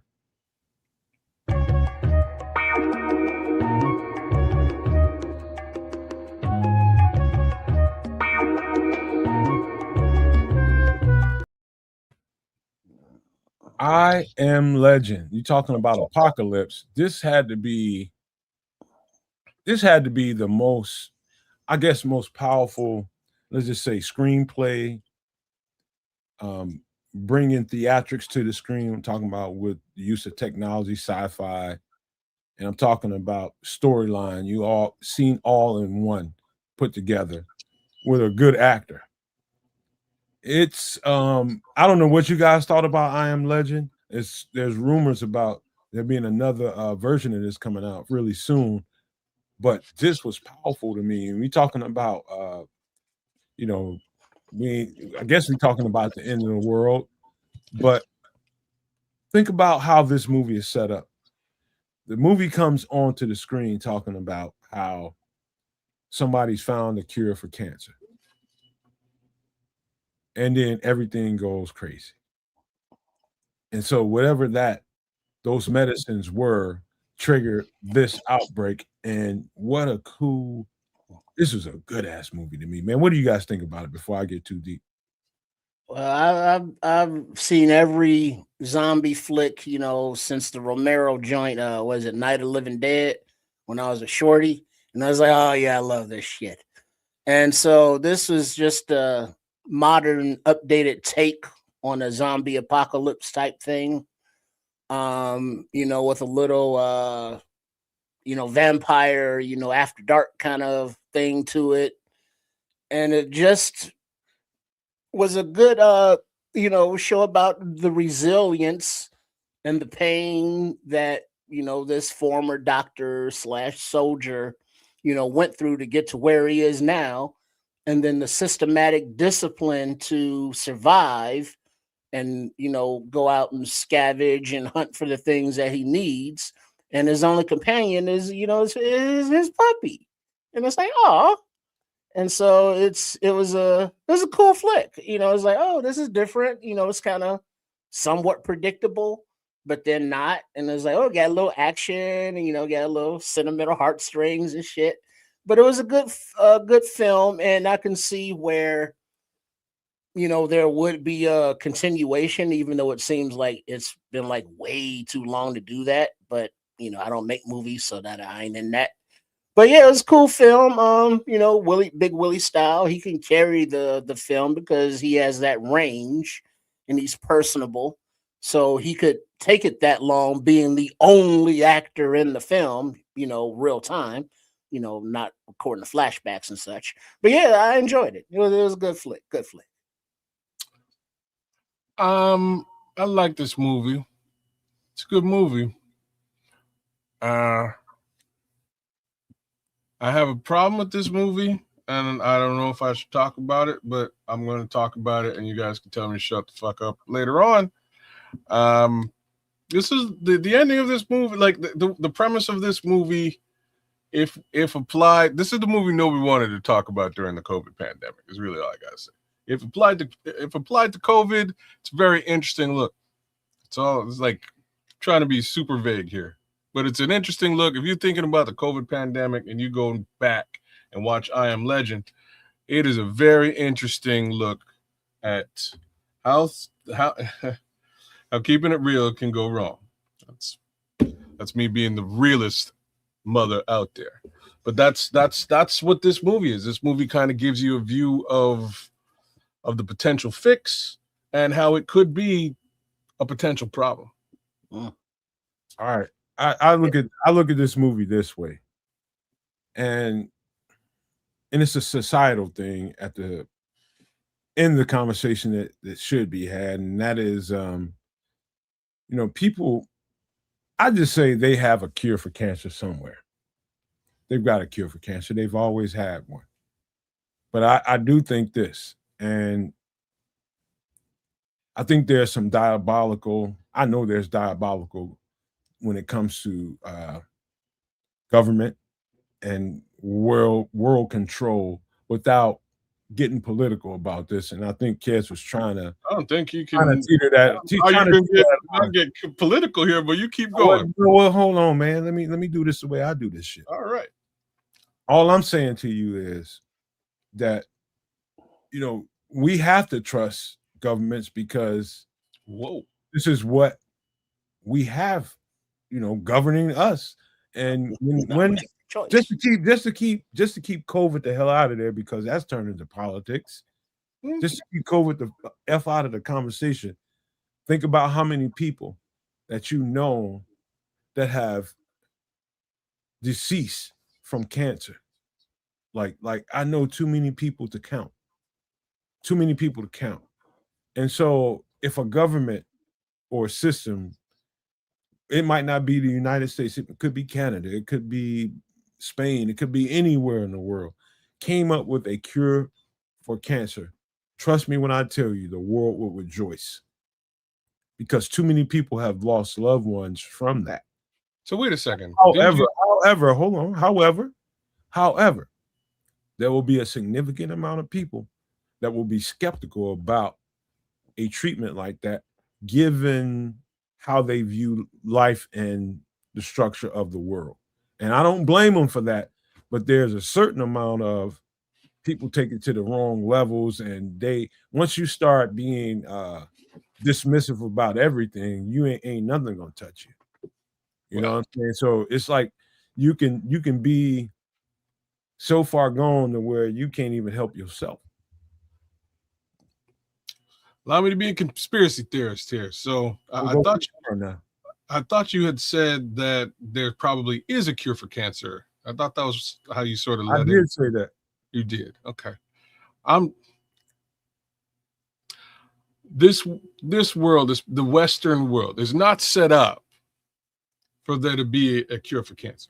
The Western world is not set up for there to be free energy. Western world is not set up for there to be flying cars. Many of these things already exist. Flying cars exist. They can't put that into practice, or they don't want to, because Ford runs North America. They don't want to do that. Certain people are in place to make money from electricity and power and energy.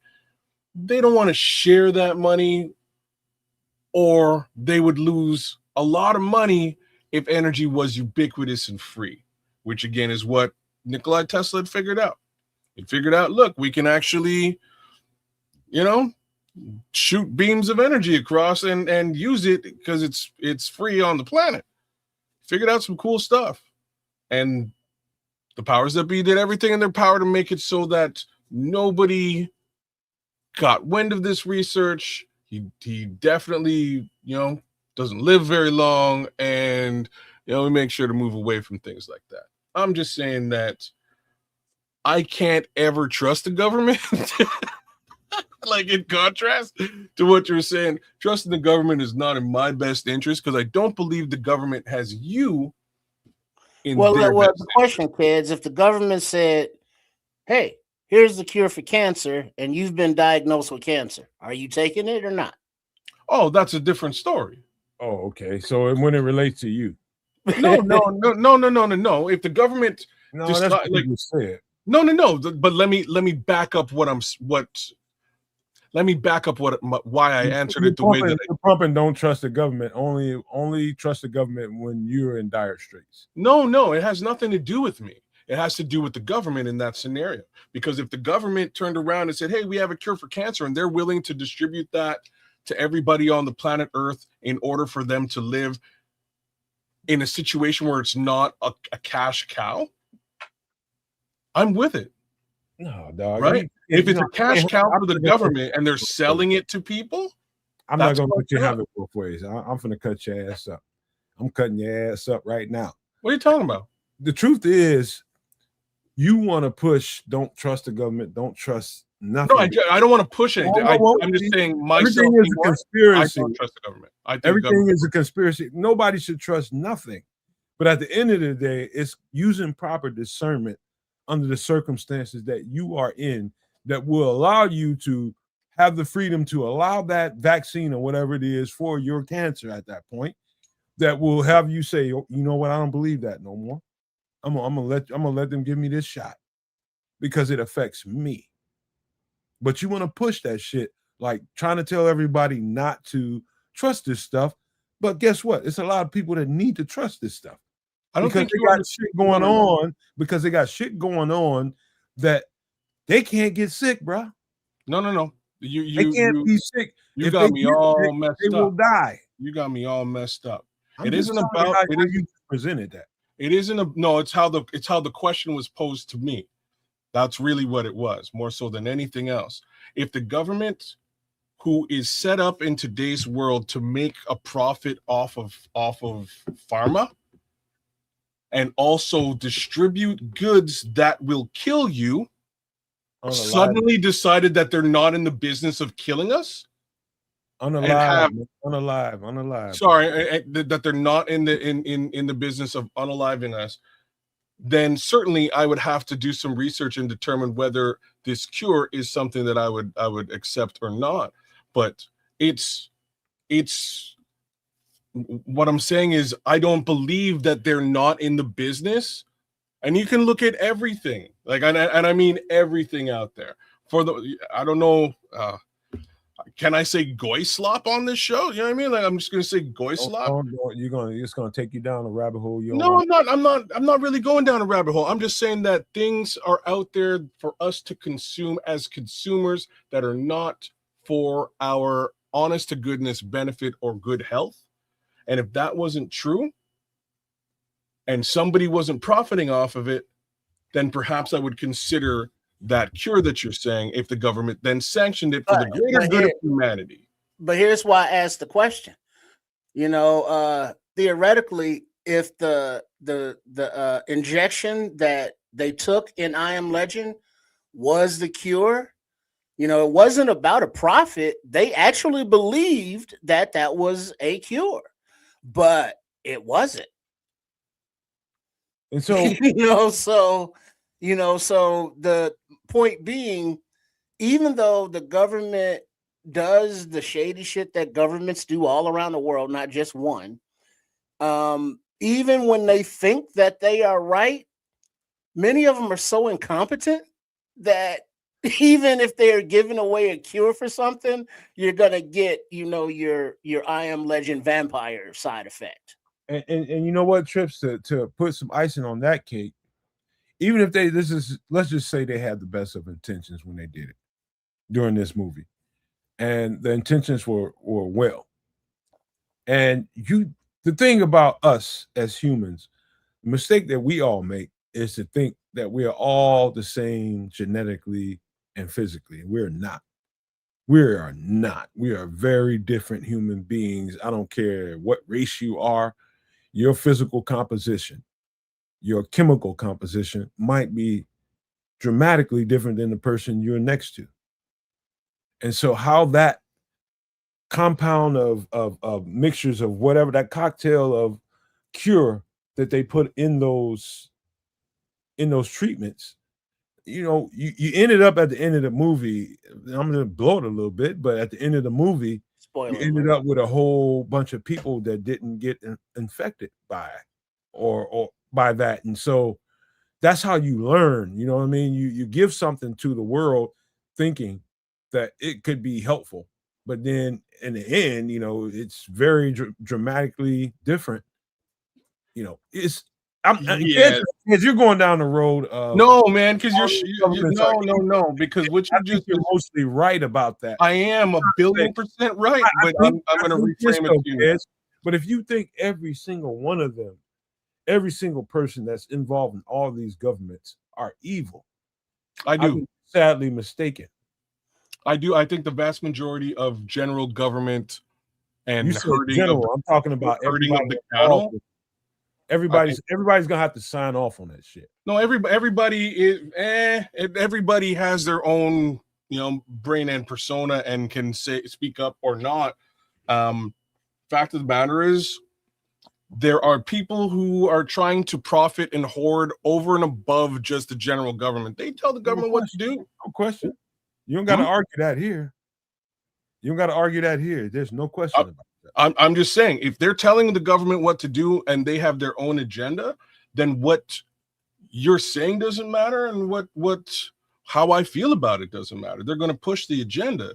So if the agenda is, and like what you just described equates to this, if the agenda is to make the general population into a petri dish to see what happens, shit might wind up like I Am Legend. And you can see why. This is not how science works. I don't know if I was to say it. Well, let's get back to the question that he asked you. Which is what? He asked you, what would you do if you had cancer and this was your only way out? I would like the real answer, Nomad, I'm going to change my answer now. The real answer is I'm going to weigh my situation. If I got it dead, then it's my time. Motherfucker, you're dying. What you going to do? Then I'm saying if it's my time to go, then I gotta go. Okay. I may just make my decision in that respect, and folks can respect it. You said that out in the open. And I'm being honest. I'm being honest about it. I'm gonna fix you up, man, so that the Most High don't get you. Hey, he will take it if he needs. No. Well, here's the thing. They're like right now. I've witnessed and watched relatives go through, chemo and radiation, and then it's like, hey, we're cancer free, and then all of a sudden they're not anymore, and now they're no longer with us. And so they did all of the fighting that they could do medically to stay alive, and it got to a point where they just accepted their fate. But had there been a shot that the government offered says, hey, this cures cancer, and they would have taken it, because there's a difference between being resigned to your fate as opposed to trying, every last straw possibly to go. Because I tell myself, I've told my family that if I ever get diagnosed with cancer, I'm not doing radiation and chemotherapy. Because, that's more poison and more sickness and pain that they went through unnecessarily for some shit that didn't work. So, if it's that kind of situation, but it's like, hey, this shit works, it'll fix you and you can, keep it kicking. I think I would, try it. It's like, well, if I'm going anyway. So I'm finna get on y'all with some, hold on, kids. I'm finna get on y'all with some metaphysical shit right here. And this is about energy, like I always talk about on this show. Everybody that's listening to my voice, you have to get in touch with your energy and your spirit. You have to get to a certain level of understanding and getting up in a day and making sure your energy is where it needs to be, and not having that default of this negative stuff that I'm seeing on social media, this negative stuff that I'm experiencing in my life is the overwhelming factor to what I'm dealing with in the day. And then I go to sleep with those things on my mind, and negative thoughts come through my dreams and all this kind of stuff. There's a reason for that. It's because you let negativity overwhelm you. You let negativity overwhelm you. There's not a concoction that can be made in science or chemistry that can help you the way you can help you. You can help you. You can help you much more than some doctor, some cocktail of cancer treatment or whatever it is. You can heal you with your spirit. And I'm saying that, and I'm not giving you everything that I know. I'm just telling you that in a general sense.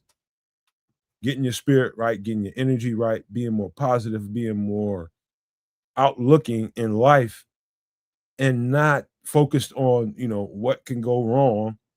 That kind of energy helps your spirit, and you become a powerful being and a soul that can really take care of all those things. But you won't know that because you're too busy wrapped into the day-to-day life being a human and having to pay bills and take care of things, and you don't really get that aspect of it. If you're someone listening to me and you're hearing this, just know there's another level to it, several other levels to it. And I'm just going to say that before I'm sure these guys are going to finish this up. Well, yeah, it's I'm just a crazy world. You don't know who and what to trust. Whether it be governments, whether it be your neighbors, whether it be people in your own household. So just understand that the world is what it is, but there are also those people who are the lights. That Nomad is referring to, those higher frequencies. Be a higher frequency person if you can. Be a light in somebody's life if you can. But then also, if you need some light in your life, search it out if necessary. Because you get one light, candle or light, and then you put another light to it, and then another light, and then it gets brighter and brighter, attracting more and more. So, be that kind of light, to be that kind of community that you want to reflect. You may have to, get dark sometimes, but be the light, be the legend that you can be. Isn't that right, kids? That's you two guys. I agree with both of those things. I'm just saying there is a healthy level of skepticism that everybody should have. Don't, if the emperor has no clothes and you see that he has no clothes, he might not be wearing any clothes. Stuff like that. Healthy level of skepticism is important. People may well be full of shit. Why? Kids, the only problem I have. I'm not finished. Fuck off. I'm not done. No one don't say it. Don't say it like that, dog. But just give me a second. I'm in the middle of stuff. But you ain't got to do it like that. I'm in the middle of something, and you cut me off. My bad. Go ahead. Let's finish up. I'm just saying, if you have a healthy level of skepticism and people may be full of shit, the reason is for profit. Understand it. We live in a capitalist society.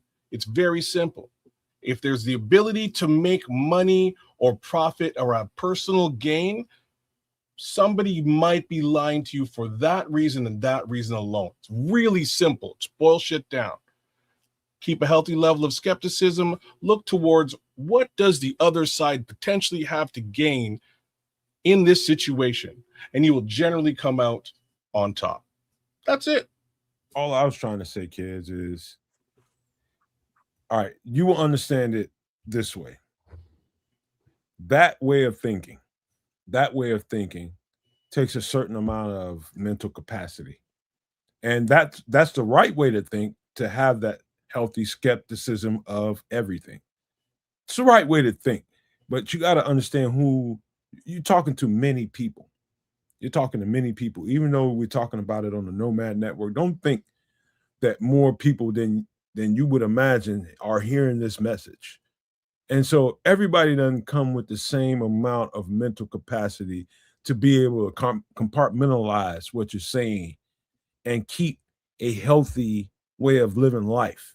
And people will fall down that rabbit hole, and that's where they will be, because they don't have the bandwidth to be able to stretch it out and think outside of what you just said. And that's just where they will be.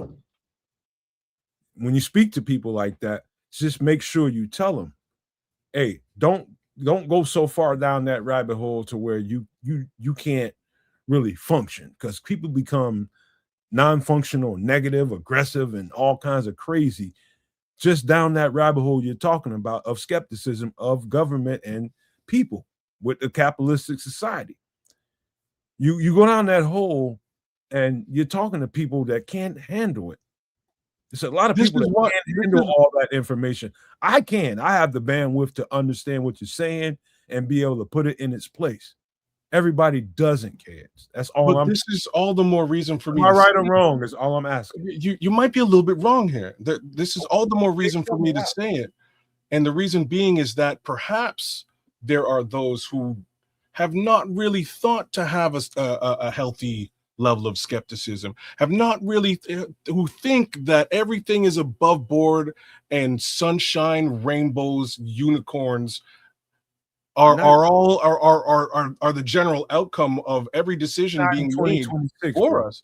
I think folks need to I think folks need to take, like, with what's going on in the world today, all of the stuff, without getting into all the stuff, you should have a healthy damn level of skepticism at this present time in everything.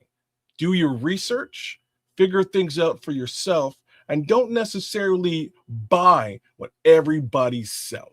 Everybody knows that in 2026. Nope, that ain't the truth. You just finished telling them. You just finished saying some folks ain't ready and they don't know. You just finished saying that. Yes, they get absolutely stuck there. They should be. Fly trap stuck. They should be.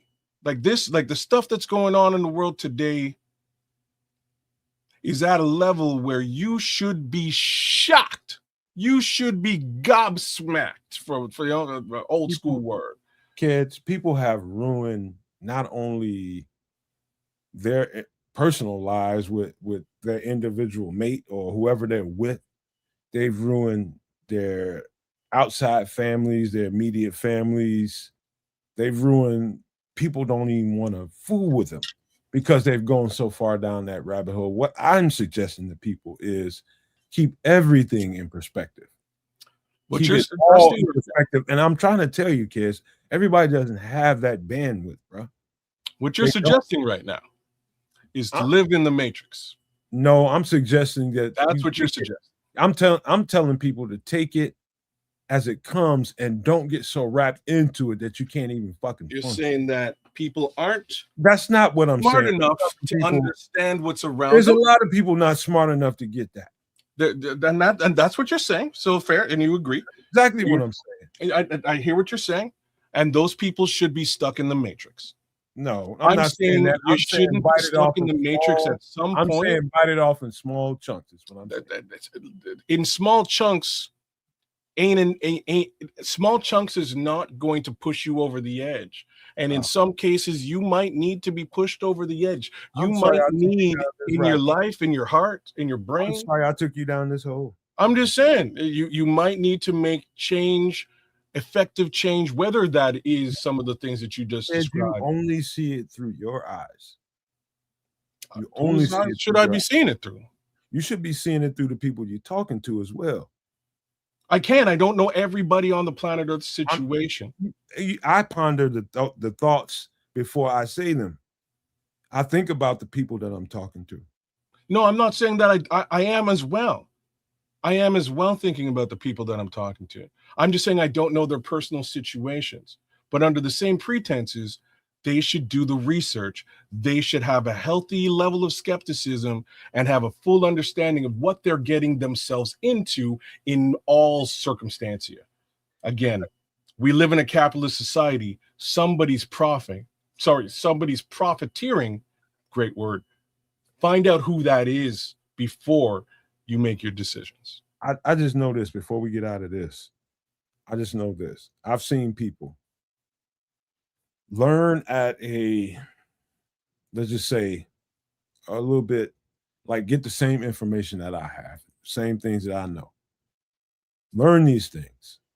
And this is why I approach it with a little bit of caution, kids. It's me witnessing people receive the same stuff that I received and not having the emotional, mental bandwidth to be able to take all that information in and put it in.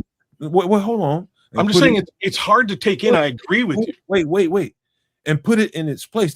It's not hard to take in at all. It's easy to receive. It's hard to put it in its place and compartmentalize it and move along and keep moving. And you don't have to go around telling everybody everything that you know and you understand. Putting it in its place and having that conversation only be reserved for people who understand. You know, that's not easy. That's not easy, man. And a lot of people are running around with they're full of all that shit. And it's making them tribal, it's making them divisive, and it's making them very contentious and making this shit worse than it has to be. And then they realize that, God damn, I went down this fucking hole that far. And I'm toxic. Don't nobody want to be around me. I'm crazy all the time. Those are people that you're talking to, kids. And that's like I'm saying. They're not you. And that's fine. I'm just saying, you know, very simply put, what you've done today here is identify the term 85er. I'm not going to explain the term, but that's who you're talking about. The 85ers need to know too. All right. I tell you what, man, I love this movie. We're going to have a little bit of fun to close the show out. This is one of my favorite movies. There's a few movies in my life. I ain't gonna say a few. Let's say about 20. Did you know this one is actually a comic book adaptation as well? Man, stop, man. I'm telling you. How you really? Yeah. What comic book? I Am Legend. What from who? Marvel? No, it's an indie comic. It's just an indie. They got indie comics and shit. Oh, brother, like I could go write a comic book tomorrow and produce it, send it out there for folks to buy. Like there's all kinds of indie comics. There's smaller independent labels that in today's world have been bought out by DC and bought out by like Vertigo, bought out by Marvel. There's Todd McFarlane's his like McFarlane Comics, right? He's got his own run of Spawn and other characters. There's all kinds of Marvel and DC stuff. Tell me you have a lane to produce something without telling me you have a lane to produce something. You could write something like that. Probably. You're probably my ass. You could. But probably. I probably could. Applying yourself is about that. Think of it. You know what I mean? But hey, I love this movie. I didn't know about that. That's new to me. So it existed somewhere and it just became a screenplay, huh? Yep, 1,000,000%. It existed. This is like when this movie came out.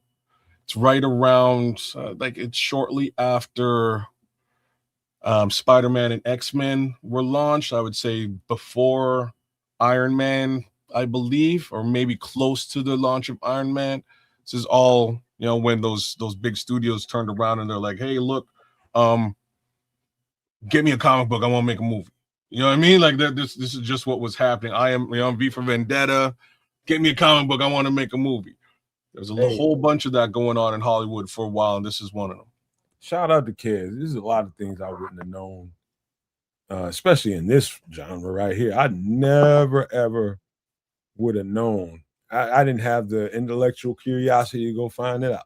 But he might not have either, but he just knew that this was a comic book. I never would have known that. Yeah. Hey man, that's good shit right there. I love it. Appreciate that. But I Am Legend is man. All right, this last one, you guys we're gonna have some fun with. I think Trips more than anything. Me and Trips, maybe you two kids. I don't know if you watched this in depth. But what I'm about to put on the screen is classic. Okay. Oh yeah, Harlem Nights. Ha. Yeah, there's a lot going on in that movie. What do you call that? An ensemble cast. Definitely an ensemble. Oh yeah. Of every older black.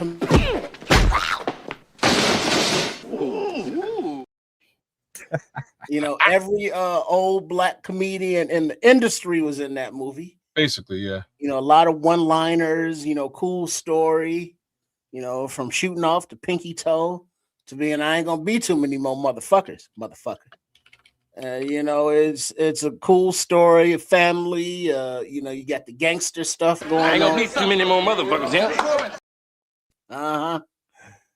You got a little romance going on with that sexy ass Redbone Jasmine guy. And she was crazy though. I thought she was in that. Is she crazy? Well, if you remember the movie. Oh, in the movie she was crazy, yeah. Oh, she was a psychopath. Yeah. But yeah, it was sunshine. Speaking of throw it up in the sky because it's so good. It's like, yeah, sunshine. I see you, sweet pea. But yeah, it was a cool movie. It was a cool story, well acted. Yeah, Arsenio Hall up in there. Hold on, time out, Trips. I don't think kids is really dug into this. What? You ain't really dug into this, have you? No, I've definitely seen this movie. It just wasn't like how many times? It wasn't my favorite movie of the time. It was all right. How many times you seen it? Twice. Okay. I gotta watch it just for like the one-liners, because there's so many subtle, background jokes that are not in the forefront, are not done by the main stars in the scene, but are just so subtle, and it's like, oh shit, that's funny as hell. Trips, this movie, like I remember just more recently when I used to mess around with the bar room. I used to be talking, we'd be in the show, be talking to Aldo about that part of the show. And some of what we do is birthed from some of what Aldo was doing over there on the bar room and movie reviews and different stuff like that. And I give him that credit, man. He made me think about that. And one of the things that I didn't like, and it's not because of Aldo was trying to be that, we wasn't talking about more black films. And I used to be like, hey man, you ever seen this? You ever seen that? And he'd be like, you know what? I'm gonna talk about that. And I kept talking about it, but we never did get around to that. That's because we parted ways. It wasn't his fault. It's just I wasn't there. But fast forward to now. Here we are on the Nomad network, and we can talk about this shit. And this is like this movie to me, Trips, kids. Like I know every single character in this movie. I know these guys. We know these guys, Trip. They have been around us our whole entire lives. We know every last one of these characters, whether it be the prostitute with the prostitutes, whether it be the hustler and the gambling and all the stuff, the wisecracking. Yeah, all the wisecracking. We know all these people, man. All of them. And so that's why it's endearing to me. This movie is so endearing to me is because I know every single character in it intimately. Like my house was Harlem Nights. The house I grew up in was Harlem Nights. Della Reese's character, that's my grandma. Who the hell put the juice back in the refrigerator done but a swallow in it? Well, drink it then. Got my mouth fixed for all the orange juice, ain't nothing but a swallow in there. I even know this. Get the hell out of here before I kick your little ass. I know all these cats, man. In a deep way.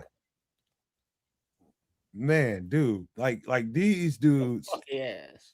So kids and Trips, to understand how I grew up is to understand a house with 10 people in there minimum. 10 human beings in there. Most of them kids, 2 adults. Everybody else is a kid, different age groups, right? I'm the little boy. And I'm seeing all this shit in real time. We got people at the dinner table after everybody get through eating, get all that shit cleaned up. Now the adults coming over there and they're gonna play cards and they're gonna gamble, they're gonna do all kinds of shit. They're gonna talk shit all night long. And it sounds like Harlem Nights, bro. It sounds just like this. Motherfucking dominoes, the spades, the bid whisk. Man, hey, Trips, I'm talking about. I learned what the word trick meant. listening to my family talk shit when I'm supposed to be in the bed asleep. Man, get your, what kind of trick you talking about? Spades trick or like trick? they playing cards trick.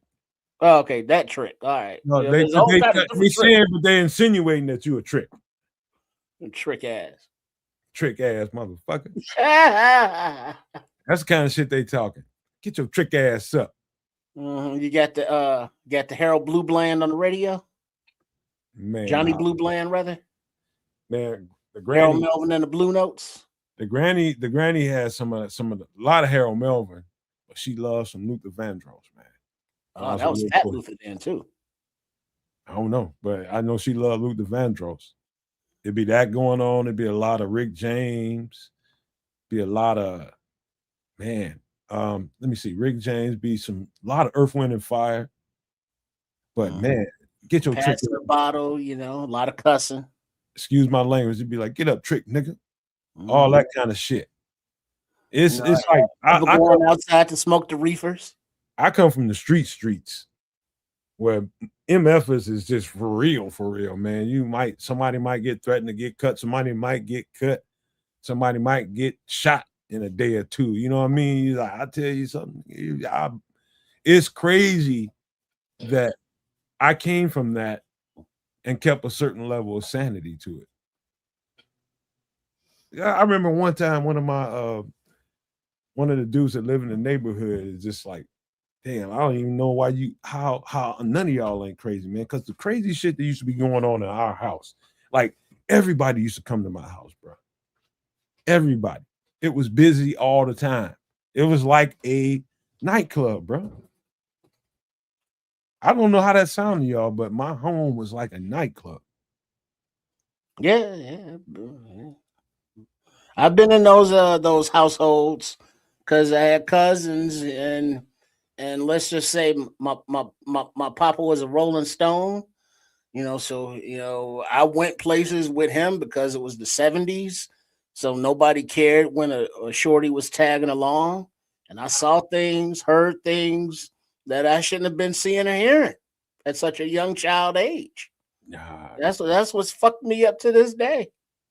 You know what's funny about it, Trips? And just put the movie to the side. We're gonna get to the ins and outs of that movie, but a lot of us can say that we seen stuff way too, or we had to grow up way too fast, experiencing things, and it's just like, damn, is everybody's house like this? It's like you don't even realize it's not normal until you get a little older and you reflect on it. It's like, but it gave you character because you didn't realize at the time that everybody around you, the black people around you, were scrambling and scraping, trying to get by. I had a different perspective because since Papa was a Rolling Stone, I grew up non-traditionally, let's say, and in the household with my aunt, his sister. So, her kids were more like my siblings, even though they were my cousins. So I had the stability, of that household because she was a school teacher, made sure I was in school and all that stuff. And then when I would go with my pops to these other places in the hood on the low end, to get the reefers or whatever, I would see how the low end lived, the Robert Taylor homes, being up in there. And it's like, oh yeah, this is ghetto as fuck, because it was actually ghetto, kids.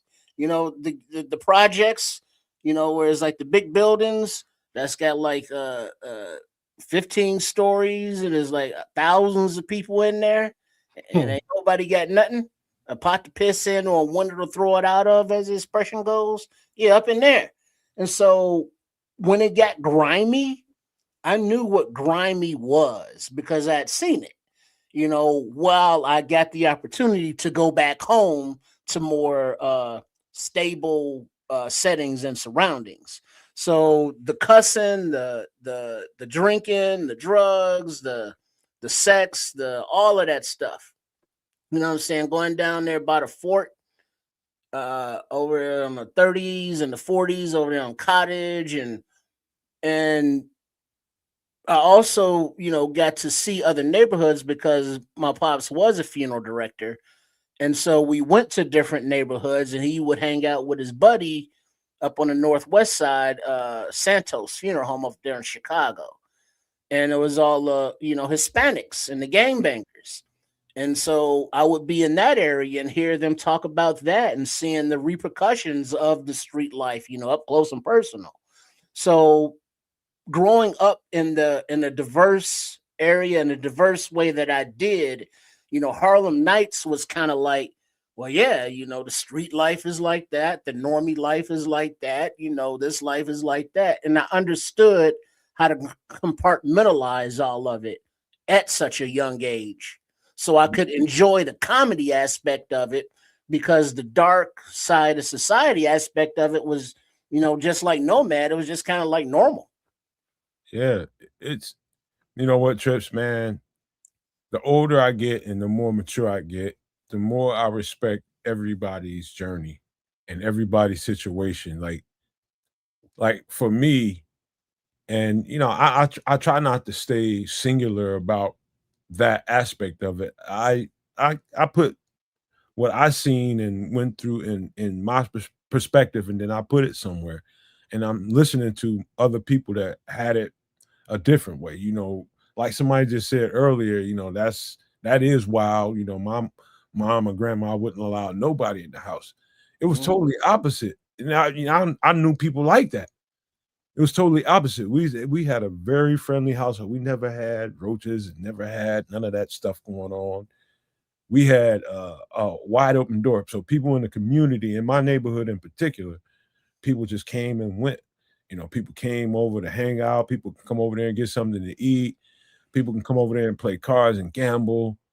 It was just a wild place, man. It was just a wild place. And the characters that came in and out of that door helped shape me. I got a wit and sense of humor that you can't fucking believe because of it. You know what I mean? You have to develop it. Around those kind of people. That's If when you you ain't, had to play the dozens. oh yeah, you don't, man. You're gonna get ate up. You know what I mean? And I wasn't getting ate up, man. It was just the wit, sense of humor, and to find that sense of humor in so much oppression and poverty is the point. Mm-hmm. That's the point of this movie. They found a way to make money in a time where there's a depression. Sweet as sugar. They were running numbers and stuff that happened in Hoodlum. They were running numbers. People were doing that. People were running nightclubs to make money, and doing whatever they had to do to survive. That's why Black people are the most durable in the world, because we're gonna find a way. But you also notice something, that the whores, were accepted. Part of the family. They weren't looked down on like streetwalkers and nothing. Ooh. I tell y'all something else off the screen one of these days, but that's very personal too. I think I told y'all that, but there's something to that. You know what I mean? I've seen that kind of life.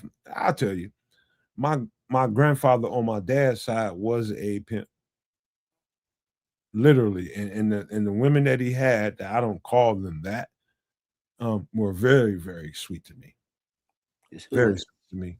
And I used to have to run and do little stuff for them. And more of this aspect of it came out in the movie JoJo Dancer when I finally seen that years later. JoJo Dancer really relates to me and my upbringing, and he had those kind of people. And I didn't know my granddad that well on that side, but when I met him and met some of the people in his life, they were so sweet, and you stop looking at them like an it.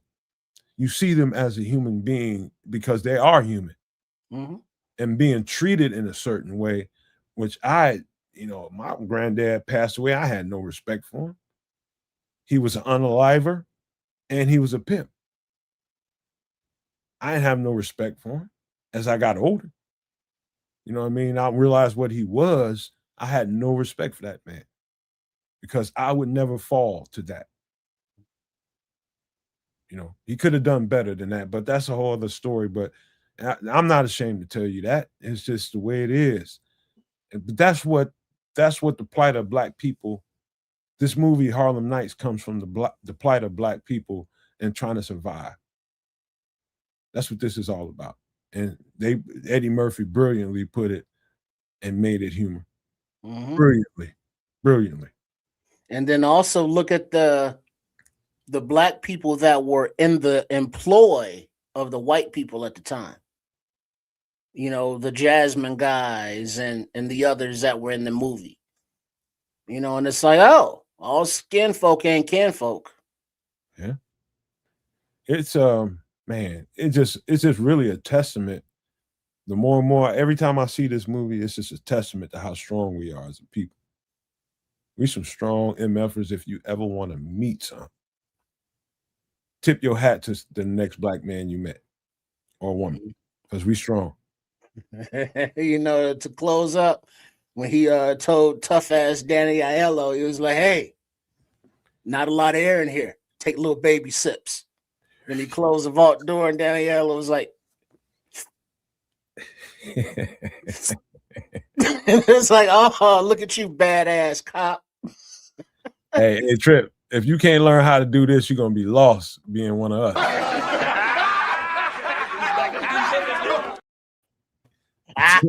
Man, so many comedians in this movie, man. So many. Your mama was a very nice lady. Hey man, this is some of the best shit I ever seen in my life, man. I don't know if I've ever seen. I guess it's like therapy to me, y'all. It's like seeing this movie made my life make sense and made me understand the humor that I got out of being in some of these predicaments, man. It's just like you can't. The average person would go through this and be like they wouldn't look at life too well. And I found the humor. You know, but then also the guidance of the Yoda figure, you know, guiding Quick, you know, the young Jedi, you know, teaching them the rules of the game. Yep. You know, so yeah, it was a good movie, and it's just funny and it's relatable, very relatable. I got so much. Like, to me, this is the best movie Eddie Murphy. So Eddie Murphy not only starred in this movie, he directed it, wrote it, and is the lead character in it. It's just so much good in here. Like every time I watch it, I notice something that I didn't notice before.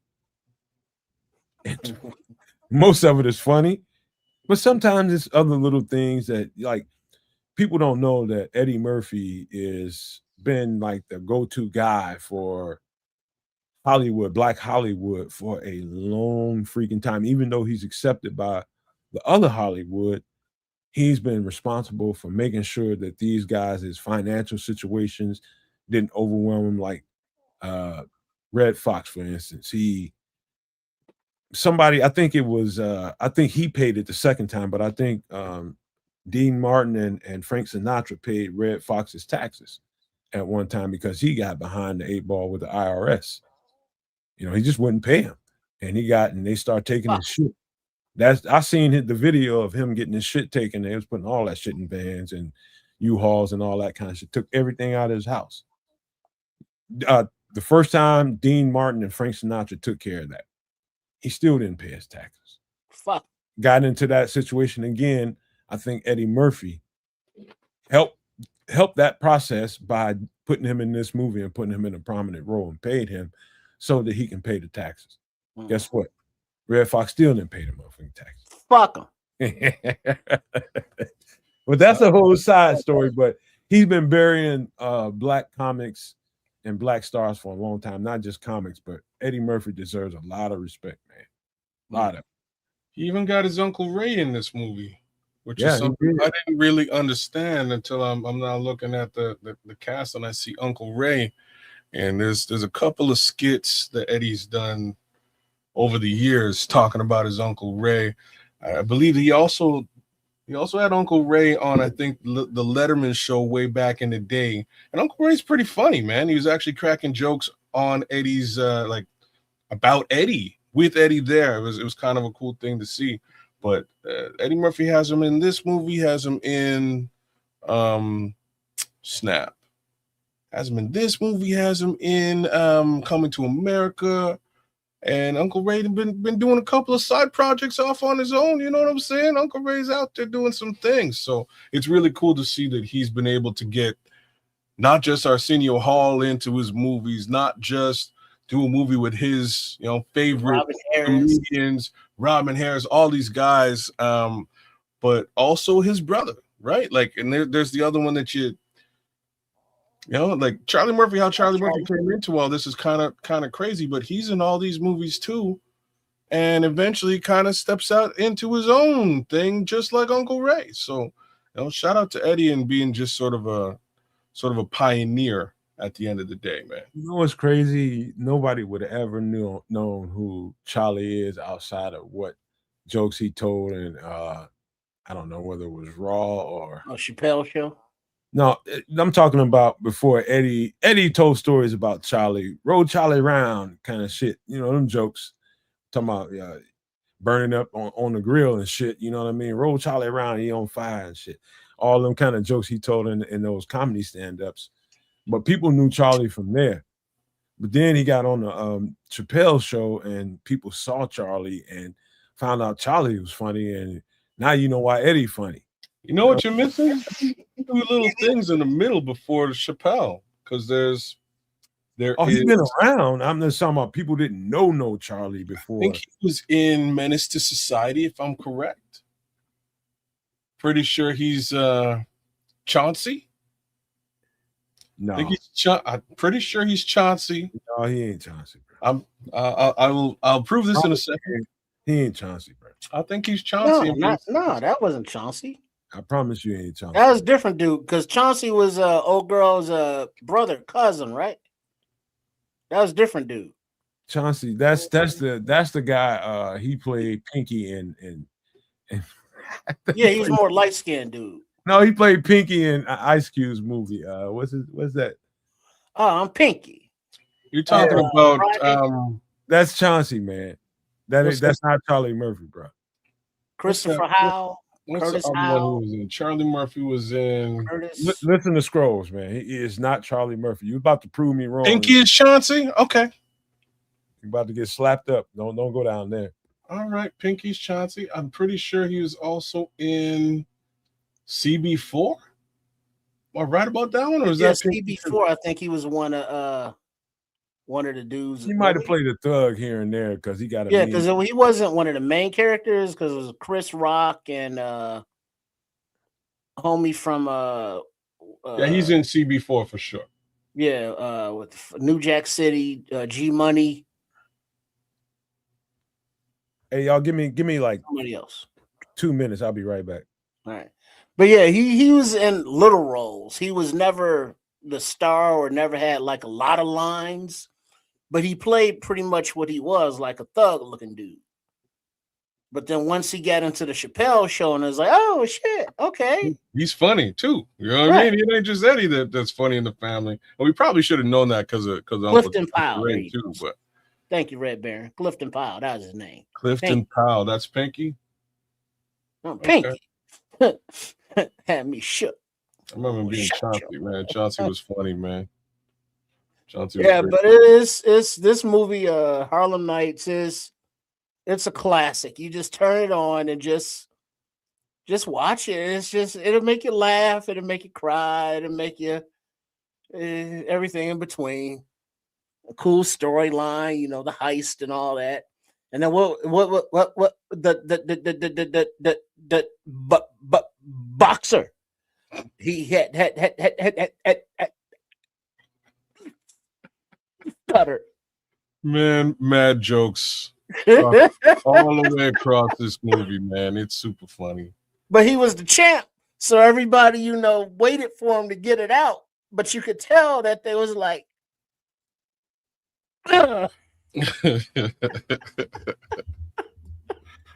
oh snap! Yeah. Oh man, that shit was hilarious. Like I said, I like this one, but personally, I'm partial to Coming to America, man. I'm a little partial. We'll get to some of them, man. But beautiful. I mean, some of the best movies, and I know everybody doesn't get our humor. I know everybody doesn't get it. Obviously, they don't.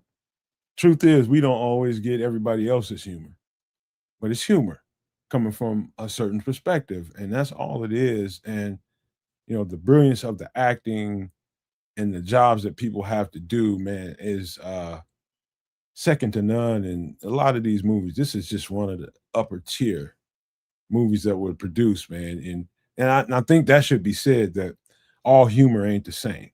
Got a lot of sarcastic humor, got a lot of slapstick kind of humor, Three Stooges type stuff that's really physical, that kind of humor. And then you got some just, slap you in your face, just Dark.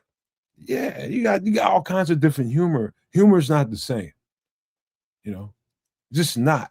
It depends on how you are. You might gravitate to a certain kind of humor. You know what I mean? So it should be said that everybody's humor is not the same. And it's not that, somebody's humor is not funny. It's just not funny to everybody. That's all. But that's it, man. That's it for the show, man. Let me get this off the screen because we got to close this. We got to close this SOB out. And overall, man, let's just start here, man. What did you guys think? Some last final thoughts before we get ready to get up out of here. Great show, I think. Yeah, great show. Covered a lot of ground. Overall, the subject matter as we do on Extra Sauce every Wednesday, 8 p.m. Central. So, as something that is different, that is now we are in the midst of, is instead of, sleeping in, kids, got to get up early and check the Twitter, see what moves have been made, what trades have been made, what players have been released, because we're in the midst of it, y'all. What players are getting traded, what salaries are getting cut, who are we bringing in for what positions, y'all? It's going down. And by the time we are together again Sunday night on Nomad at Night, that will be within the legal tampering period. So we will by then know who the team free agent wise is negotiating with, and we can talk about that then. So we got a lot of off-season content, coming up. Nomad has more dogs to add to his kennel, his draft prospects as the draft is coming up at the end of next month. And be sure you are with us for the live draft call. So there's a lot going on these three networks. So make sure you are subscribed, whether it be the Nomad Network, whether it be Keds the Canuck, or whether it be Sports Chicago Style, also known on YouTube, RRSCS. So we do appreciate you hanging out with us. Thank you for all the comments and joining us within the variety of the conversations. And look forward to being with you Sunday and talking about all of the Bears news. Kids? Right on. We'll start with some love to the chat. Slumbo Boogie, Scrolls, White G, Spirit of 7614, ATF, Pete, Castiglione, Levante Rogers was with us, AC Adam, Mr. Mayhem. Shout out to all y'all. Shout out to the Minister Charles Johnson as well. Good to see all you guys in the chat hanging out with us and spending your Wednesday evening kicking it with the crew, man. Thank you for doing that. The trip kind of laid it down. Things are about to change and shift real fast over the course of the next, I'm going to say 7 days. I think by next week, Wednesday, we'll have a good understanding of what is going to transpire, if anything. By Sunday, we should have at least some good speculation on some of that. And maybe there might be a couple of moves between here and then. So we'll know more over the course of the next, like I say, 7 days, pretty much. After that, then we'll be looking towards, as far as free agency is concerned, then we'll be looking towards the draft and getting a little bit closer to these prospects and, what's left for the Chicago Bears to sort of attack with respect to that draft. So that'll be the conversation, in my opinion, next week, Wednesday, right here on Extra Sauce. Sunday, hopefully we have a little bit of news as to what the cap looks like, because I think that's really looming. And in order for them to really get into free agency period and do the right things, they got to make some shifts, moves, and make things a bit more manageable. So I don't, one thing I'll say is I don't expect Tremaine Edmonds to be here Sunday night, or at least be with the team. That being said, I think he had a Pro Bowl caliber season. I think a lot of folks out there might agree with that. And I think they'll fetch a decent, a decent draft pick here and there out of that potential trade. So all that to say, thanks for spending your time with us. Hope you enjoyed us talking about just about everything: food, drinks, doomsday, movies, you name it. You'll see some more next week on Extra Sauce. Nomad? All right, man. Y'all covered a lot of ground and all the thank yous. I double that. I appreciate you guys, man. We appreciate you guys. And again, one of the reasons why we come here is to be able to get to a whole lot of things. And let's just say it looks like a lot of time, but it's not that much time because we talk about a lot of things, man. But let me just start with the Bears part. I do believe we're gonna have to go, unless something happens life-wise, gonna go live at some point Monday to cover some of the free agent tampering period so they can, in any of those preliminary deals, framework of agreements that might happen, we can get the, first dibs on it while we're live on the show. I plan on covering that. And if we're there, we're there. We're not, I'm gonna try. So don't hold me to that. I'm gonna do my very best to do that. And as far as the Bears go, this is probably the most comfortable and smooth I've felt being a Bears podcaster the whole time I've been doing it. And reason being is because I'm settled in my spirit about them. And I think most people are. I think most people are very settled in their spirit about these Bears. And yes, are there going to have to be changes? Yeah. Yep.